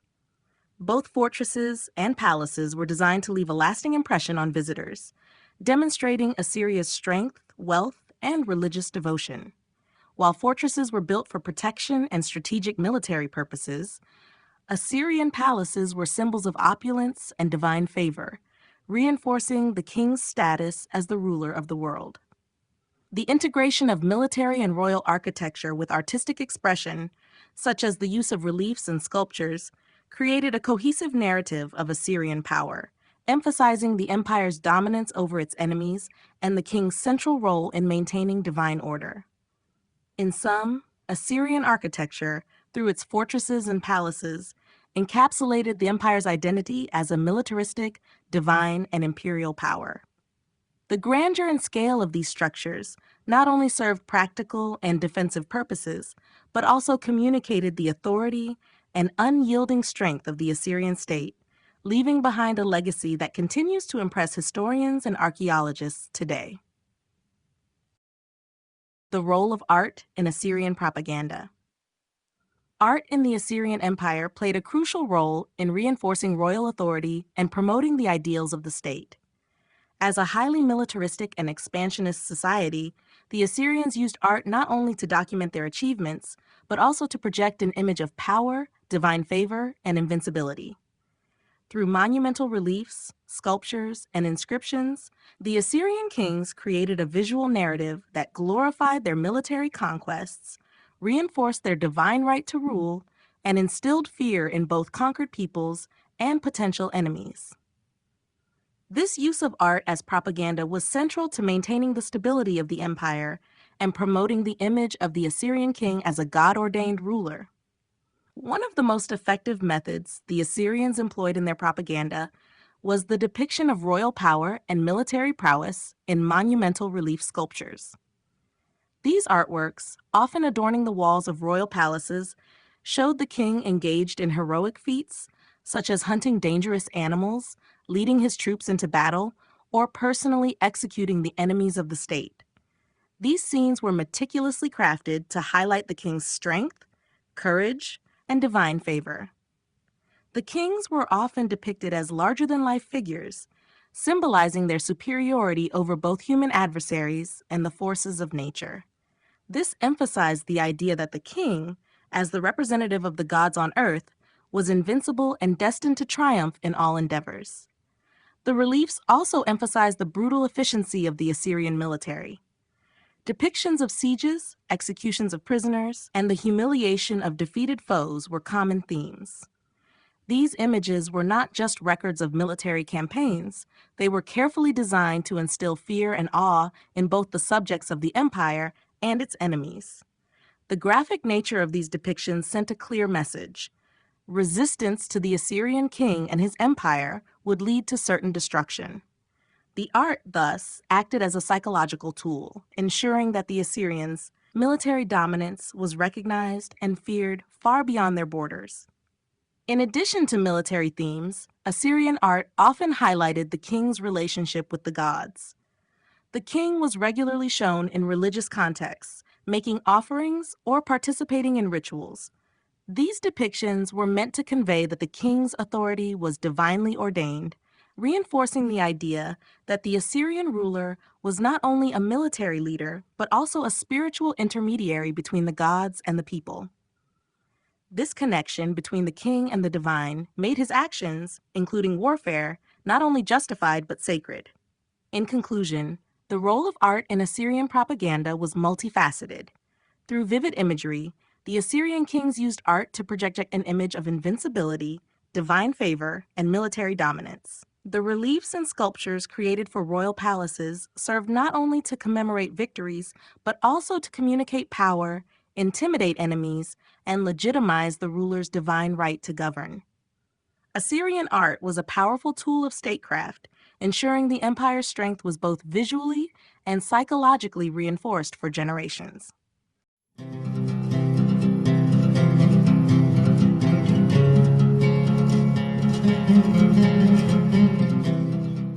Chapter 6: The Hittites and Anatolian Art. The Hittites were an ancient civilization that flourished in Anatolia, modern-day Turkey, between the 17th and 11th centuries BCE. Their empire, one of the great powers of the ancient Near East, was characterized by a rich cultural heritage that included impressive achievements in art, architecture, and technology. As a people situated at the crossroads of Europe and Asia, the Hittites were influenced by both Mesopotamian and Anatolian traditions. Yet they developed a distinctive artistic style that reflected their unique identity and worldview. Hittite art is notable for its combination of practical functionality and symbolic representation, particularly in the realms of sculpture, reliefs, and architectural design. Hittite art was heavily shaped by their political and military culture, which was focused on the expansion and defense of their empire. As a result, many of their artistic achievements can be seen in monumental sculptures and reliefs that depicted kings, gods, and military themes.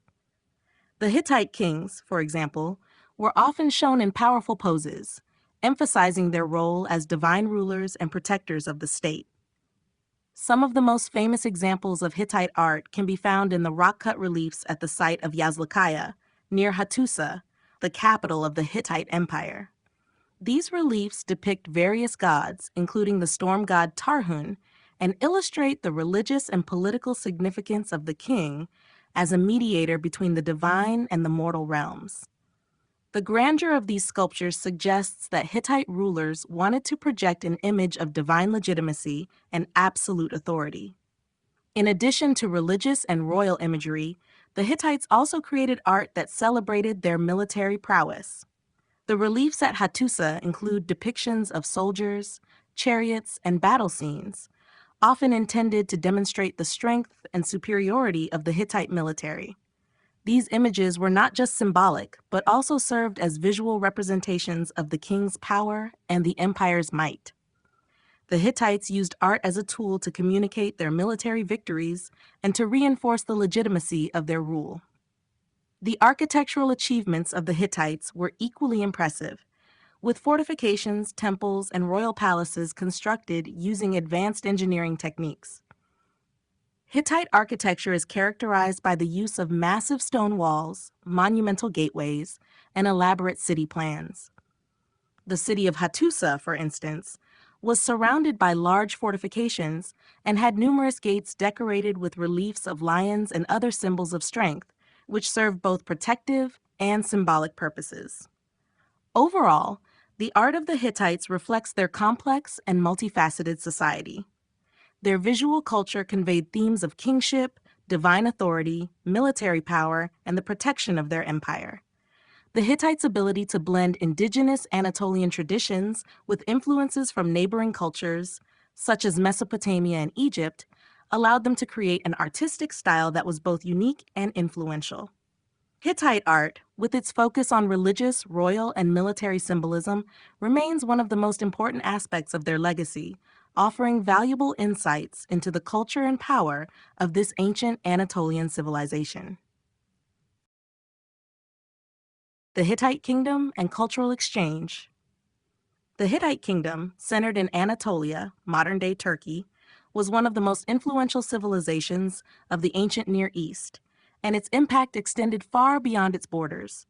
From its rise in the 17th century BCE to its collapse in the 12th century BCE, the Hittites were deeply engaged in cultural exchange with neighboring civilizations, including those in Mesopotamia, Egypt, and the Aegean.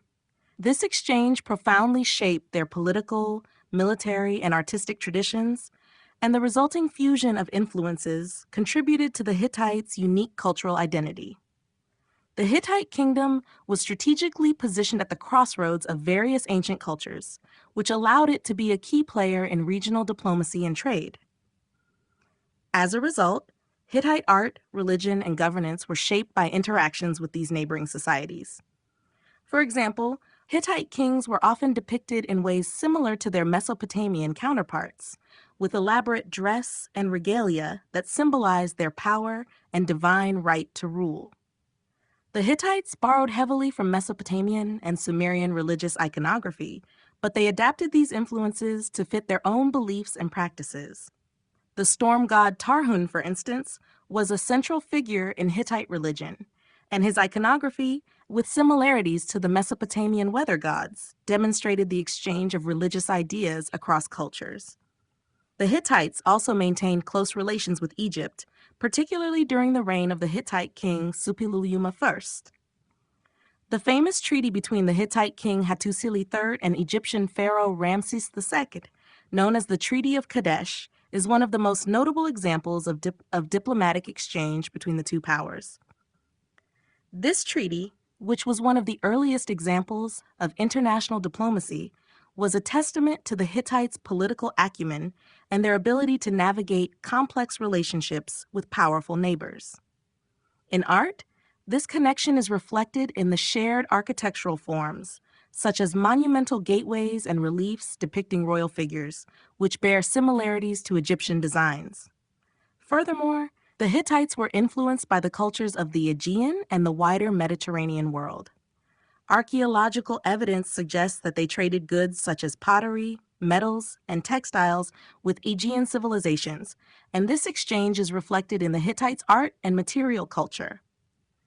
The use of imported goods and stylistic motifs from the Aegean can be seen in Hittite pottery, jewelry, and even their military gear. In sum, the Hittite kingdom's position at the crossroads of several powerful civilizations made it a key participant in cultural exchange during the ancient Near East. Through trade, diplomacy, and military interactions, the Hittites absorbed and adapted elements from their neighbors, creating a unique cultural identity that blended indigenous Anatolian traditions with external influences. This exchange enriched Hittite art, religion, and governance, contributing to the lasting legacy of the Hittite civilization in the ancient world. Hittite reliefs and monumental art. Hittite reliefs and monumental art serve as key examples of the civilization's artistic achievements and its ability to convey political, religious, and military ideologies. Often monumental in scale and intricately carved, these artworks were designed to communicate power, prestige, and the divine right of kings.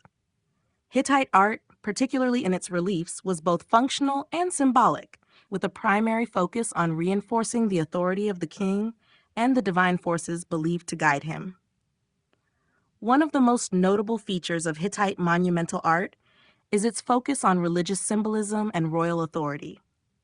The rock-cut reliefs at Yazilikaya, near the Hittite capital of Hattusa, stand as some of the finest examples of this tradition. These reliefs depict the king alongside various gods and goddesses, including the storm god Tarhun and the sun goddess of Arinna, reinforcing the king's role as both a temporal and divine ruler. The scenes portray divine ceremonies and emphasize the relationship between the king and the gods, positioning the monarch as the central figure in maintaining the cosmic order and the prosperity of the kingdom. The scale and grandeur of these reliefs were designed to awe the viewer, reinforcing the king's divine right to rule and his central role in the state's success. In addition to religious imagery, Hittite reliefs also celebrated military power and victories. The depictions of warfare, battle scenes, and sieges were common themes in Hittite art, often commemorating the king's triumphs and emphasizing the might of the Hittite military. These reliefs were not only celebratory but also propagandistic, designed to instill fear in enemies and assert the dominance of the Hittite Empire. The king was frequently portrayed as a heroic and invincible figure, participating in heroic deeds such as smiting enemies or hunting dangerous animals.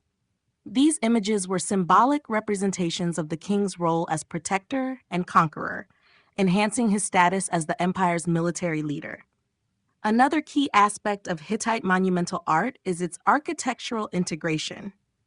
Reliefs were often carved into the walls of palaces, temples, and city gates, serving both decorative and functional purposes. The massive gates at Hattusa, such as the Lion Gate, are prime examples of this integration. These gates were adorned with stone reliefs of lions, which not only symbolized strength and protection, but also served as literal and figurative guardians of the city. The use of monumental sculpture in these architectural features was intended to project power and intimidate both internal and external forces, reinforcing the authority of the king and the security of the empire. In conclusion, Hittite reliefs and monumental art were powerful vehicles for communicating the political, religious, and military ideals of the Hittite kingdom. These artworks conveyed the king's divine connection, military victories, and royal authority, while also serving as propaganda tools designed to strengthen the monarchy's position. Through its integration of religious, military, and architectural themes, Hittite monumental art created a lasting legacy that continues to provide valuable insight into the culture and power of the Hittite Empire. Temple architecture and sacred spaces. Hittite temple architecture and sacred spaces played a pivotal role in the religious and political life of the ancient Hittite kingdom. These structures were not only places of worship, but also served as symbols of the divine right of the king, as well as the cultural and spiritual center of the empire. The design and location of temples reflected the Hittites' belief in the sacred connection between the king, the gods, and the land, with the temples being the focal point of both religious rituals and statecraft. One of the most distinctive features of Hittite temple architecture was its integration into the broader urban landscape. Hittite temples were typically built on elevated platforms, symbolizing the closeness between the divine and the earthly realms. These structures often had massive, robust walls and were constructed using mud brick and stone, reflecting the empire's architectural ingenuity. In contrast to the more elaborate monumental temples seen in Mesopotamia or Egypt, Hittite temples were often simpler in design, yet their significance was no less profound.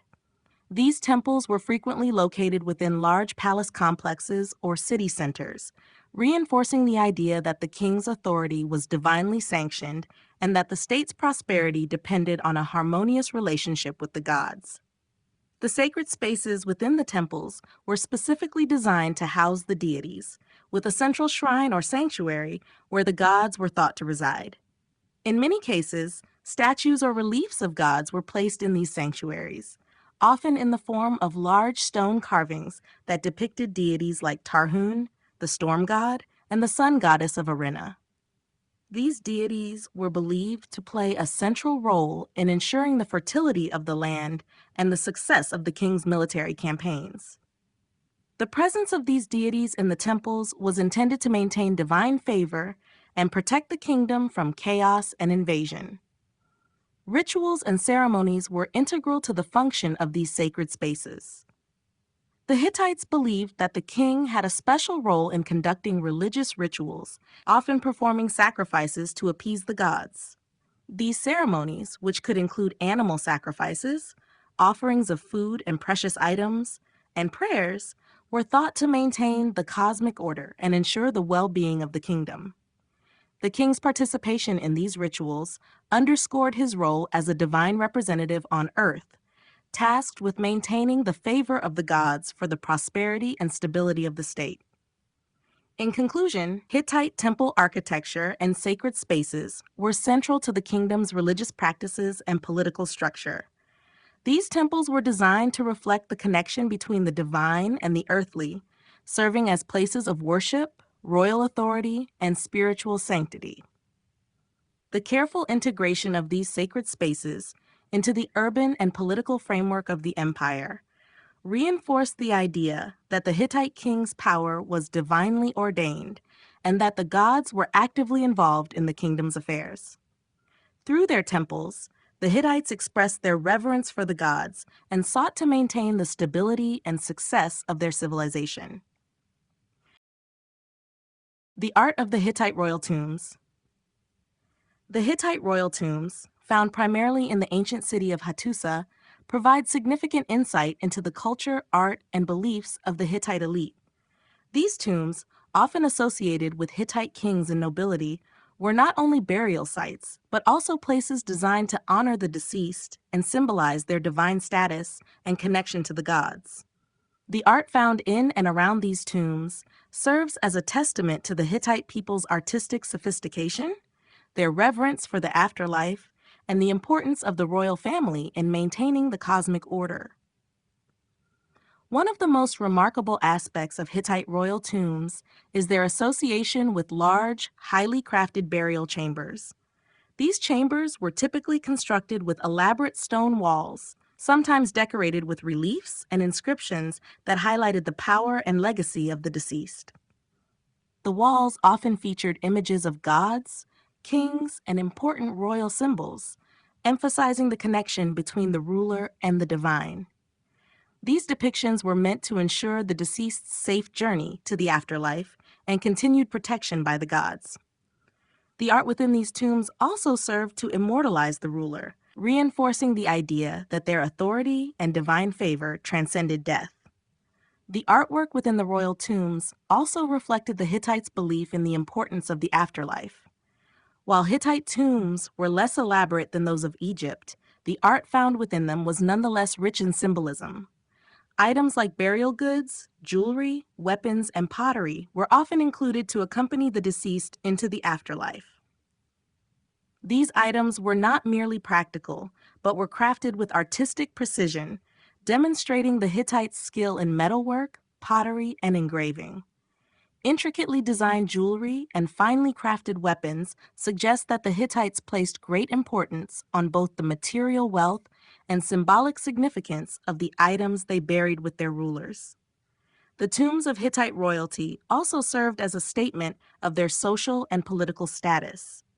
The artistic elements within these tombs often depicted scenes of royal power, such as battles, hunting scenes, and symbolic representations of the king's divine right to rule.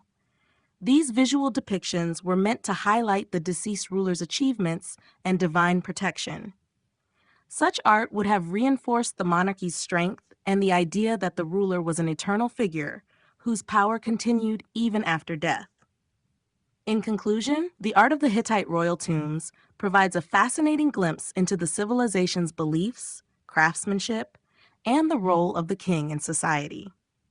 Through their use of symbolism, intricate reliefs, and carefully crafted burial goods, these tombs express the Hittites' reverence for the afterlife, their royal lineage, and the divine power of their rulers.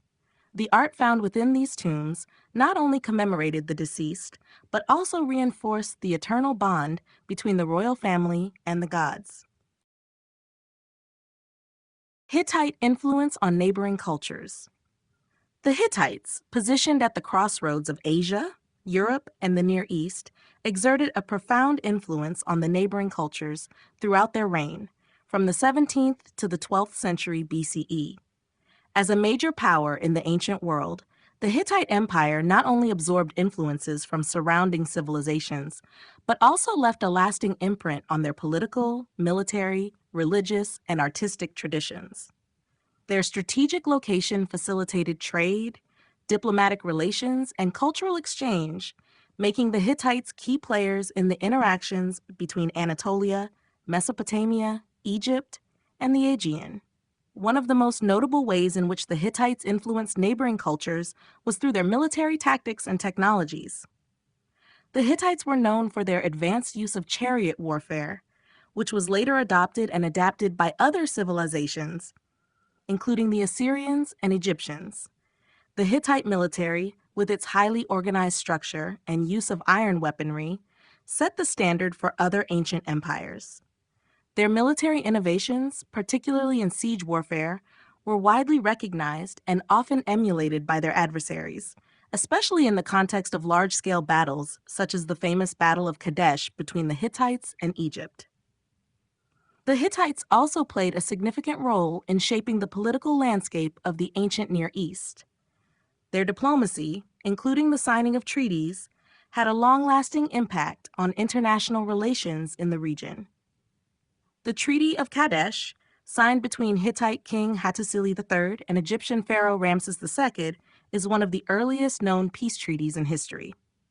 This document, which established terms for mutual defense and trade, exemplified the diplomatic practices that the Hittites pioneered and was later referenced by other civilizations as a model for international agreements. Religiously, the Hittites' syncretic approach to deities and rituals influenced their neighbors, particularly in the realm of polytheistic worship. The Hittites integrated gods and religious practices from neighboring cultures, such as Mesopotamian and Hurrian deities, while also maintaining a distinct pantheon. This blending of religious traditions had a lasting impact on the religious practices of the regions they interacted with, notably influencing the mythologies of the ancient Near East. In the realm of art, Hittite influence can be seen in the artistic traditions of neighboring cultures, particularly in their use of monumental sculpture and relief work. The Hittites' distinctive style, with its bold reliefs and depictions of divine figures, was adopted by other civilizations, such as the Neo-Assyrians, who utilized similar techniques in their own royal palaces. In conclusion, the Hittites played a significant role in shaping the cultural, political, and military landscape of the ancient Near East. Their influence, through innovations in warfare, diplomacy, religion, and art, spread across borders and left a lasting legacy on neighboring civilizations. The Hittites' ability to assimilate and adapt influences from surrounding cultures while maintaining a distinct identity allowed them to leave an indelible mark on the ancient world.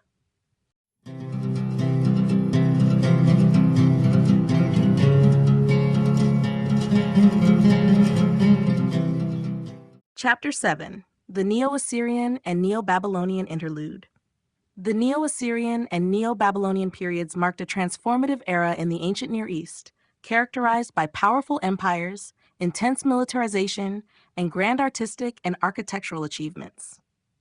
This interlude, spanning from roughly the 9th century BCE to the fall of the Neo-Babylonian Empire in 539 BCE, was a time of significant political shifts, territorial expansion, and cultural exchange. These two empires, Assyria and Babylon, dominantly shaped the region, influencing everything from governance and military tactics to religion and art.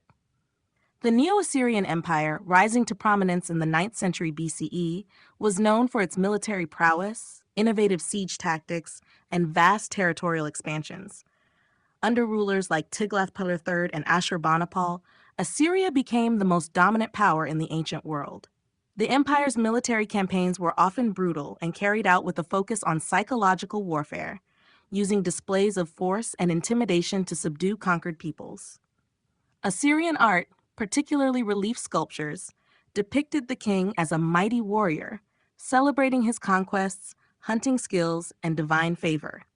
These reliefs, which adorned the walls of palaces like those at Nineveh, were not only commemorative but also propagandistic, reinforcing the king's image as a divinely appointed ruler.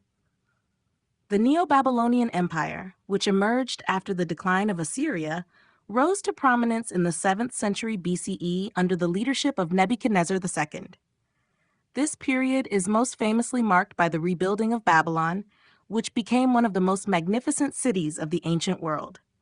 Nebuchadnezzar's architectural projects included the famous Ishtar Gate, with its brilliant blue-glazed bricks adorned with images of animals, and the Hanging Gardens of Babylon, one of the 7 wonders of the ancient world. Babylonian art from this period was characterized by its meticulous craftsmanship, rich symbolism, and emphasis on divine protection, often featuring depictions of gods such as Marduk and symbols of the empire's strength. While Assyria and Babylon were often rivals, their cultural and artistic exchanges shaped the region's development. Both empires used monumental architecture and art as tools for political propaganda, with rulers commissioning grandiose works to assert their power and divine legitimacy. In religion, both empires shared a polytheistic belief system with similar gods, but adapted these deities to their own national identities. The Neo-Babylonian period also saw the resurgence of a more centralized and bureaucratic state, focusing on religious rituals and the promotion of royal authority as essential components of state stability. The Neo-Assyrian and Neo-Babylonian periods were marked by a deep interconnection between military success, royal power, and artistic expression. As these two empires rose and fell, their cultural, religious, and artistic legacies had lasting impacts on the ancient Near East, influencing later civilizations and contributing to the rich tapestry of the region's history. Neo-Assyrian art, revival and innovation. The art of the Neo-Assyrian Empire, which flourished from the 9th to the 7th centuries BCE, represents a period of both revival and innovation. During this era, Assyrian kings sought to reaffirm and elevate their royal power through art that depicted military conquest, divine sanction, and royal authority. At the same time, the Neo-Assyrian period introduced new artistic techniques and monumental forms, which influenced not only their own culture, but also neighboring civilizations. One of the most prominent aspects of Neo-Assyrian art was its focus on military imagery. Kings such as Tiglath-Pileser III, Sargon II, and Ashurbanipal commissioned large-scale reliefs to adorn the walls of their palaces, often depicting scenes of battle, siege, and royal triumphs. These reliefs were carefully crafted to emphasize the king's strength, divine favor, and ability to maintain order through military power. One of the most iconic examples of this is the series of battle reliefs from the palace of Ashurbanipal at Nineveh, where the king is shown hunting lions, participating in war campaigns, or confronting enemies in dramatic battle scenes. These works not only served as a historical record of the king's military achievements, but also acted as a form of propaganda, reinforcing the king's image as an invincible and divinely supported leader. In addition to military scenes, Neo-Assyrian art also introduced innovative techniques in sculpture and architecture. Reliefs were carved in high detail and often used vivid depictions of animals, royal processions, and religious rituals to illustrate the grandeur of the Assyrian Empire. The art was marked by its naturalistic representation of the human body and the use of perspective to create depth, making the scenes more dynamic and lifelike. The Assyrian palace reliefs are notable for their intricate details, such as the flowing of the king's robes, the expressions of the figures, and the treatment of animals, which reflect a high degree of craftsmanship and a sophisticated understanding of form. Another significant aspect of Neo-Assyrian art was the use of architecture as a tool for royal propaganda. The construction of monumental palaces, such as those at Nimrud and Nineveh, was coupled with the use of decorative reliefs and inscriptions. These palaces were often vast, intricate complexes, designed not only for royal residence, but also to project the power of the Assyrian state. The famous walls of Ashurbanipal's palace at Nineveh, for example, were adorned with colossal wall carvings that told the stories of royal victories and divine protection, underscoring the king's role as the earthly representative of the gods.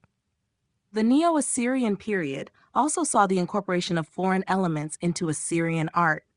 As the empire expanded, it encountered various cultures, including the Babylonians, Persians, and Egyptians.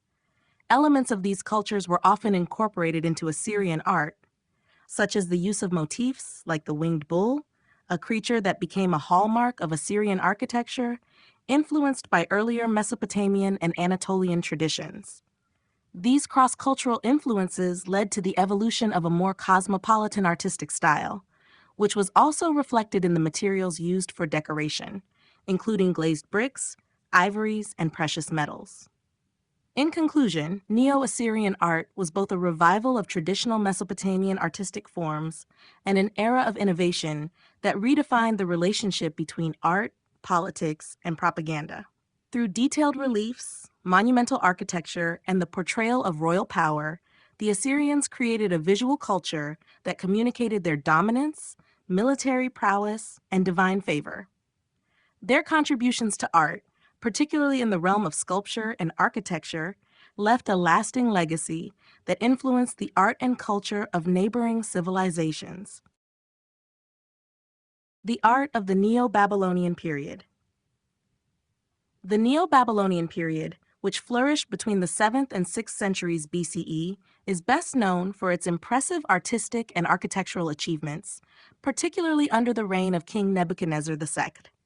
This era, marked by the revival of Babylonian power and culture, saw a remarkable expansion in both the scale and sophistication of the empire's artistic endeavors. The Neo-Babylonian Empire not only restored the grandeur of ancient Mesopotamian traditions, but also introduced new artistic styles that reflected the empire's wealth, power, and religious devotion. One of the most iconic aspects of Neo-Babylonian art is its monumental architecture. Nebuchadnezzar II's ambitious construction projects transformed the city of Babylon into one of the most spectacular urban centers of the ancient world. Among the most famous structures from this period is the Ishtar Gate, a massive entryway adorned with blue glazed bricks featuring reliefs of dragons and bulls. These animals were symbolic of the Babylonian gods, with the dragon representing Marduk, the chief god of Babylon. The Ishtar Gate not only served as a grand entrance to the city, but also as a symbol of the divine protection and royal power that the king sought to project. The intricate use of glazed brickwork and vibrant colors in the Ishtar Gate and other structures reflected the opulence of the period and the skill of Babylonian artisans. In addition to architectural marvels, Neo-Babylonian art also saw a flourishing of smaller-scale works, particularly in the realm of sculpture and relief carving. The walls of temples and palaces were decorated with detailed carvings of gods, kings, and mythological scenes. These carvings, like those found in the processional way in Babylon, depicted the king's relationship with the gods and the king's role in maintaining divine order. The art often highlighted Nebuchadnezzar's role in restoring Babylon's grandeur and ensuring the city's prosperity, as seen in the repeated motif of the king receiving divine favor. Babylonian cylinder seals, which were used for administrative and religious purposes, also saw innovation during this period. The seals were intricately carved with scenes of royal power, religious rituals, and mythical creatures. These objects were used not only as personal signatures, but also as symbols of the divine right of rulers, further reinforcing the idea of the king's sacred authority. The Neo-Babylonian period was also marked by the empire's religious devotion, which was reflected in the art. The religious iconography emphasized the relationship between the king and the gods, with numerous depictions of deities like Marduk and Nabu in artistic works. These gods were often shown as protectors of the empire, with the king depicted as their earthly representative. Religious rituals were central to the king's authority, and art was used as a means of reinforcing the divine sanction of royal power. In conclusion, the art of the Neo-Babylonian period represents a significant chapter in the history of ancient Mesopotamian civilization. Through monumental architecture, intricate reliefs, and religious iconography, the Neo-Babylonians created a visual culture that celebrated the king's divine right to rule and the empire's cultural and religious heritage. The artistic achievements of this period not only reflected the grandeur of the Neo-Babylonian Empire, but also laid the foundation for later artistic traditions in the ancient Near East. Architectural monuments of the Neo-Assyrian era. The architectural monuments of the Neo-Assyrian era, spanning the 9th to 7th centuries BCE, are among the most striking and enduring legacies of ancient Mesopotamian civilization. As one of the most powerful empires in the ancient world, the Neo-Assyrian kings used monumental architecture to project their imperial power, divine legitimacy, and military prowess. These grand structures, which included royal palaces, temples, and city gates, were designed not only as functional spaces, but also as statements of Assyrian might, wealth, and cultural sophistication. One of the most significant aspects of Neo-Assyrian architecture was the construction of royal palaces. The palaces were typically vast, multi-roomed complexes that served as both royal residences and administrative centers.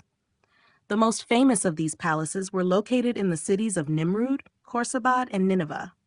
The palace of Ashur-nasir-pal II at Nimrud, for example, was a sprawling complex adorned with magnificent wall reliefs that depicted the king's military victories and hunting exploits. These reliefs served as both decorative elements and propaganda tools, reinforcing the king's image as a powerful and divinely favored ruler.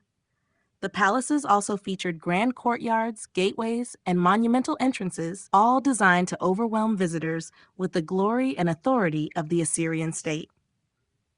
Another hallmark of Neo-Assyrian architecture was the use of massive, sculpted stone reliefs and statues to adorn the walls of these monumental structures. The walls of the royal palaces were often lined with high-relief carvings, depicting scenes of warfare, religious rituals, and royal processions. These reliefs, carved from soft stone and often painted with vivid colors, served to communicate the king's accomplishments and divine right to rule. One of the most famous examples of this type of relief is the series of scenes found in the palace of Ashurbanipal at Nineveh, which includes depictions of royal hunting scenes, battles, and the king's divine favor. In addition to palaces, the Neo-Assyrian kings also constructed impressive city gates and walls. The most notable example is the Ishtar Gate of Nineveh, built by the king Sennacherib, which featured striking blue-glazed bricks and reliefs of animals associated with the gods, such as dragons and bulls. These gates were not only functional, but also served as symbols of the empire's might and divine protection. The gates and walls of Assyrian cities were often reinforced with defensive structures, including massive towers and fortifications, designed to both protect the city from external threats and project a sense of power to all who entered. The Neo-Assyrians also made significant advancements in the construction of temples, which were integral to the religious and political life of the empire. Temples dedicated to the Assyrian gods were often located in central positions within cities and were richly decorated with carvings, sculptures, and reliefs.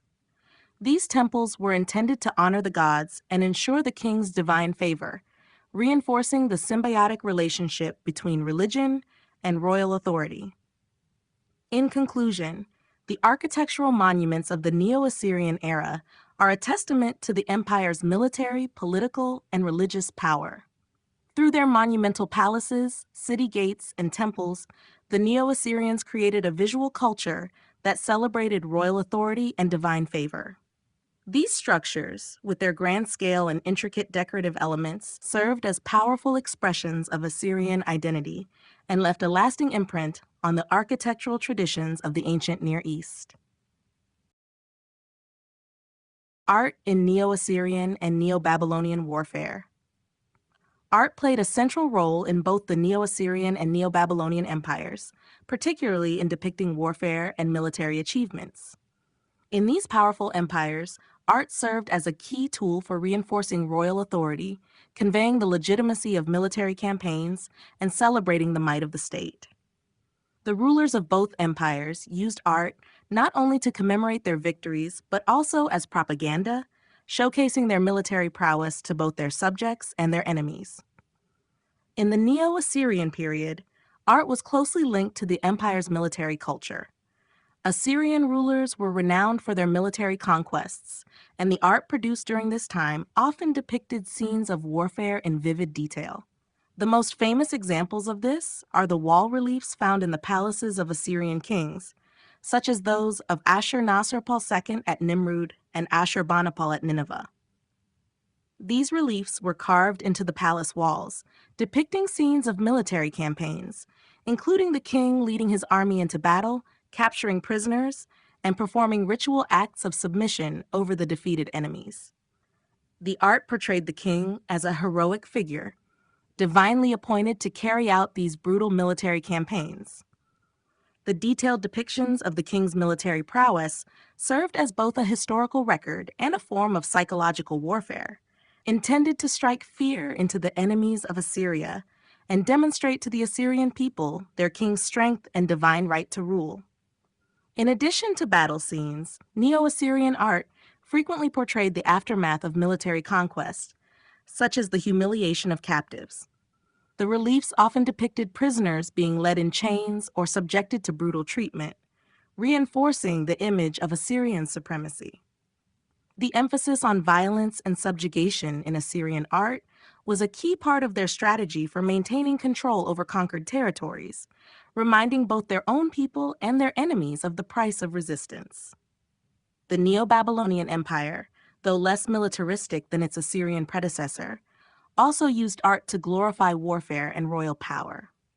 Under the rule of Nebuchadnezzar II, Babylonian art reflected the king's role as both a conqueror and a divinely favored ruler. While there are fewer depictions of battle in Babylonian art compared to the Assyrians, the artistic focus on military power was still evident in monumental structures such as the Ishtar Gate and the Processional Way. These works, adorned with images of powerful animals like lions, bulls, and dragons, symbolize the king's strength and the protection of the gods in warfare. Nebuchadnezzar's military campaigns are also commemorated in inscriptions and reliefs that emphasize his victories and the restoration of Babylon's power. Both Neo-Assyrian and Neo-Babylonian art utilized military imagery not just for propaganda purposes, but also as a reflection of the society's views on warfare and their rulers' roles as divine warriors. The artwork from these periods underscores the importance of military conquest in the political and religious life of both empires, portraying kings as invincible leaders empowered by the gods. Through vivid depictions of warfare and victory, both empires sought to establish and maintain their dominance in a turbulent ancient world, leaving behind an enduring legacy in the art and symbolism of war.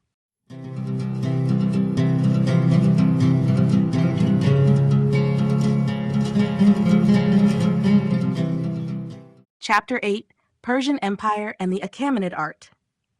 The Achaemenid Persian Empire, which lasted from the 6th to the 4th centuries BCE, was one of the largest empires in ancient history, stretching from the Indus Valley to Egypt and Thrace. This vast empire, founded by Cyrus the Great and later expanded by kings such as Darius I and Xerxes I, not only shaped the political landscape of the ancient world, but also had a profound influence on art and architecture. The artistic legacy of the Achaemenid Empire is remarkable for its synthesis of various cultural influences, reflecting the empire's policy of tolerance and its desire to unite diverse peoples under a single rule. A key characteristic of Achaemenid art is its ability to blend Persian, Mesopotamian, Egyptian, and Greek artistic traditions. This fusion of styles is most evident in the empire's monumental architecture, which includes the grand palaces and ceremonial complexes at Persepolis, the capital of the empire. Persepolis, constructed under the reign of Darius I and his successors, was not only a royal residence but also a symbol of Persian power and imperial unity. The site features grand halls, such as the Apadana Hall, adorned with massive columns and reliefs that depict the king's subjects, tribal representatives from the various regions of the empire, offering tribute to the Persian king. These reliefs convey the diversity of the empire, emphasizing the subjugation of conquered peoples while also showcasing the unity that Persian rule brought to this vast territory. The use of monumental reliefs to communicate imperial power is another hallmark of Achaemenid art. These reliefs often depicted royal figures, including the king, performing ceremonial duties, receiving tribute, and engaging in acts of divine favor. One of the most famous examples is the Apadana reliefs at Persepolis, which show the king surrounded by dignitaries from the various nations under his rule. These depictions served as a reminder of the king's authority and divine right to rule, as well as the grandeur of the Persian state. In addition to architecture and relief sculpture, the Achaemenids were also skilled in the creation of metalwork, pottery, and textiles. Persian metalworkers, for example, created intricately detailed objects, including ceremonial vessels, weapons, and jewelry, often inlaid with precious stones or designed with intricate patterns. Persian art was characterized by its emphasis on luxury and wealth, with objects such as gold and silver vessels being used not only in religious ceremonies, but also in royal banquets and celebrations. The Achaemenid rulers were deeply influenced by the religion of Zoroastrianism, and this spiritual influence can be seen in the art of the period. the use of imagery to reflect the divine order, the king's relationship to the gods, and the protection of the empire by divine forces were common themes in Persian art. The royal imagery often depicted the king as a divine figure, engaged in acts of service to the gods, further emphasizing the connection between royal authority and religious legitimacy. In conclusion, Achaemenid Persian art represents a fusion of diverse cultural influences and reflects the grandeur of one of the ancient world's greatest empires. The art of the period, with its monumental architecture, intricate reliefs, and luxurious objects, conveyed the power and unity of the Persian Empire, while also promoting the divine authority of the king. Through these artistic achievements, the Achaemenids left an enduring legacy that continues to shape our understanding of ancient Persian culture and imperialism.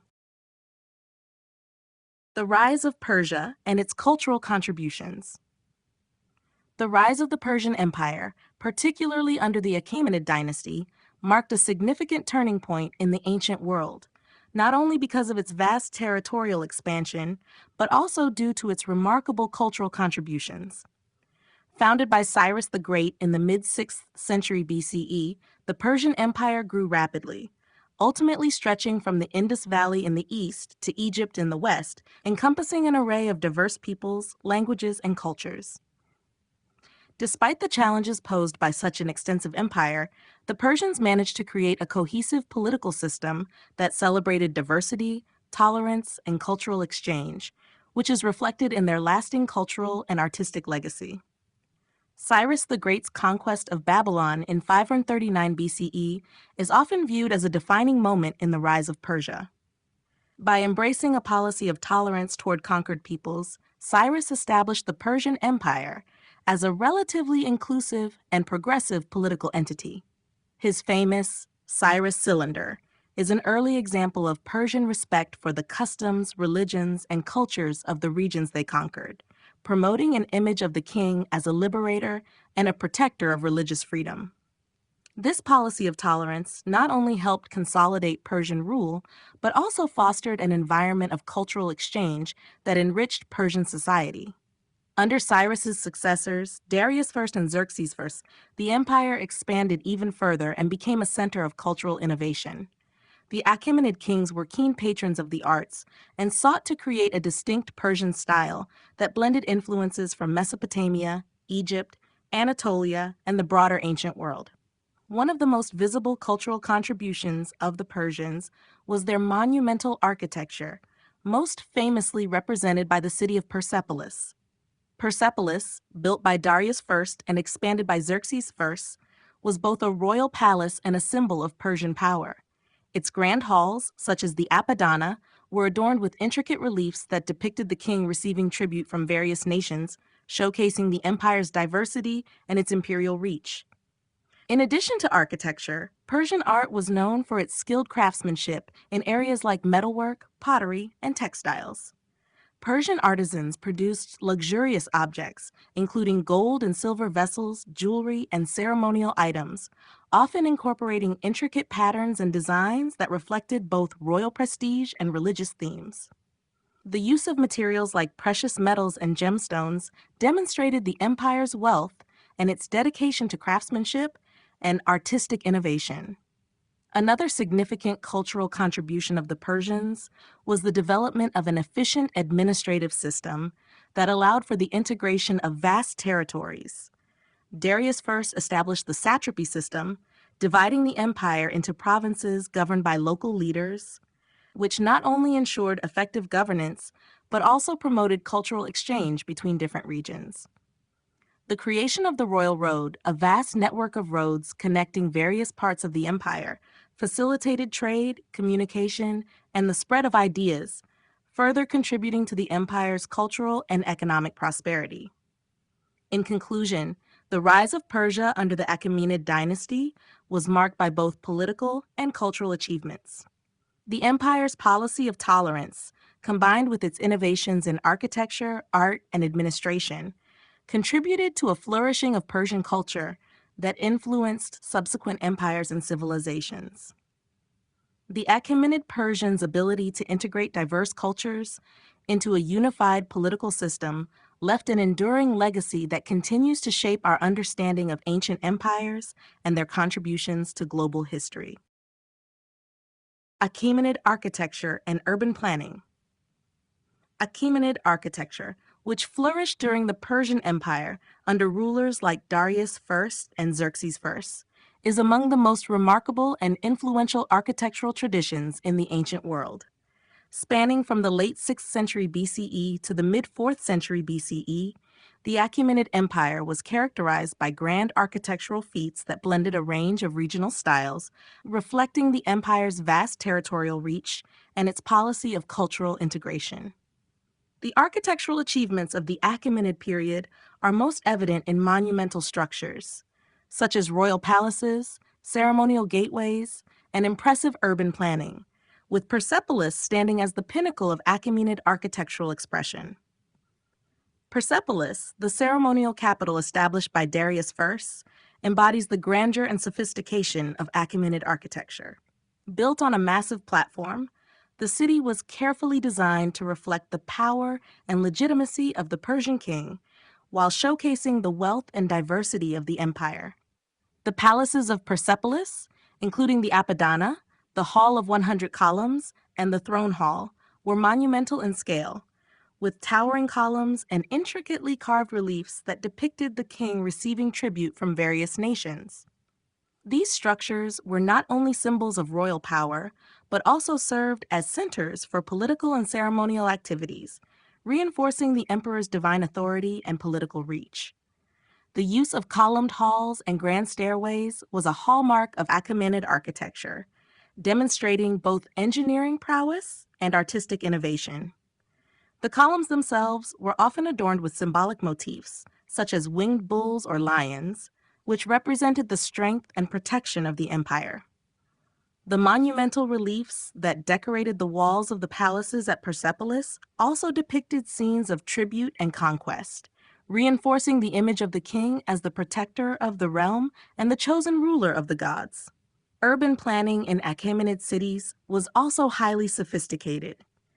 The Persians introduced innovations in the organization of urban spaces, with a focus on creating cities that balance grandeur with practical considerations.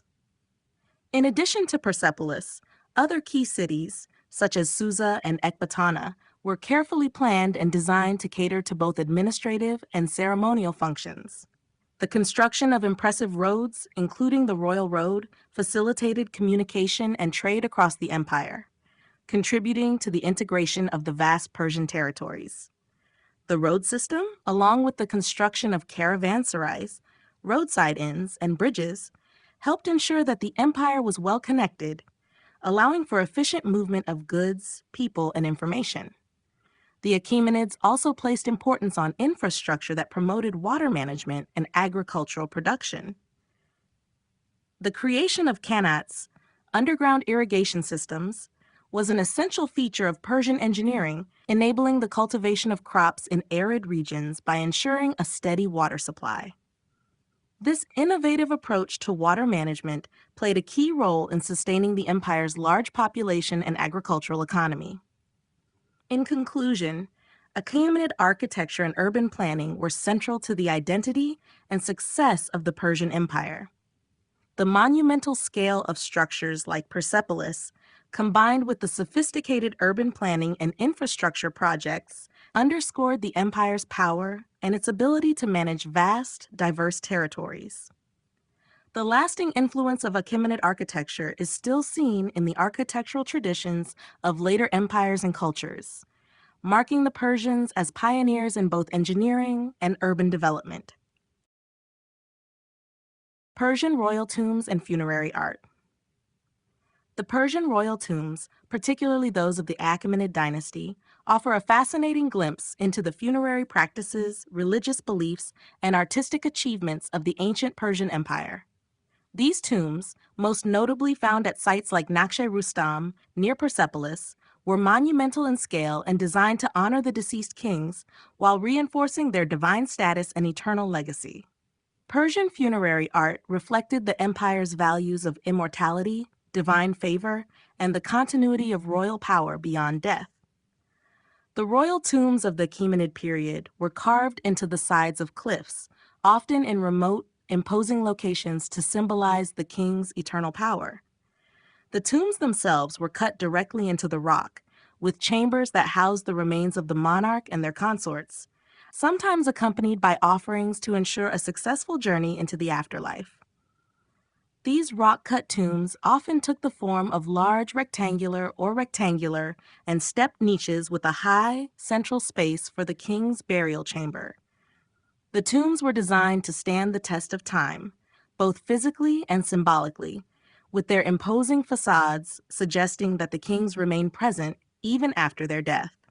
One of the most notable features of Persian royal tombs is the presence of monumental reliefs that adorned their facades. These reliefs were not merely decorative, but carried strong symbolic significance.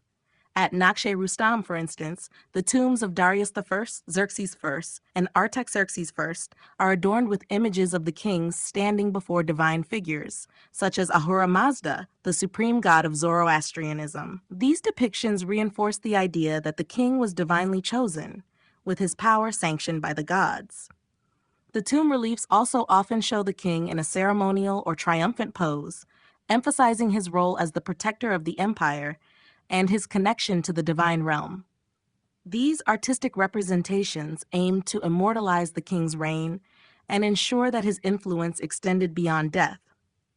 In addition to the tomb reliefs, Achaemenid funerary art also included offerings such as gold and silver vessels, jewelry, and engraved inscriptions that detailed the king's accomplishments and divine favor. These objects served both a practical and symbolic function, ensuring that the deceased king was honored appropriately and that his soul was provided for in the afterlife. The tombs often contained inscriptions in cuneiform, praising the king's achievements and reinforcing his connection to the gods. The influence of Persian royal tombs extended beyond the Achaemenid period. After the fall of the Persian Empire to Alexander the Great in 330 BCE, the tombs continued to serve as important symbols of Persian identity and royal legitimacy. Later empires, including the Seleucid and Parthian dynasties, adopted elements of Achaemenid funerary practices and architecture in their own tombs, illustrating the lasting impact of Persian art and royal burial traditions on the broader ancient world. In conclusion, Persian royal tombs and funerary art were designed not only to honor the deceased, but to assert the enduring power of the Persian monarchy. Through monumental tombs, intricate reliefs, and rich offerings, these tombs conveyed a powerful message about the eternal nature of royal authority and the divine favor that accompanied Persian rulers throughout their lives and beyond. The legacy of these royal tombs continues to inspire awe and admiration for the artistic achievements of the Achaemenid Empire. Sculptures and reliefs in Persepolis. Persepolis, the ceremonial capital of the Achaemenid Persian Empire, stands as one of the most remarkable archaeological sites of the ancient world. Among its many architectural features, the sculptures and reliefs that adorn the palaces, halls, and staircases are perhaps the most striking and significant aspects of the site. These artworks not only serve as a testament to the artistic sophistication of the Achaemenid Empire, but also reveal much about the empire's political, cultural, and religious ideologies. The sculptures and reliefs in Persepolis were designed to communicate the power and divine authority of the Persian kings, as well as to display the wealth, diversity, and grandeur of the empire. The reliefs that cover the walls of the grand palaces, such as the Apadana, Hall of 100 Columns, and the Tripylon, the Gate of All Nations, are some of the most iconic examples of Achaemenid art. These reliefs often depict scenes of the Persian king, usually Darius I or Xerxes I, receiving tribute from dignitaries of the various regions within the empire. These tributary scenes show a wide array of subjects from different parts of the empire, from the Anatolian satrapies to the distant lands of India. Each individual is dressed in their native attire, carrying gifts for the king, symbolizing the vast diversity of the empire's territories. This visual representation of the king's dominion over such a wide-ranging empire served to reinforce his role as the protector of all peoples under his rule. The reliefs also emphasize the divine favor that Persian kings enjoyed. In several depictions, the kings are shown in the presence of Ahura Mazda, the supreme god in Zoroastrianism, who is often represented as a winged figure. This divine imagery highlights the king's status as the chosen representative of the gods on earth, reinforcing the connection between royal power and divine will. Such depictions were meant to elevate the king's authority, portraying him not only as a ruler, but also as a divine agent responsible for maintaining order and justice across the empire. In addition to the scenes of tribute, Persepolis also features numerous sculptures of animals, such as winged bulls and lions, which are symbolic of strength, protection, and kingship. These sculptures are often seen guarding entrances or placed in prominent positions within the palaces, further reinforcing the idea of royal power and divine protection. The use of these powerful animal symbols reflects the Persian belief in the king's ability to safeguard the empire from both internal and external threats. The meticulous craftsmanship of the sculptures and reliefs in Persepolis reveals the exceptional skill of Persian artisans. The intricate detailing, especially in the clothing and facial features of the figures, as well as the complex arrangements of the reliefs, demonstrates a high level of artistic sophistication. The use of space, composition, and scale within the reliefs was also expertly handled to create a sense of harmony and grandeur. In conclusion, the sculptures and reliefs of Persepolis serve not only as artistic masterpieces, but also as powerful propaganda tools that communicate the strength, unity, and divine legitimacy of the Persian Empire.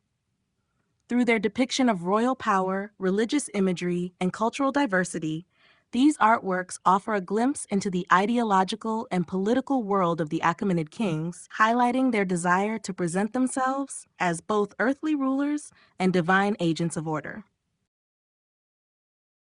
Artistic exchange and the influence of Persia. The Persian Empire, under the Achaemenid dynasty, was one of the most expansive and culturally diverse empires in history.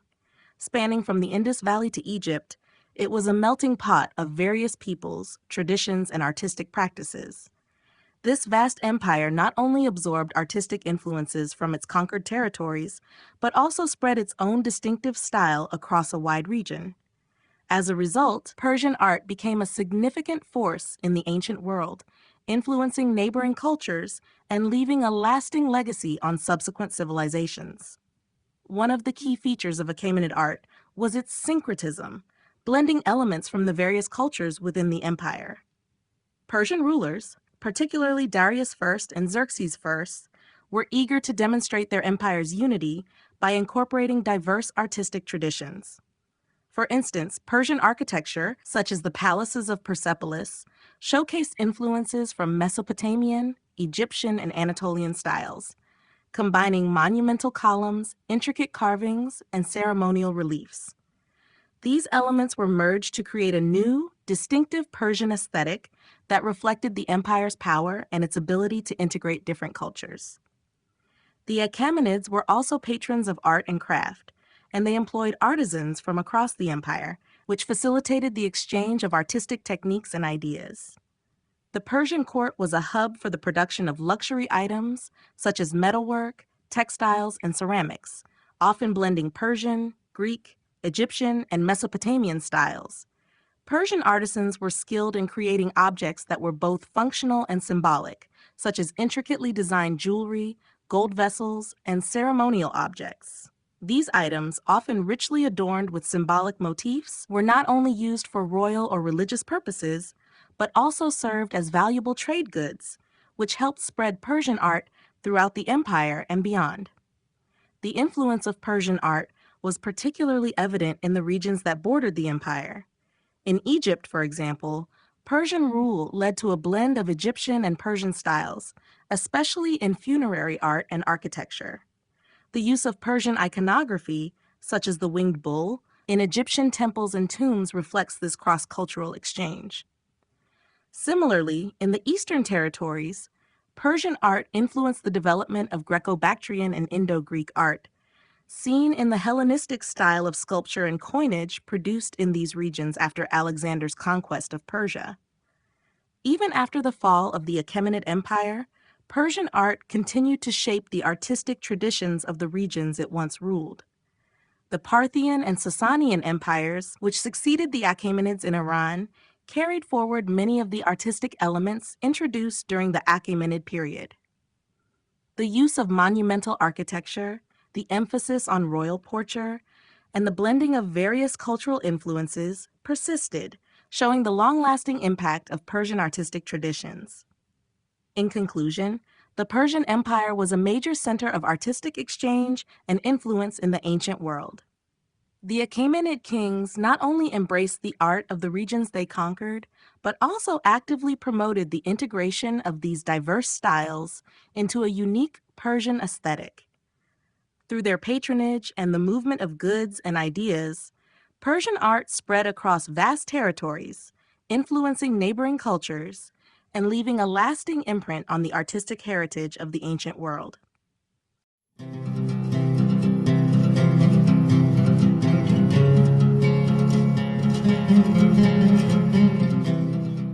Chapter 9: Art of the Hebrews and Ancient Israel. The art of the Hebrews and ancient Israel is unique in the context of ancient Near Eastern cultures, primarily due to its religious and cultural values. Unlike their neighbors, the Hebrews developed a distinctive approach to artistic expression that was deeply influenced by their monotheistic beliefs, which emphasized the worship of one invisible and transcendent God. As a result, Israelite art was marked by a reluctance to create images of deities or human figures, in accordance with the Second Commandment, which forbade the making of graven images. This absence of figural representations led to the development of art forms that focused on abstract motifs, symbolism, and functional objects designed for everyday and religious use. Much of what is known about the art of ancient Israel comes from archaeological findings such as pottery, frescoes, and small-scale objects, which offer insight into the culture's values in daily life. The earliest forms of Hebrew art can be found in the material culture of the Iron Age, with simple, utilitarian pottery and tools. However, as the Israelites established their kingdoms, particularly in Israel and Judah, their art began to incorporate more sophisticated techniques and styles, often influenced by neighboring cultures such as the Phoenicians, Egyptians, and Mesopotamians. One of the most significant examples of Hebrew art is found in the construction of religious structures, particularly the First Temple in Jerusalem, built by King Solomon.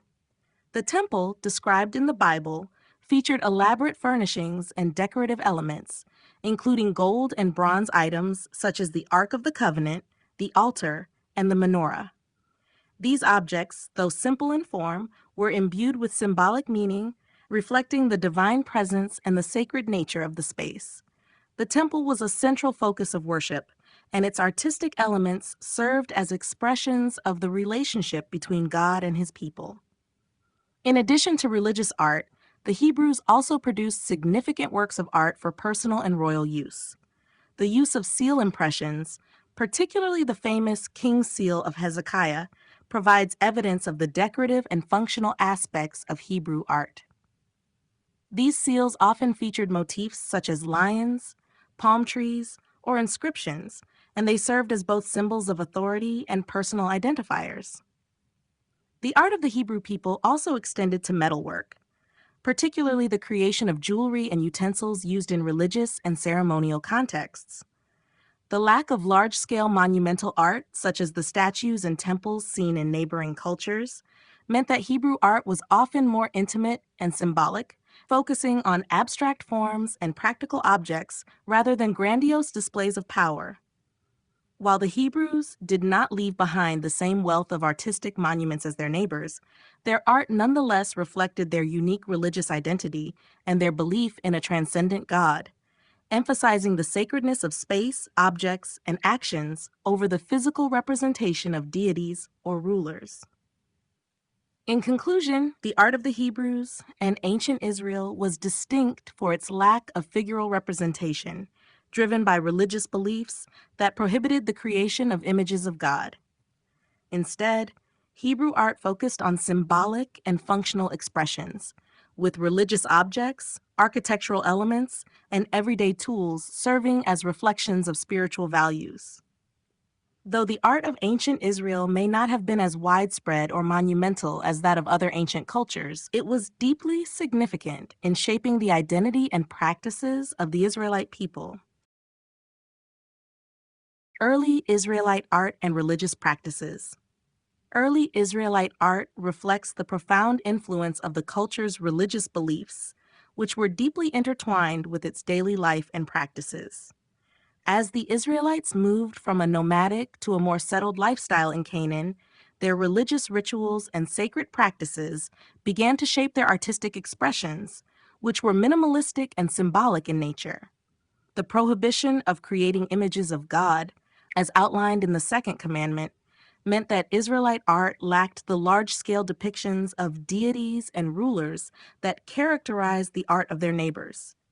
Instead, their artistic output focused on abstract symbols and functional items used for worship and everyday life. The early Israelite period, particularly during the time of the Judges and the United Monarchy under King Saul, David, and Solomon, saw a blend of artistic practices influenced by neighboring cultures, such as the Egyptians, Phoenicians, and Mesopotamians. However, the Israelites maintained their distinctive religious identity, which was rooted in the worship of Yahweh, the one true God. This monotheistic belief system greatly influenced the nature of their art, which was focused on objects that served practical purposes in worship, rather than on lavish decorative works or iconic religious imagery. One of the most important elements of early Israelite religious art was the construction of altars and sanctuaries. These spaces, where Israelites gathered for worship and sacrifice, were often adorned with simple, symbolic elements. The tabernacle, a portable sanctuary used during the Israelites' journey through the desert, was richly decorated with textiles and gold, but avoided figurative images. The Ark of the Covenant, a key religious object, was also crafted according to specific instructions in the Hebrew Scriptures, with a design that was symbolic rather than representational. In addition to sacred objects, the Israelites produced various forms of pottery, metalwork, and seals that had both practical and symbolic significance. Seals, for example, often bore inscriptions or simple motifs and were used for administrative and ceremonial purposes. The artistry in these items reflects a blend of functionality and spiritual symbolism, serving as everyday tools while reinforcing the Israelites' religious beliefs. Overall, early Israelite art, shaped by monotheistic principles, was not concerned with the grand depictions of gods or rulers found in other ancient cultures. Instead, it focused on functional objects and sacred symbols that were integral to religious life and practice. This restrained approach to art, focusing on abstract and symbolic forms, was a defining feature of Israelite culture and set it apart from its neighbors in the ancient Near East. The art of Solomon's Temple. The art associated with Solomon's Temple, also known as the First Temple in Jerusalem, stands as one of the most significant examples of Israelite religious architecture and artistic expression. Constructed under the reign of King Solomon in the 10th century BCE, the temple was intended to house the Ark of the Covenant and serve as the central place of worship for the Israelites. Its design and decoration reflected both the cultural influences of surrounding civilizations and the distinct religious beliefs of the Israelites. The temple itself was a grand structure, described in great detail in the biblical texts, particularly in the first book of Kings. It was built using materials of high quality, such as cedar wood from Lebanon, which was adorned with gold and bronze. While the temple's architecture and decor were impressive, the most notable aspect of the art associated with Solomon's temple was its symbolic and functional role in Israelite religious practices.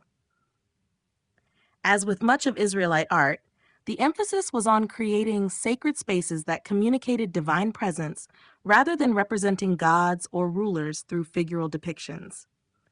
The Holy of Holies, the innermost and most sacred chamber of the temple, was a focal point of its artistic design. It housed the Ark of the Covenant, which was crafted according to specific instructions in the Torah. The ark, made of acacia wood and overlaid with gold, had two cherubim, winged angelic figures, crafted from olive wood and covered in gold. These cherubim, positioned above the ark, were meant to symbolize the divine presence of God, although they did not represent God himself. This emphasis on divine presence rather than figurative imagery was in line with the monotheistic religious principles of the Israelites. Beyond the ark, the temple's furnishings were also richly decorated and symbolically significant. The large bronze altar used for sacrifices was made from bronze and adorned with decorative patterns. The menorah, a 7-branched candelabrum, was made of gold and placed in the holy place, symbolizing the light of God's presence. The temple's pillars, named Jachin and Boaz, were also adorned with intricate designs and were significant both in their symbolic meanings and in their grandeur. These pillars represented stability and strength, serving as a visual reminder of God's support for the kingdom of Israel. The use of precious materials like gold, silver, and bronze, along with highly skilled craftsmanship, imbued the art of Solomon's temple with a sense of sacredness and divine purpose. The art created for the temple was not simply ornamental. It was a key part of the Israelites' religious identity, reinforcing the connection between the divine and the human world. In this way, the art of Solomon's temple served to elevate worship to the highest spiritual and cultural ideals, shaping the religious practices of the Israelites for generations to come. Hebrew iconoclasm and the absence of imagery. Hebrew iconoclasm, the prohibition against the creation and worship of images, is a distinctive feature of ancient Israelite religious practice and had a profound influence on the art produced by the Israelites. Unlike their neighbors in the ancient Near East, who often created elaborate statues and representations of gods, kings, and divine figures, the Hebrews adhered to strict monotheism, which forbade the representation of God or any divine being in physical form. This prohibition was enshrined in the second commandment of the Hebrew Bible, which states, "You shall not make for yourselves a graven image," emphasizing that God is beyond human representation. The absence of religious imagery in Hebrew art stems from this theological principle, which shaped the culture's artistic expression and practice. While other ancient civilizations used imagery to convey power, divinity, and the divine order, the Israelites viewed the creation of idols as a violation of their covenant with God. This belief in the invisibility and transcendence of God led to a unique approach to art, where the focus was on abstraction and symbolism rather than figural representation. Instead of depicting deities or human figures, early Israelite art concentrated on objects and symbols that conveyed spiritual meaning and served practical functions. For instance, the furnishings of the tabernacle and later Solomon's temple were rich in symbolism, but avoided creating physical representations of God. The Ark of the Covenant, a central object of worship, was adorned with golden cherubim, but these figures were understood as symbolic of the divine presence rather than as representations of gods. Similarly, the use of sacred objects like the menorah or the altar were intended to serve as reminders of God's presence and covenant with the Israelites, not as objects of veneration in themselves. This iconoclastic stance also influenced the lack of large-scale monumental art in Israelite culture. While neighboring cultures, such as the Egyptians and Mesopotamians, constructed grand statues and monuments to their rulers and gods, the Israelites refrained from such practices. Instead, their art remained more personal and symbolic, often reflected in smaller objects like seals, pottery, and religious utensils. These artifacts, though not as grand or numerous as those of other cultures, were powerful expressions of the Israelites' identity and faith. In conclusion, Hebrew iconoclasm and the absence of imagery in religious art were defining characteristics of ancient Israelite culture. The prohibition against creating images of God shaped the art of the Hebrews, fostering a distinctive form of artistic expression that focused on abstraction, symbolism, and functional religious objects rather than the depiction of divine or royal figures. This theological stance set the Israelites apart from their neighbors and played a crucial role in defining the nature of their art and worship. The role of art in Jewish rituals. Art played a significant and symbolic role in ancient Jewish rituals, serving not only as a means of religious expression, but also as an essential component of the worship and community life of the Israelites. While the prohibition against the creation of images of God shaped the art produced by the Hebrews, their religious practices still required a variety of objects, structures, and decorations to facilitate worship and reflect the divine presence. Art, in this context, was functional and symbolic, connecting the Israelites to their God through the use of sacred objects, architectural designs, and ritualistic items that were imbued with deep spiritual meaning. One of the central aspects of Jewish ritual art was the construction of sacred spaces. The tabernacle, a portable sanctuary used during the Israelites' wanderings in the desert, was the first significant site of worship. According to the biblical account, the tabernacle was adorned with richly designed curtains, coverings, and other materials, including gold, blue, purple, and scarlet threads. These elements, although non-figurative, served to create a space where God's presence was believed to dwell. The tabernacle's design, as detailed in the Torah, included the Holy of Holies, the inner sanctum where the Ark of the Covenant was kept, representing the most sacred space and the divine connection between God and his people. The Ark itself was another important ritual object, symbolizing the covenant between God and the Israelites. Although it was not a representation of God, the Ark's construction and design were laden with symbolic meaning. The cherubim, angelic figures placed atop the Ark, represented the presence of God, with their wings extending towards each other as a reminder of divine protection and guidance. This focus on symbolic representations rather than direct imagery emphasized the Israelites' understanding of God's transcendence and the idea that divine power could not be confined to a physical form. Jewish ritual art also included items used in everyday religious practices, such as menorahs, incense altars, and ceremonial vessels used in sacrifices and offerings. The menorah, a 7-branch candelabrum, became one of the most enduring symbols of Judaism, representing the light of God's presence. Ritual objects were crafted with specific care, often from precious materials like gold, to ensure their sanctity and to reflect the importance of their role in worship. In addition to these sacred objects, Jewish art in ritual contexts extended to symbolic representations of key religious events.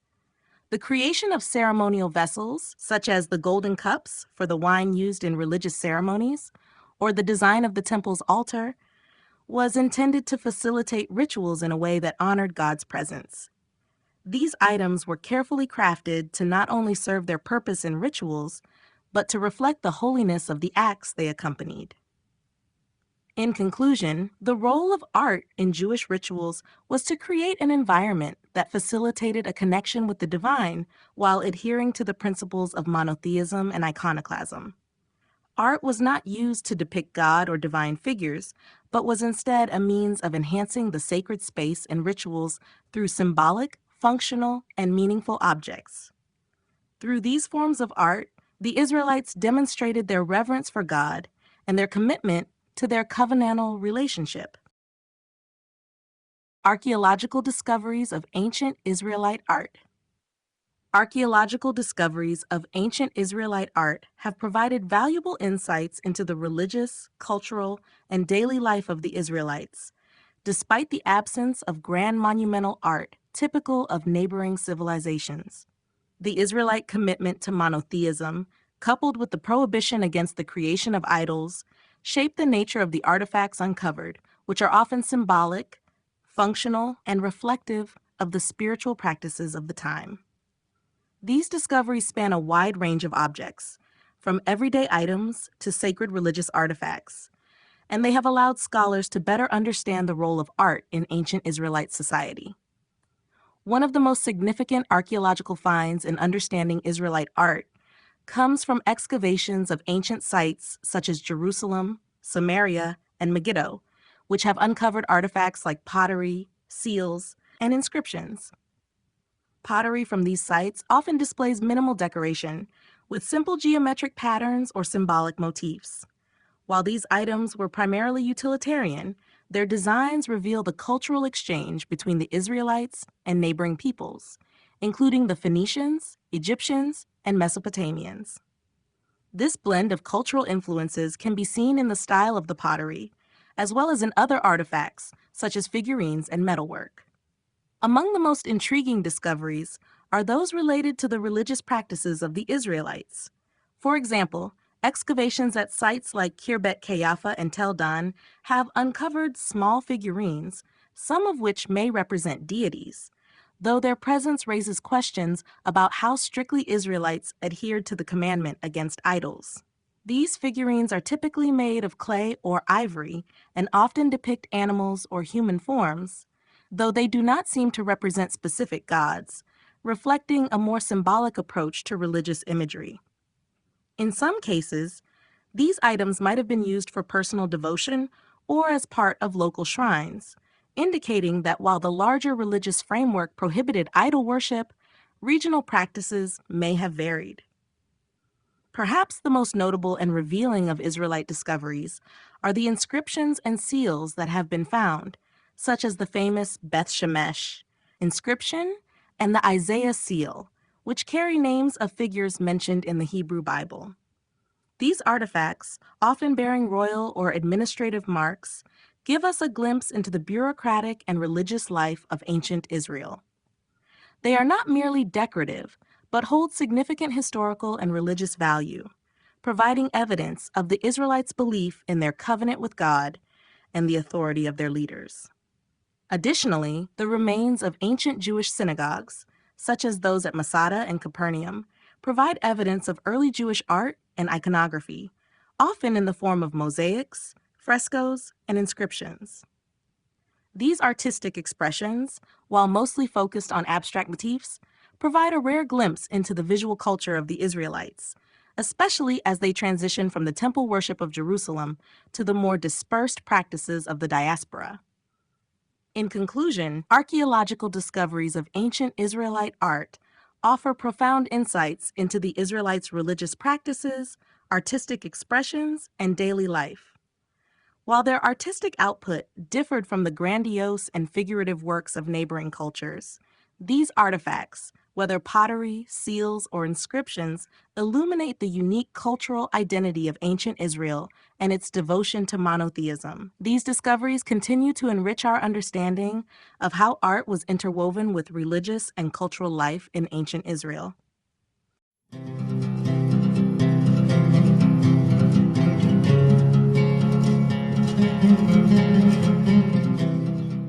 Chapter 10: The Art of the Elamites. The Elamites, an ancient civilization that flourished in the region of present-day southwestern Iran, are often overshadowed by their more well-known neighbors, such as the Sumerians, Akkadians, and Persians. However, their art provides valuable insight into a unique and rich culture that played a crucial role in the history of the ancient Near East. The Elamite Kingdom, with its capital at Susa, existed for over 2 millennia, from around 2700 BCE until its conquest by the Persians in the 6th century BCE, and its art reflects a blend of local traditions and external influences, particularly from Mesopotamia and the Indus Valley. Elamite art is known for its distinctiveness, particularly in its use of materials, shapes, and symbolic motifs. The artistic output of the Elamites included a variety of mediums such as pottery, sculpture, metalwork, and seals. Pottery from Elam often featured intricate designs and was typically made using a red or brown clay. The vessels were sometimes decorated with geometric patterns, but what set Elamite pottery apart was its stylized, almost abstract representations of animals and human figures, which were often used for ritual purposes. One of the most significant aspects of Elamite art was its sculpture, which played a central role in religious and political life. The Elamites were skilled in creating both monumental and small-scale sculptures, often made from stone, clay, or bronze. One of the best-known examples of Elamite sculpture is the Elamite King, a statue from the early 1st millennium BCE, which depicts a ruler in a traditional posture of power, with stylized features and intricate details that convey the king's authority and divine status. These statues were likely used to commemorate rulers and deities, linking political power with religious significance. In addition to royal sculpture, Elamite art was also heavily influenced by the region's religious beliefs. Elamites were polytheistic, and their art often depicted their gods and goddesses, with particular emphasis on figures like Inshushinak, the god of Susa, and the goddess Nanaya.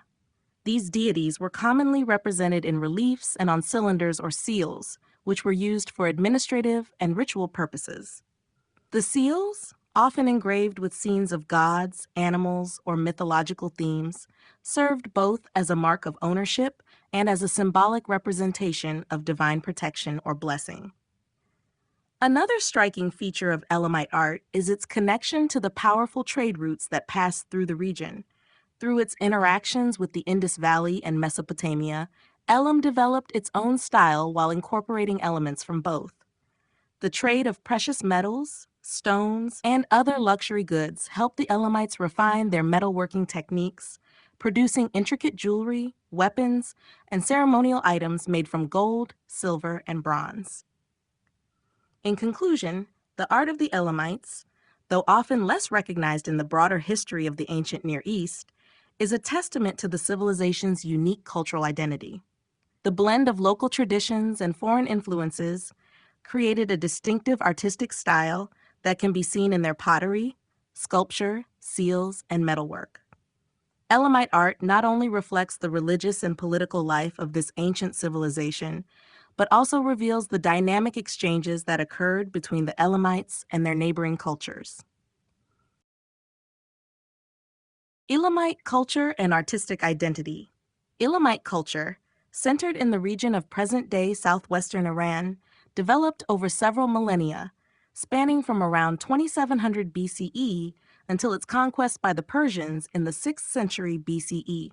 Despite being overshadowed by more prominent civilizations of the ancient Near East, the Elamites carved out a unique cultural and artistic identity that left a lasting impact on the region. Their art reflects not only the political and religious significance of the Elamite civilization, but also the rich cultural interactions that occurred through trade and conquest with neighboring societies, including Mesopotamia, the Indus Valley, and later the Persians. The Elamites were a polytheistic people, and their religion had a profound influence on their art. Much of their artistic output was connected to their religious beliefs, with depictions of gods and goddesses being a dominant theme. Deities such as Inshushinak, the god of Susa, and the goddess Nanaya were commonly represented in sculptures and seals, often with stylized features that reflected the divine power attributed to these figures.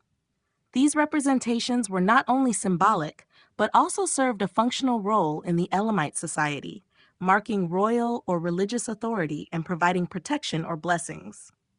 The artistic identity of the Elamites was also closely tied to the region's political structure. The Elamite kingdom was often ruled by powerful kings who sought to project their authority and divine favor through monumental art. Sculptures of kings were common, often depicting them in an idealized form with exaggerated features that conveyed both power and divine connection. These royal sculptures were often placed in prominent public spaces or temples, emphasizing the king's role as a mediator between the gods and the people. The use of monumental stone reliefs also played a significant part in communicating royal achievements and divine approval, marking the Elamites' interest in political propaganda. Another key aspect of Elamite culture and artistic identity was the use of seals. These small, portable objects were intricately carved with scenes depicting religious themes, royal figures, and mythological creatures. Elamite seals were often used to mark ownership and authenticate documents, but their symbolic value also extended to the spiritual realm, where they were believed to hold protective powers. The imagery on these seals reveals a distinct artistic style that is different from the more familiar traditions of Mesopotamia, showcasing the Elamites' ability to create a unique visual language that represented their culture and beliefs. Elamite metalwork is another important part of their artistic identity. The Elamites excelled in the crafting of jewelry, weapons, and ceremonial items from precious metals such as gold, silver, and bronze. These objects often featured intricate designs, combining abstract patterns with motifs inspired by their environment, such as animals and divine figures. The trade in these luxury items not only showcased the Elamites' artistic skill, but also their position within the broader trade networks of the ancient world, connecting them to neighboring regions and cultures. In conclusion, the artistic identity of the Elamites was shaped by their religious beliefs, political ambitions, and cultural interactions with neighboring civilizations.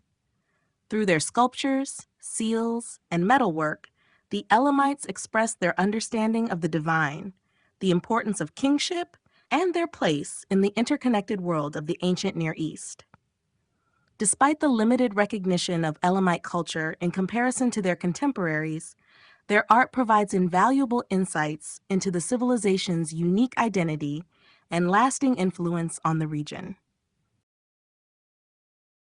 Temples and sacred architecture of Elam.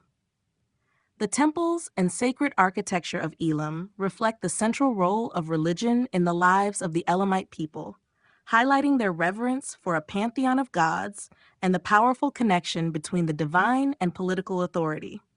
Unlike the monumental ziggurats of Mesopotamia, Elamite temples were distinct in their design and often had more localized, yet impressive features. The most important religious centers in Elam were situated in key cities like Susa, the capital of the Elamite kingdom, where monumental structures and sacred spaces were built to honor the gods and serve the political elite.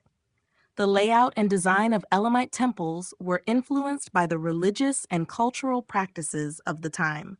Temples were often constructed on elevated platforms or artificial mounds, symbolizing the connection between the earthly and the divine. These structures were typically rectangular or square, with large courtyards that allowed for the gathering of worshippers. The interior spaces of the temples were reserved for priests and the performance of rituals, with altars placed at the center for offerings to the gods. The use of large, imposing stone structures, as well as the decoration of temple walls with reliefs of deities and royal figures, reinforced the spiritual significance of these spaces. These images were intended to mediate between the people and the divine, symbolizing the protection and favor of the gods upon the kingdom. One of the most significant examples of Elamite temple architecture is the ziggurat at Chogha-Zanbil, an imposing, massive structure built during the 13th century BCE.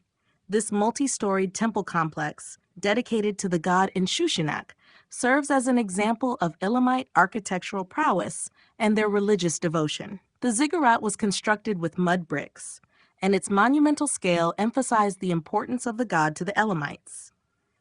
The platform was designed to be seen from a great distance, making it both a symbol of divine presence and a physical manifestation of royal power. Its height and grandeur were intended to draw the gaze of worshippers and passing travelers alike, reinforcing the sacred nature of the Elamite kingship. The temples of Elam were not only places for religious rituals, but also sites where political authority was reinforced. Rulers commissioned the construction of temples as a way to display their devotion to the gods and assert their legitimacy as divinely chosen leaders. It was common for kings to make offerings, inscribe their names on the walls, or erect statues to commemorate their deeds and their favor with the gods.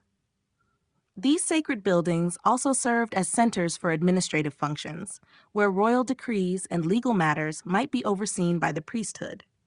In addition to the grand temples, smaller shrines and altars dedicated to specific deities or royal figures were also prevalent throughout Elamite cities. These spaces, often in more secluded locations, allowed for private devotion and the performance of personal rituals. Together, These sacred structures provided the foundation for the religious and political life of the Elamites, reinforcing their belief in the importance of the divine in the everyday affairs of the state. In conclusion, the temples and sacred architecture of Elam were deeply intertwined with the religious, political, and cultural fabric of the civilization. These monumental and sacred spaces not only served as places of worship, but also as symbols of divine authority, royal legitimacy, and the close connection between the gods and the rulers of Elam. Through their architecture, the Elamites expressed their reverence for their gods and established the sacred space as a focal point of both public and private devotion.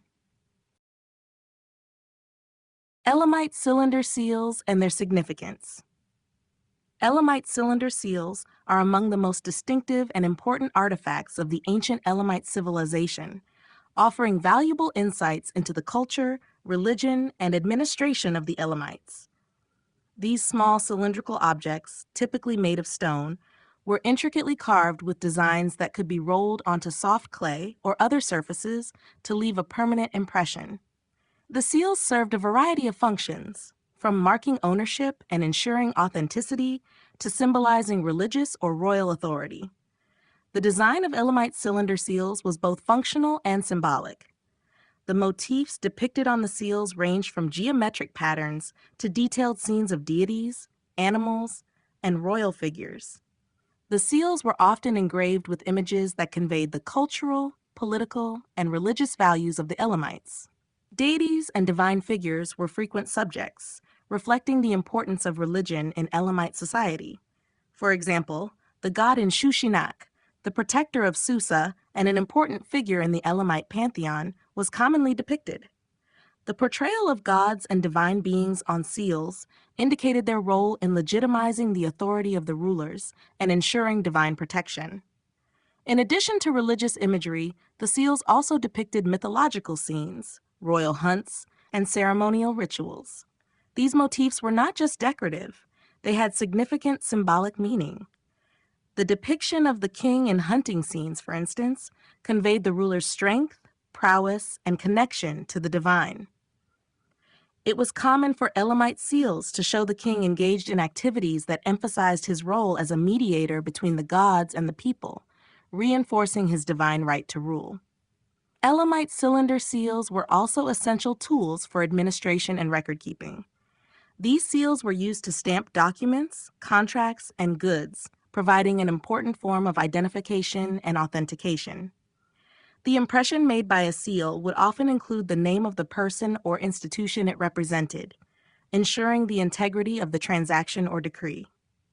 As such, these seals played a key role in maintaining the bureaucratic systems that were essential to the functioning of Elamite society. They were also used to mark personal belongings, demonstrating the Elamites' belief in the importance of ownership and the divine protection associated with one's possessions. The materials used for the seals also reflected the status and wealth of their owners. Commonly made from stones such as carnelian, agate, or lapis lazuli, these materials were prized for their durability and beauty. The craftsmanship involved in creating these seals was highly refined, with intricate carving techniques that required great skill. The seals were often used by the elite, including rulers, priests, and merchants, indicating their status and importance in Elamite society. In conclusion, Elamite cylinder seals are valuable artifacts that provide insight into the political, religious, and administrative practices of the Elamite civilization. Through their intricate designs and symbolic imagery, these seals reveal the Elamites' connection to the divine, the role of the king in their society, and the complex bureaucracy that supported their kingdom. The seal's ability to authenticate documents and mark ownership further underscores their significance as both functional objects and symbolic representations of power and status in Elamite culture. Elamite art in the context of Persian influence. Elamite art, which developed over centuries in the region of modern-day southwestern Iran, was significantly impacted by the rise of the Persian Empire in the 6th century BCE. Although the Elamite civilization had its distinct artistic style, its art evolved through interactions with neighboring cultures, especially the Persians, leading to a fusion of local traditions with Persian artistic influences. The conquest of Elam by the Persians under Cyrus the Great marked the end of Elamite sovereignty, but the region continued to maintain a crucial role within the Persian Empire.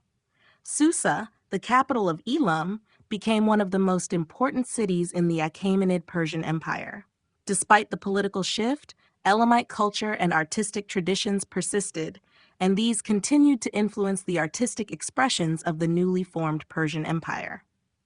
Persian rulers, including Darius I, utilized Elamite artistic elements to help solidify their authority and to promote Persian identity while simultaneously acknowledging the traditions of conquered territories.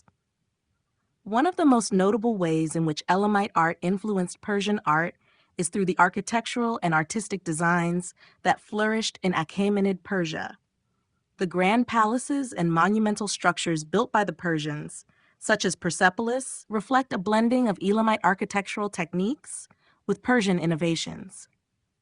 The use of massive stone reliefs, particularly those in Persepolis, shows the continuation of Elamite traditions of monumental stone carving. For instance, some of the decorative motifs, such as winged figures and elaborate royal processions, are similar to those seen in earlier Elamite artwork. Persian rulers also employed Elamite iconography, incorporating imagery of gods and divine figures from the Elamite pantheon into their art, symbolizing continuity and legitimizing their rule.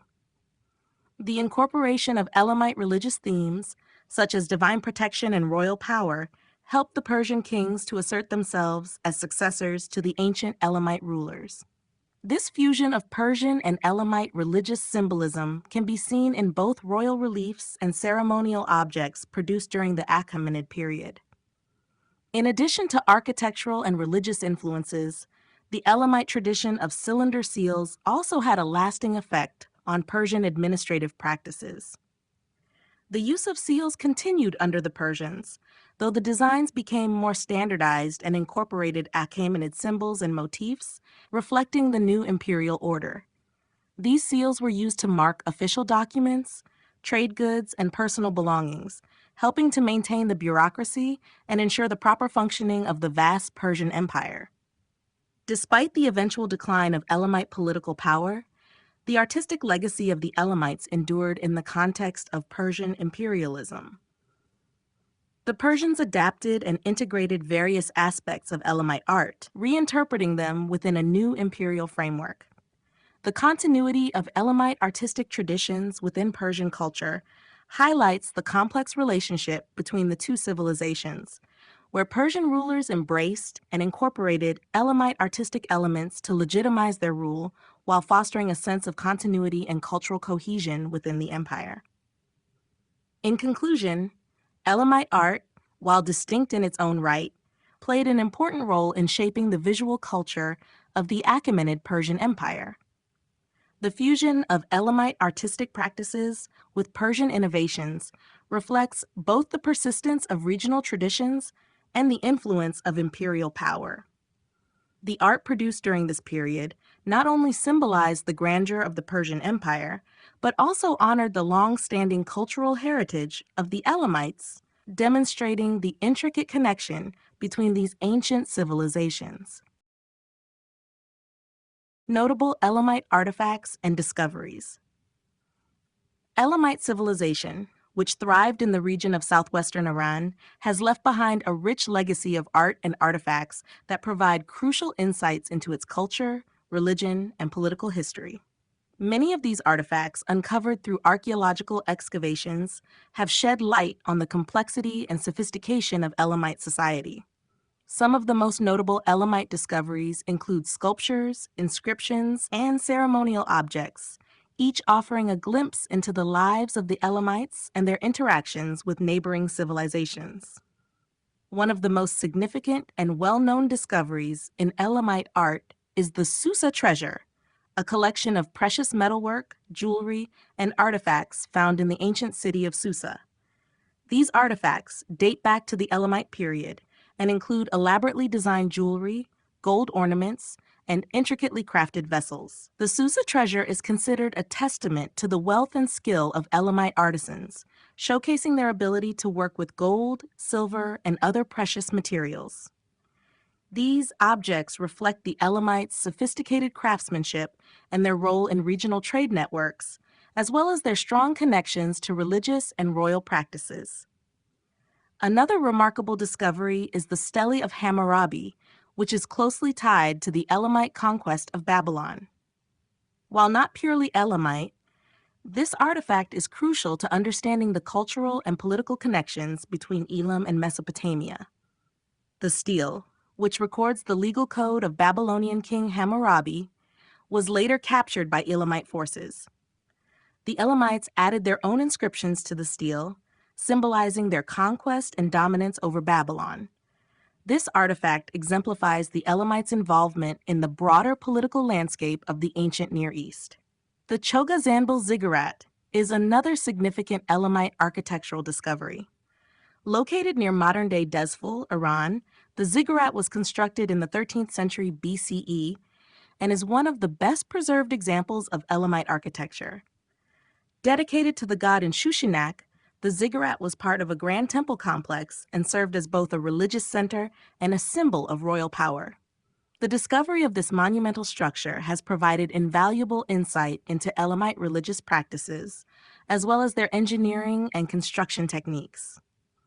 Reliefs found at Chogha-Zanbil also depict royal figures and deities, offering a glimpse into the iconography that was central to Elamite art. The Elamite cylinder seals are another notable category of artifacts that have provided a wealth of information about Elamite society. These seals, made from materials such as carnelian and lapis lazuli, feature intricate carvings of gods, animals, and royal figures. They were used for administrative purposes, marking ownership and sealing documents. The imagery on these seals reflects Elamite religious beliefs, royal authority, and cultural connections to other ancient Near Eastern civilizations, especially Mesopotamia.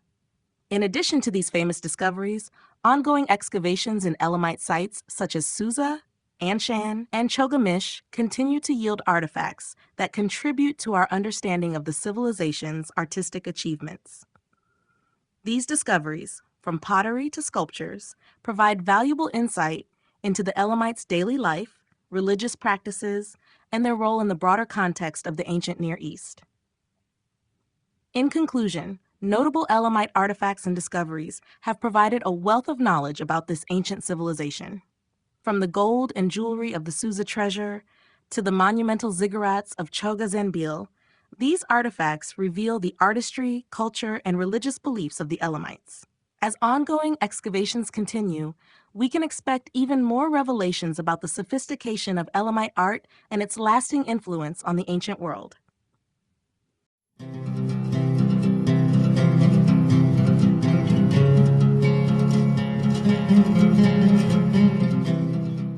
Chapter 11: The Urartians and Art in the Iron Age.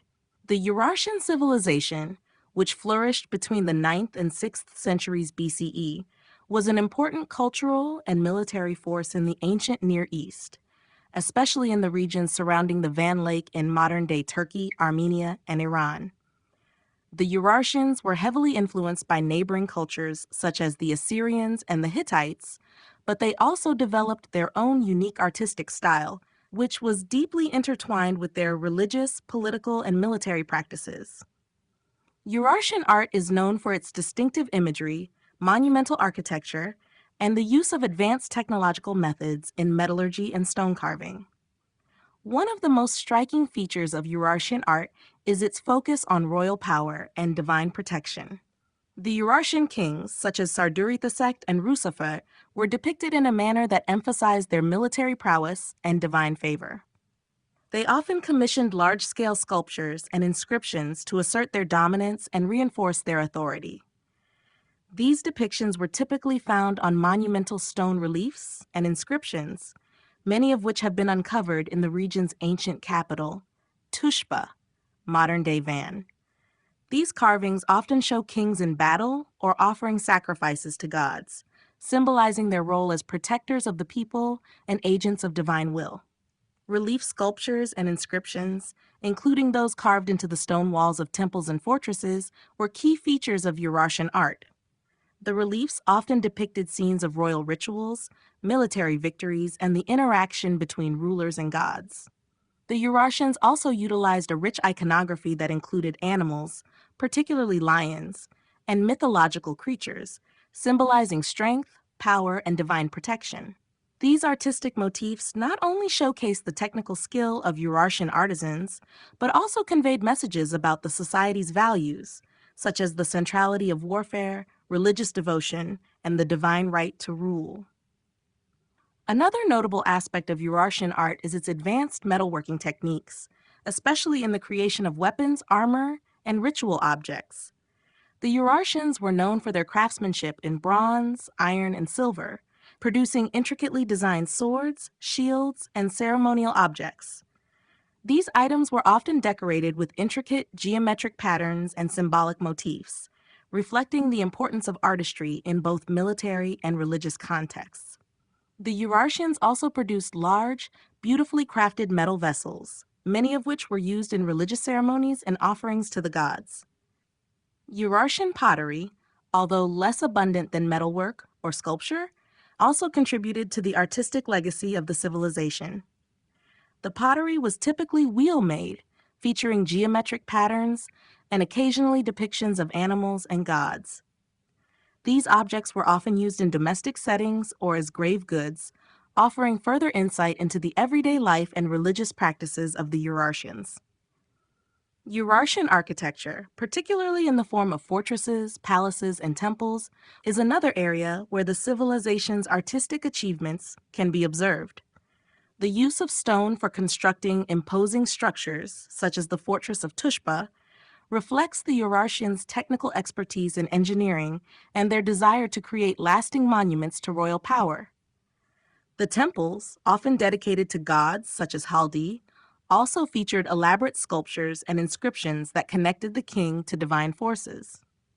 In conclusion, Urartian art in the Iron Age reflects the civilization's military strength, royal power, and religious devotion. Through monumental reliefs, sophisticated metalwork, and impressive architecture, the Urartians created a rich artistic legacy that continues to be a vital part of the ancient Near Eastern cultural landscape. Their artistic expressions not only served as powerful tools for propaganda and religious rituals, but also stand as a testament to the technical skill and cultural sophistication of the Urartian people. The rise of the Urartian kingdom.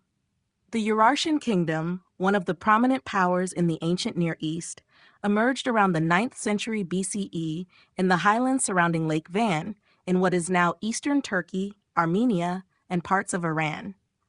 The kingdom's origins are somewhat shrouded in mystery, but it is believed to have developed out of the remnants of earlier civilizations, such as the kingdom of Urartu. The rise of Urartu can be attributed to a combination of military conquests, political savvy, and strategic geographic advantages. Located in the mountainous regions of eastern Anatolia, the Urartians were able to develop a strong, centralized kingdom due to the natural fortifications offered by the terrain. The area was rich in resources, such as metals and timber, which allowed the Urartian rulers to build powerful fortresses and maintain a robust military. These fortresses became central to the kingdom's defense system and were symbolic of Urartian strength. Tushpa, located on the shores of Lake Van, became the capital city and a key center of political, military, and religious life. The site, with its impressive citadel and well-planned urban layout, reflected the kingdom's sophisticated architectural and organizational capabilities. Under the leadership of kings such as Sarduri I and Sarduri II, the Urartian kingdom expanded through military campaigns and the strategic establishment of alliances with neighboring states. Sarduri I, in particular, played a crucial role in consolidating power by expanding the kingdom's borders and securing key regions. His military successes are commemorated in inscriptions and reliefs, which highlight his victories and divine favor. Sarduri II, who ruled during the 8th century BCE, further strengthened the kingdom's military might and built on his predecessor's foundations by fortifying the kingdom's defenses and expanding its territories. The rise of the Urartian kingdom also coincided with the decline of other regional powers, such as the Kingdom of Assyria. The Urartians took advantage of Assyria's internal conflicts and began to assert their dominance, initially securing independence and eventually expanding their influence into areas that had once been under Assyrian control. This shift in power dynamics marked the height of Urartian influence in the ancient Near East. Culturally, the Urartians developed their own distinctive identity, blending influences from the Assyrians, Hittites, and other neighboring civilizations, yet remaining unique in their artistic and architectural expressions. The Urartian kings positioned themselves as protectors of the land, invoking the favor of gods such as Haldi and Bagbartu. This religious aspect played a significant role in their consolidation of power and in establishing their legitimacy as rulers. Their monumental art and inscriptions, which often depicted the king's divine right to rule, became key tools in solidifying royal authority and power. In conclusion, the rise of the Urartian kingdom can be attributed to its strategic geographic location, military prowess, and the leadership of strong kings who expanded the kingdom's borders while consolidating power. Through a combination of political maneuvering, military success, and religious symbolism, the Urartians created a powerful kingdom that lasted for several centuries and left a lasting legacy in the history of the ancient Near East. Urartian art, symbolism and function. Urartian art, which flourished between the 9th and 6th centuries BCE, is a distinctive aspect of the civilization, reflecting both the political power and religious beliefs that defined the Urartian kingdom. Art in this context served a multifunctional role, encompassing religious devotion, royal propaganda, and the expression of military dominance.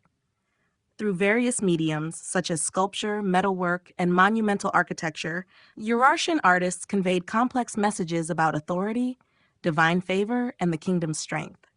A key feature of Urartian art is the heavy use of symbolism. The Urartian kings, such as Sarduri II and Rusafas, used art to emphasize their divine right to rule and their military prowess. This is particularly evident in the numerous relief sculptures and inscriptions found in the temples, palaces, and fortresses of the kingdom. These artworks often depicted the king as a divine or semi-divine figure, receiving blessings from gods or engaging in military conquests. The gods themselves were depicted in a stylized manner, often with animal-like features, reflecting the association between divine power and natural forces. Animals, particularly lions, and mythical creatures were common motifs in Urartian art, symbolizing strength, bravery, and the king's role as the protector of the land. The Urartians also made extensive use of relief sculpture to communicate their political and religious messages. The walls of temples and palaces were adorned with scenes that not only celebrated the accomplishments of the kings, but also depicted rituals involving sacrifices to gods, particularly the chief deity Haldi. These reliefs often featured the king in a posture of devotion, offering libations or making sacrifices, reinforcing the idea that the king's authority was divinely sanctioned. By embedding these images within sacred spaces, the Urartian rulers linked their reign to the divine, strengthening their legitimacy and their control over the kingdom. Metalwork, especially in the form of weapons, armor, and ritual objects, also played a significant role in Urartian art. Skilled artisans crafted intricate swords, shields, and ceremonial items from materials such as bronze, iron, and silver. These objects often featured geometric designs, symbolic motifs, and depictions of divine figures or royal symbols. The Urartian focus on militaristic power is apparent in the decorated weaponry, which not only served practical purposes, but also acted as symbols of the king's strength and ability to protect his kingdom from external threats. Urartian architecture, particularly in the form of monumental structures like fortresses and temples, also served as a medium for artistic expression. The construction of massive stone fortresses, such as the one at Tushpa, not only represented military might, but also acted as physical manifestations of the Urartian king's power. Within these fortresses, the architectural design and ornamentation, including inscriptions and reliefs, reinforced the king's divine right to rule and showcased the strength of the Urartian state. In conclusion, Urartian art was deeply entwined with the political and religious life of the kingdom. It served to reinforce royal power, divine legitimacy, and military prowess through symbolic representations of kingship, divine protection, and victory. Whether through relief sculptures in temples, the intricate metalwork of weaponry, or the imposing architecture of fortresses, Urartian art functioned as both a tool for propaganda and a means of expressing the values and ideals of the civilization. Its lasting legacy offers valuable insights into the culture, religion, and political structure of the Urartians. Iron Age monuments and fortresses. During the Iron Age, the construction of monumental structures, particularly fortresses, played a significant role in the art and architecture of ancient civilizations, especially in regions like the Near East and Anatolia. For kingdoms such as the Urartians, the Hittites, and the Neo-Assyrians, fortresses were not merely defensive structures, but also symbols of royal power, military strength, and religious devotion.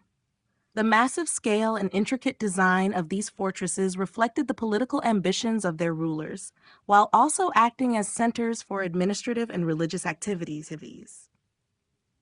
The Urartians, in particular, are renowned for their impressive fortress construction, with the citadel of Tushpa, modern-day Van, serving as a prime example of Iron Age monumental architecture. This fortress was strategically located on the shores of Lake Van, offering both natural and man-made defenses. The walls of Tushpa were adorned with reliefs and inscriptions commemorating military victories and divine favor, reinforcing the idea that the kings of Urartu were divinely sanctioned rulers.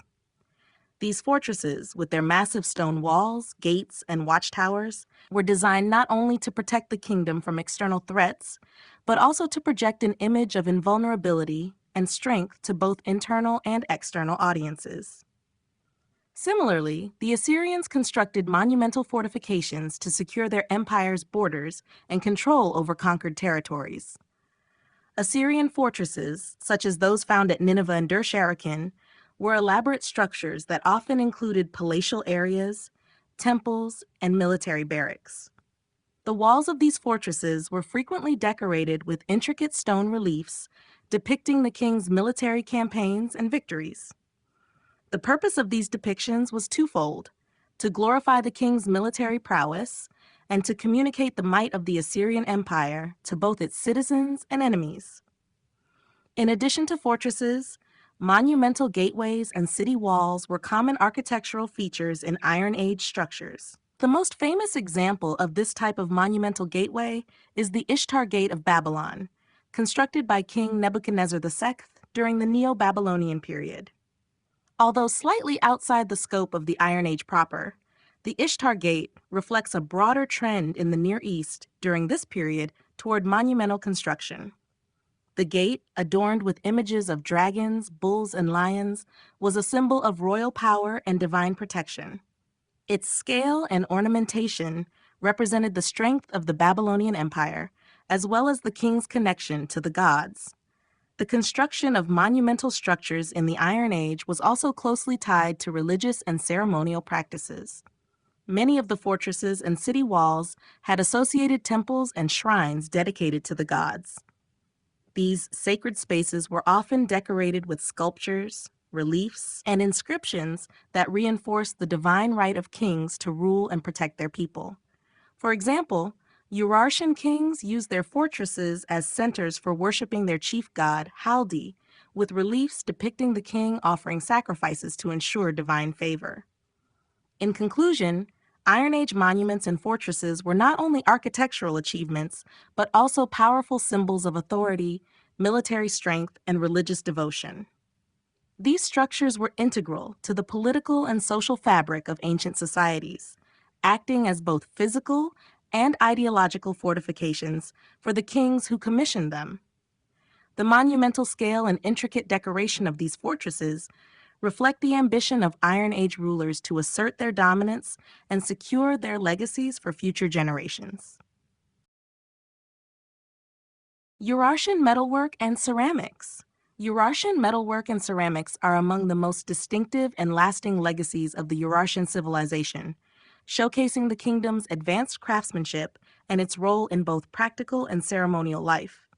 These art forms were essential not only for everyday activities, but also for royal propaganda and religious practices.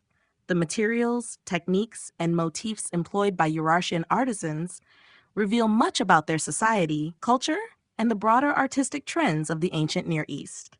Metalwork, particularly in the form of weapons, armor, and ritual objects, was one of the most significant artistic achievements of the Urartians. Artisans expertly crafted weapons such as swords, daggers, and shields, often using iron, bronze, and copper. These items were not only functional, but also richly decorated with intricate geometric patterns and symbolic motifs, including depictions of animals, gods, and mythical creatures. The Urartians were skilled in casting and forging techniques, creating highly detailed objects that reflected their sophisticated understanding of metallurgy. Many of these metal objects were adorned with inscriptions that identified the kings who commissioned them, emphasizing their military prowess and divine favor. The role of metalwork in Urartian society went beyond the military. Ritual and ceremonial items, such as offerings and figurines, were made from precious metals like silver and gold. These artifacts often had religious significance, with representations of deities or symbols of royal power and protection. For example, small bronze statues of gods like Haldi, the chief deity of the Urartian pantheon, were found in temples and sanctuaries, suggesting the important relationship between the divine and royal authority. The use of gold and silver in these pieces highlighted the wealth and power of the Urartian kings, as well as their connection to the divine realm. Urartian ceramics, on the other hand, were predominantly functional, but also featured artistic elements. The ceramic tradition of Urartu included pottery vessels for storage, cooking, and religious rituals. These ceramics were often made from local clay, and many of them were simply decorated with geometric patterns or incised designs. However, more elaborate ceramics, particularly those used in burial contexts or temple offerings, sometimes featured more intricate patterns or painted motifs. The ceramics were fired in kilns, and the designs often reflected the Urartian interest in symmetry and abstraction. In addition to pottery, the Urartians are known for their distinctive bronze vessels, which were often richly adorned with both geometric and animal motifs. These vessels were used in religious ceremonies and royal feasts, highlighting their dual purpose in both sacred and secular contexts. The ceramic and metal objects found in royal tombs and sacred sites emphasize the deep religious significance attributed to craftsmanship, as well as the ceremonial roles these items played in asserting the king's power and divine mandate. In conclusion, Urartian metalwork and ceramics were integral to both the daily life and the grandeur of the kingdom. These art forms not only served practical functions, but also played a key role in the kingdom's religious and royal practices. The materials and techniques used in these works reflect the Urartians' advanced skill in metalworking and pottery, while the symbolic motifs and decorative elements underscore the importance of power, religion, and the divine in their art. Influence of Urartian art on neighboring cultures. The art of the Urartian civilization, which flourished between the 9th and 6th centuries BCE in the mountainous region around Lake Van in modern-day Turkey, left a lasting impact on neighboring cultures, particularly those in the Near East and Anatolia. Urartian art, with its distinctive style and highly developed craftsmanship, influenced the surrounding regions in various ways, from the design of monumental structures to the motifs used in sculpture and metalwork. The Urartians' military prowess, religious practices, and royal ideologies were all deeply embedded in their artistic expressions, and these elements spread to other cultures through trade, warfare, and political alliances. One of the most significant ways in which Eurasian art influenced neighboring cultures was through the development of military and monumental art. The Eurasians were known for their impressive fortresses and city walls, such as those at Tushpa, which served as both defensive structures and symbols of royal power. These architectural feats inspired the neighboring kingdoms of the Assyrians and the Persians, who also constructed large fortified cities to project power and maintain control. The Eurasian use of relief sculpture to commemorate military victories and royal achievements also found its way into the artistic traditions of the Assyrians, who adopted similar techniques to create reliefs depicting their own military campaigns and conquests. The portrayal of divine figures and kings in a powerful, heroic manner in Eurasian art had a direct influence on Assyrian royal iconography, which used similar artistic devices to emphasize the king's connection to the gods and his role as a divine protector of the realm. The Eurasian mastery of metalwork, particularly in the crafting of weapons, armor, and ceremonial objects, was also an important influence on neighboring cultures. The intricate designs found in Eurasian bronze and iron artifacts, often depicting animals, divine figures, and geometric patterns, had a lasting impact on the metalworking traditions of the region. For example, the Persian metalworking tradition in the Achaemenid period is thought to have drawn inspiration from Eurasian styles, particularly in the use of motifs like animals and mythological creatures, which were prominent in both Eurasian and Persian art. Additionally, Eurasian cylinder seals, which often featured detailed scenes of royal and divine subjects, influenced the designs of seals used in other ancient cultures, including those in Assyria and Persia. Eurasian ceramics, while primarily functional, also contributed to the broader artistic trends of the ancient Near East. The geometric patterns and incised designs found in Eurasian pottery influenced the pottery styles of surrounding regions, particularly in Anatolia and Mesopotamia. These ceramics, which were often used in religious rituals and royal ceremonies, helped establish a shared visual language among cultures in the region, highlighting the interconnectedness of ancient civilizations. Furthermore, the religious symbolism present in Eurasian art played a significant role in shaping the visual culture of neighboring cultures, particularly the Armenians and the Persians. The depiction of gods and divine figures in Eurasian art, particularly the chief deity Haldi, provided a model for divine imagery in other ancient cultures, where kings were often shown in close association with the gods. In conclusion, the influence of Eurasian art on neighboring cultures can be seen in various aspects of ancient Near Eastern and Anatolian art, from military art and monumental architecture to metalwork and religious imagery. The Eurasians left a mark on the artistic traditions of the Assyrians, Persians, and other regional powers. This exchange of artistic ideas helped foster a shared visual culture, contributing to the development of artistic styles that transcended individual kingdoms and shaped the broader cultural landscape of the ancient Near East.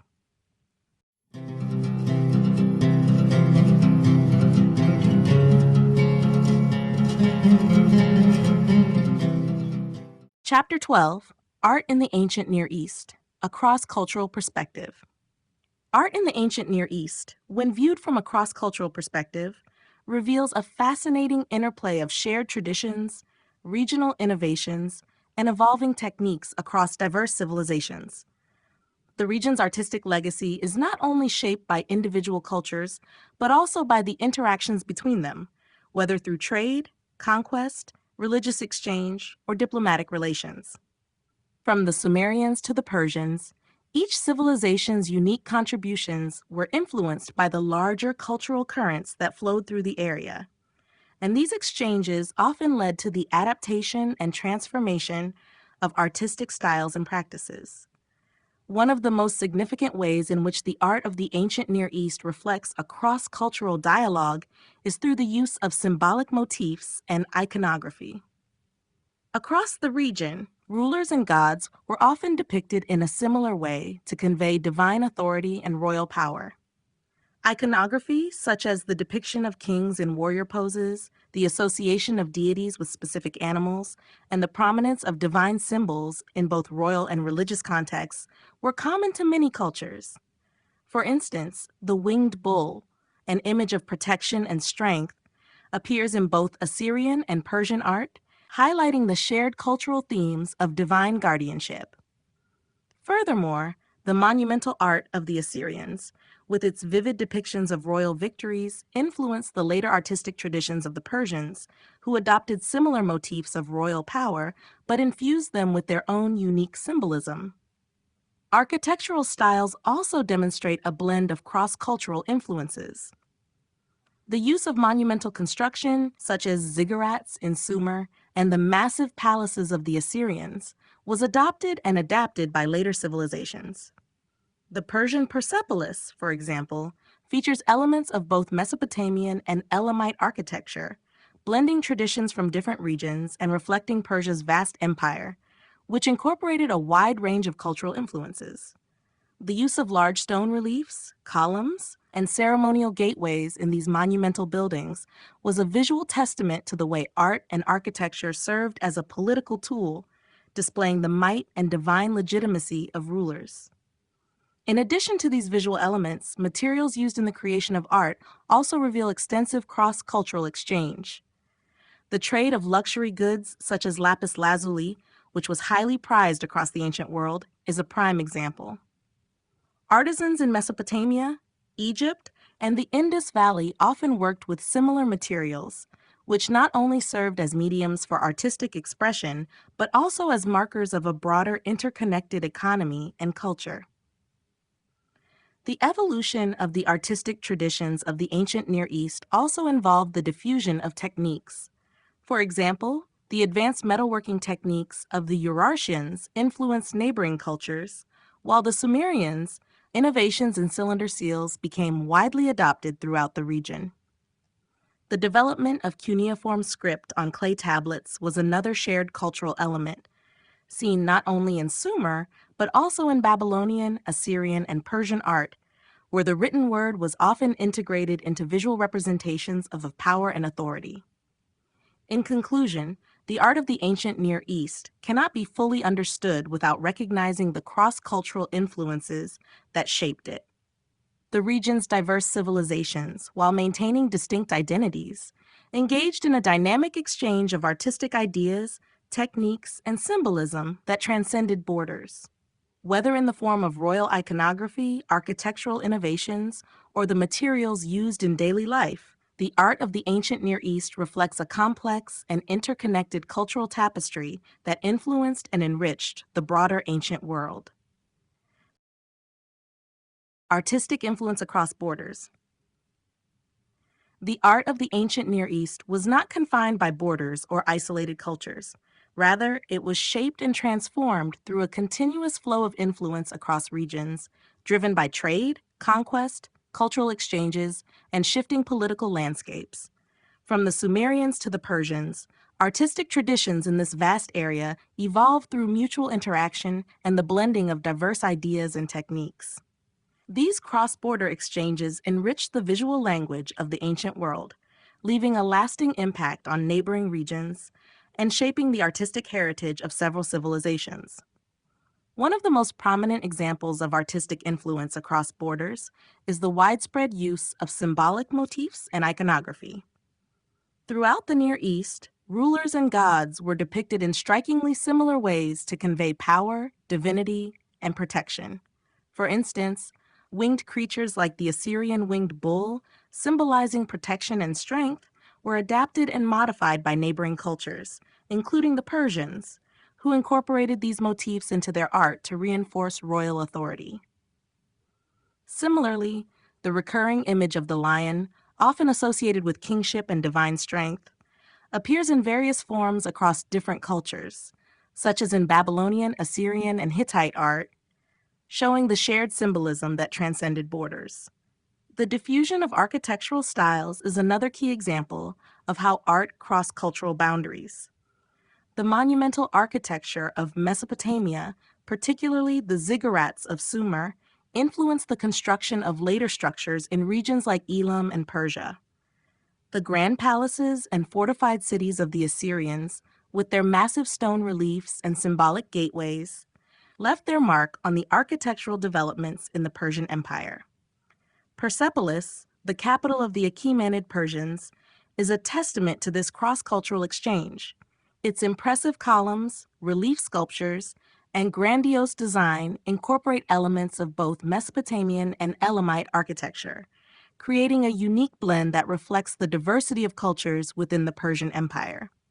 Furthermore, the exchange of materials such as precious metals, stones, and exotic goods fostered a rich network of artistic influence. Luxury items like lapis lazuli, imported from regions as far as Afghanistan, were commonly used in jewelry, cylinder seals, and ceremonial objects throughout the Near East, connecting the artistic practices of distant cultures. The influence of such materials and objects is evident in the art of the Persians, who adopted and adapted earlier Mesopotamian designs to create their own distinctive artistic forms. The craft of metalworking also showcases the interconnectedness of Near Eastern art. The intricate metalwork of the Urartians, for example, inspired neighboring cultures like the Assyrians and Persians, who adopted similar techniques in their own works. These cultural exchanges and the continuous flow of artistic knowledge across borders ensured that art in the ancient Near East was constantly evolving, enriched by the diverse traditions and innovations of the many civilizations that coexisted in the region. In conclusion, artistic influence across borders in the ancient Near East created a dynamic and interconnected cultural landscape. The exchange of ideas, techniques, and materials between civilizations not only transformed the visual arts, but also helped shape the broader historical and political narratives of the region. This ongoing cross-cultural interaction laid the foundation for a shared artistic heritage that continues to resonate in the archaeological records of these ancient societies. Trade and its role in art development. Trade played a vital role in the development of art in the ancient Near East, acting as both a catalyst and conduit for the exchange of materials, techniques, and artistic ideas across vast distances.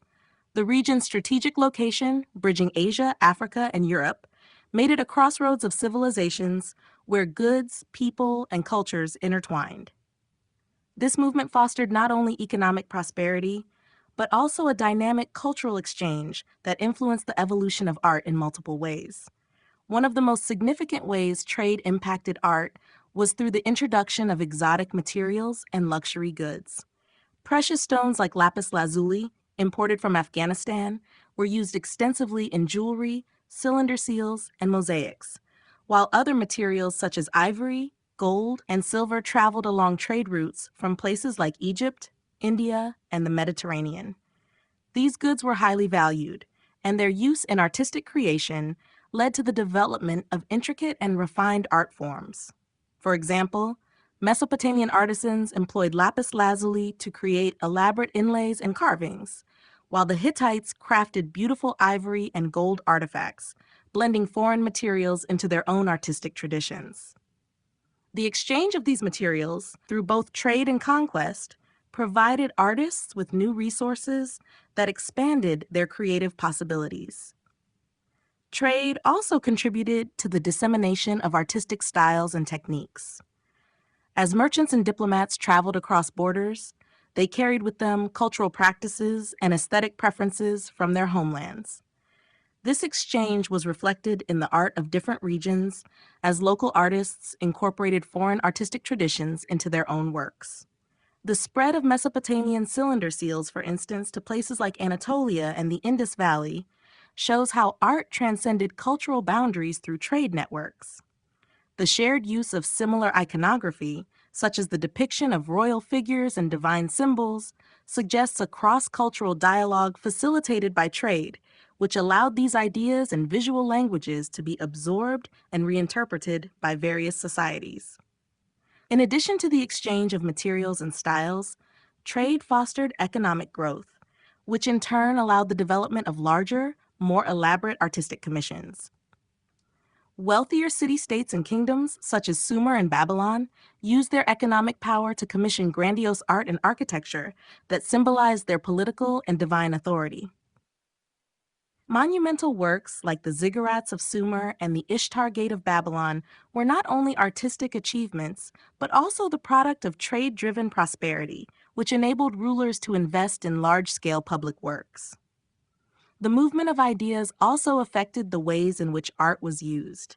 As cities expanded and empires grew, there was an increasing use of art for political and religious purposes, often to showcase power, wealth, and divine favor. The trade networks connected these artworks to a broader ideological and symbolic landscape, linking them to global religious and political trends. In this way, art became not just a form of aesthetic expression, but also a tool of diplomacy and a vehicle for political propaganda, spreading across borders as kingdoms sought to project their strength and legitimacy. In conclusion, trade was integral to the development of art in the ancient Near East. It enabled the exchange of materials, techniques, and ideas that enriched the artistic traditions of multiple cultures. The intertwining of art and commerce fostered a dynamic environment in which artistic creativity flourished, ultimately shaping the visual identity of the region and influencing its lasting cultural legacy. Shared motifs and themes in Near Eastern art. Across the ancient Near East, art was deeply intertwined with religion, politics, and societal values. While distinct cultures developed their own artistic traditions, there were several recurring motifs and themes that transcended regional boundaries, reflecting shared beliefs, values, and artistic influences. These shared motifs often served to convey power, divinity, and protection, demonstrating the interconnectedness of the civilizations in the region. One of the most pervasive motifs across Near Eastern art is the depiction of animals, particularly those symbolizing strength and protection. The lion, for example, was a symbol of royal power and divine authority, frequently appearing in sculpture, reliefs, and ceramics. The Assyrians, in particular, used the lion in their art to emphasize the prowess of their kings, such as in the famous lion hunts depicted in the palace reliefs of King Ashurbanipal. Similarly, the winged bull, a composite creature that combined the strength of a lion and the wings of an eagle, became a prominent symbol in both Assyrian and Persian art, representing divine protection and the power of the monarchy. Another common theme was the divine or semi-divine figure of the king. Rulers across the Near East sought to present themselves not only as political leaders, but also as chosen by the gods, with art playing a key role in reinforcing this connection. In Babylonian and Assyrian art, kings were often depicted in large-scale reliefs, where their heroic deeds and divine favor were emphasized. The stele of Hammurabi, for example, showcases the king receiving the divine laws from the sun god Shamash, signaling the king's sacred duty to govern and enforce justice. Similarly, Persian art frequently featured depictions of the king in grand palaces and monumental reliefs, underscoring the king's role as both a political leader and a divine representative. Religious themes were central to Near Eastern art, with gods and deities frequently appearing in sculpture, temples, and reliefs. The worship of gods such as Ishtar, Marduk, and Ashur permeated art, with statues, seals, and reliefs serving as vehicles to communicate divine power and favor. Temples were built to house these representations, and artwork played a critical role in religious rituals, reinforcing the divine order that rulers and citizens alike were expected to follow. In addition to gods, divine symbols, such as the tree of life, or sacred animals like the bull, also appeared repeatedly across cultures, serving as a visual shorthand for divine presence and protection. Art was also a vehicle for propagating political messages and asserting the ruler's power. Scenes of military conquest, royal hunts, and triumphs over enemies were commonly depicted, presenting the king as a protector of the state and a champion of divine will. These motifs, seen across Assyrian palaces and Babylonian monuments, communicated the strength and might of the ruling authority, often through exaggerated portrayals of royal superiority.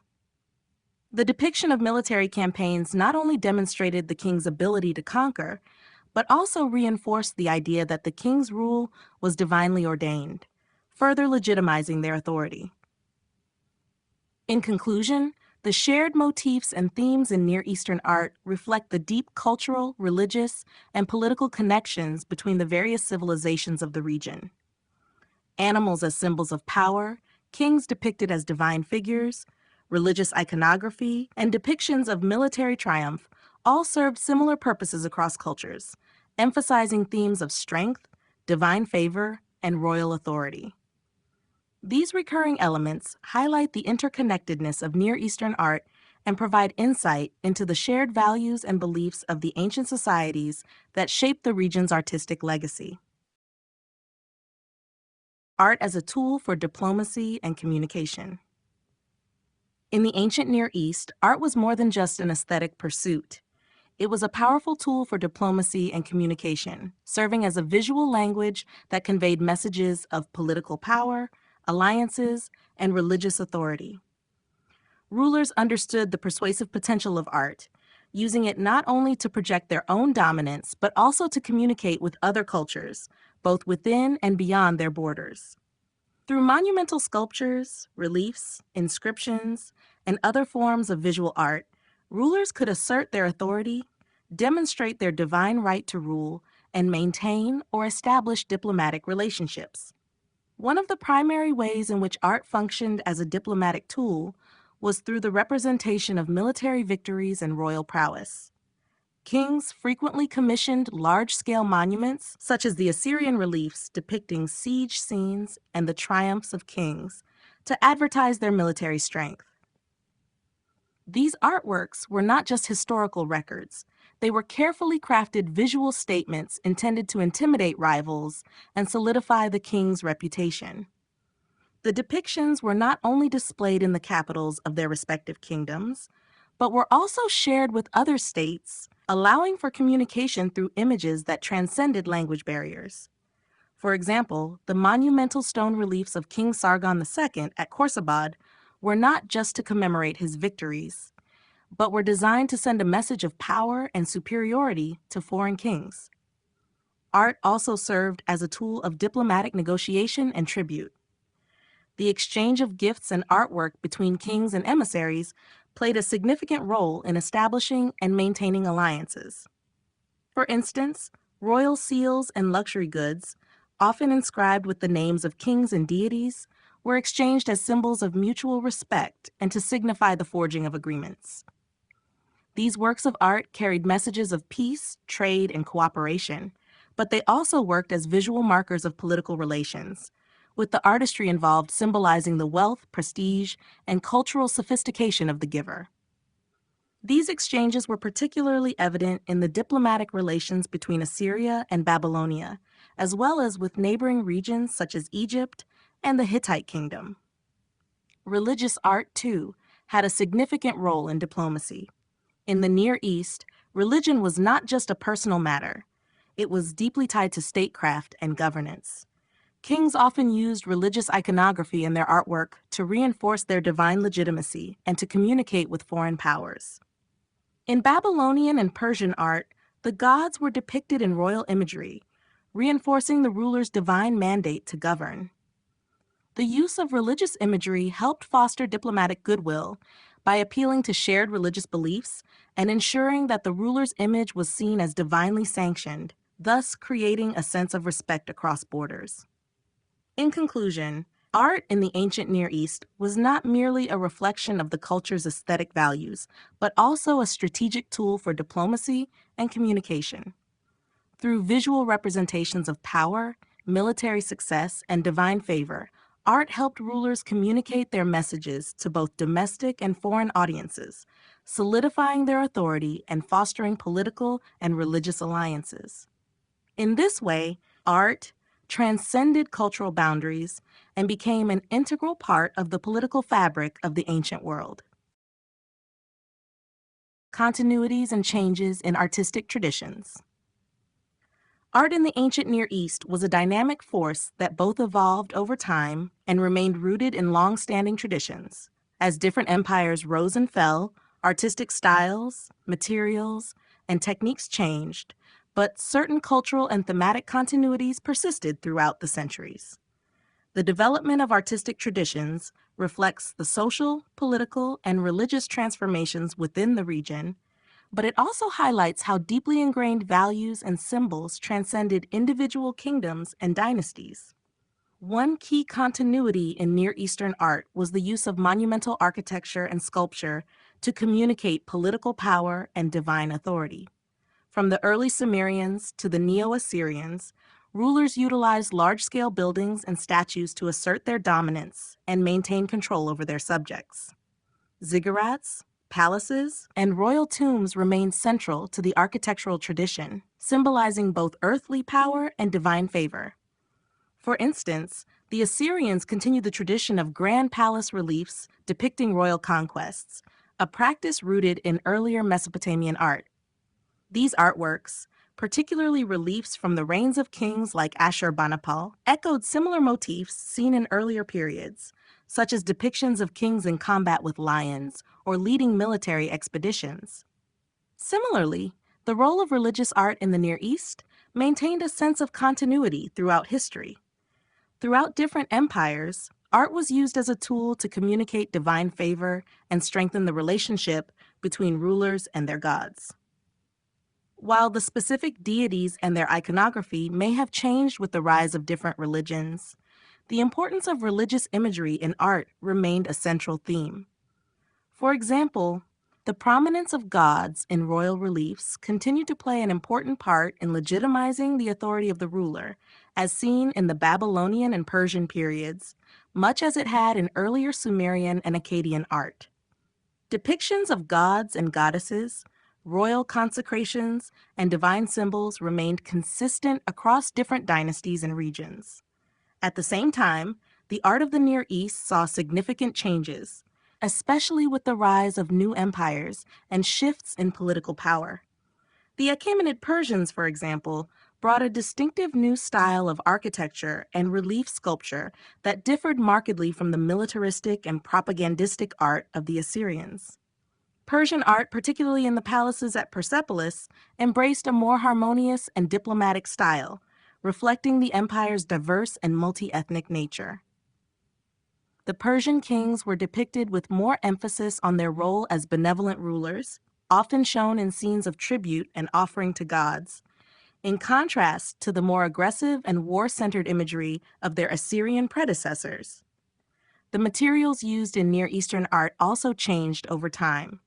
The use of stone in monumental sculpture, for instance, gradually shifted to the use of more intricate metals, ivories, and glass during the Persian period, reflecting changes in technology and the availability of materials.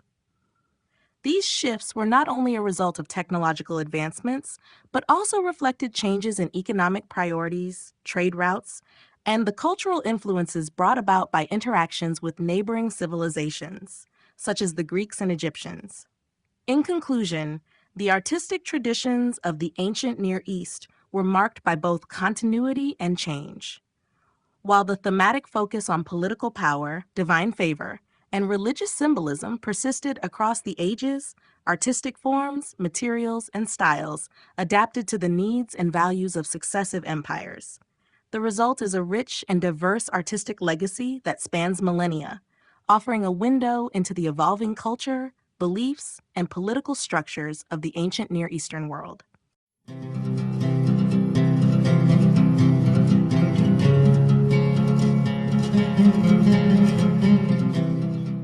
Chapter 13.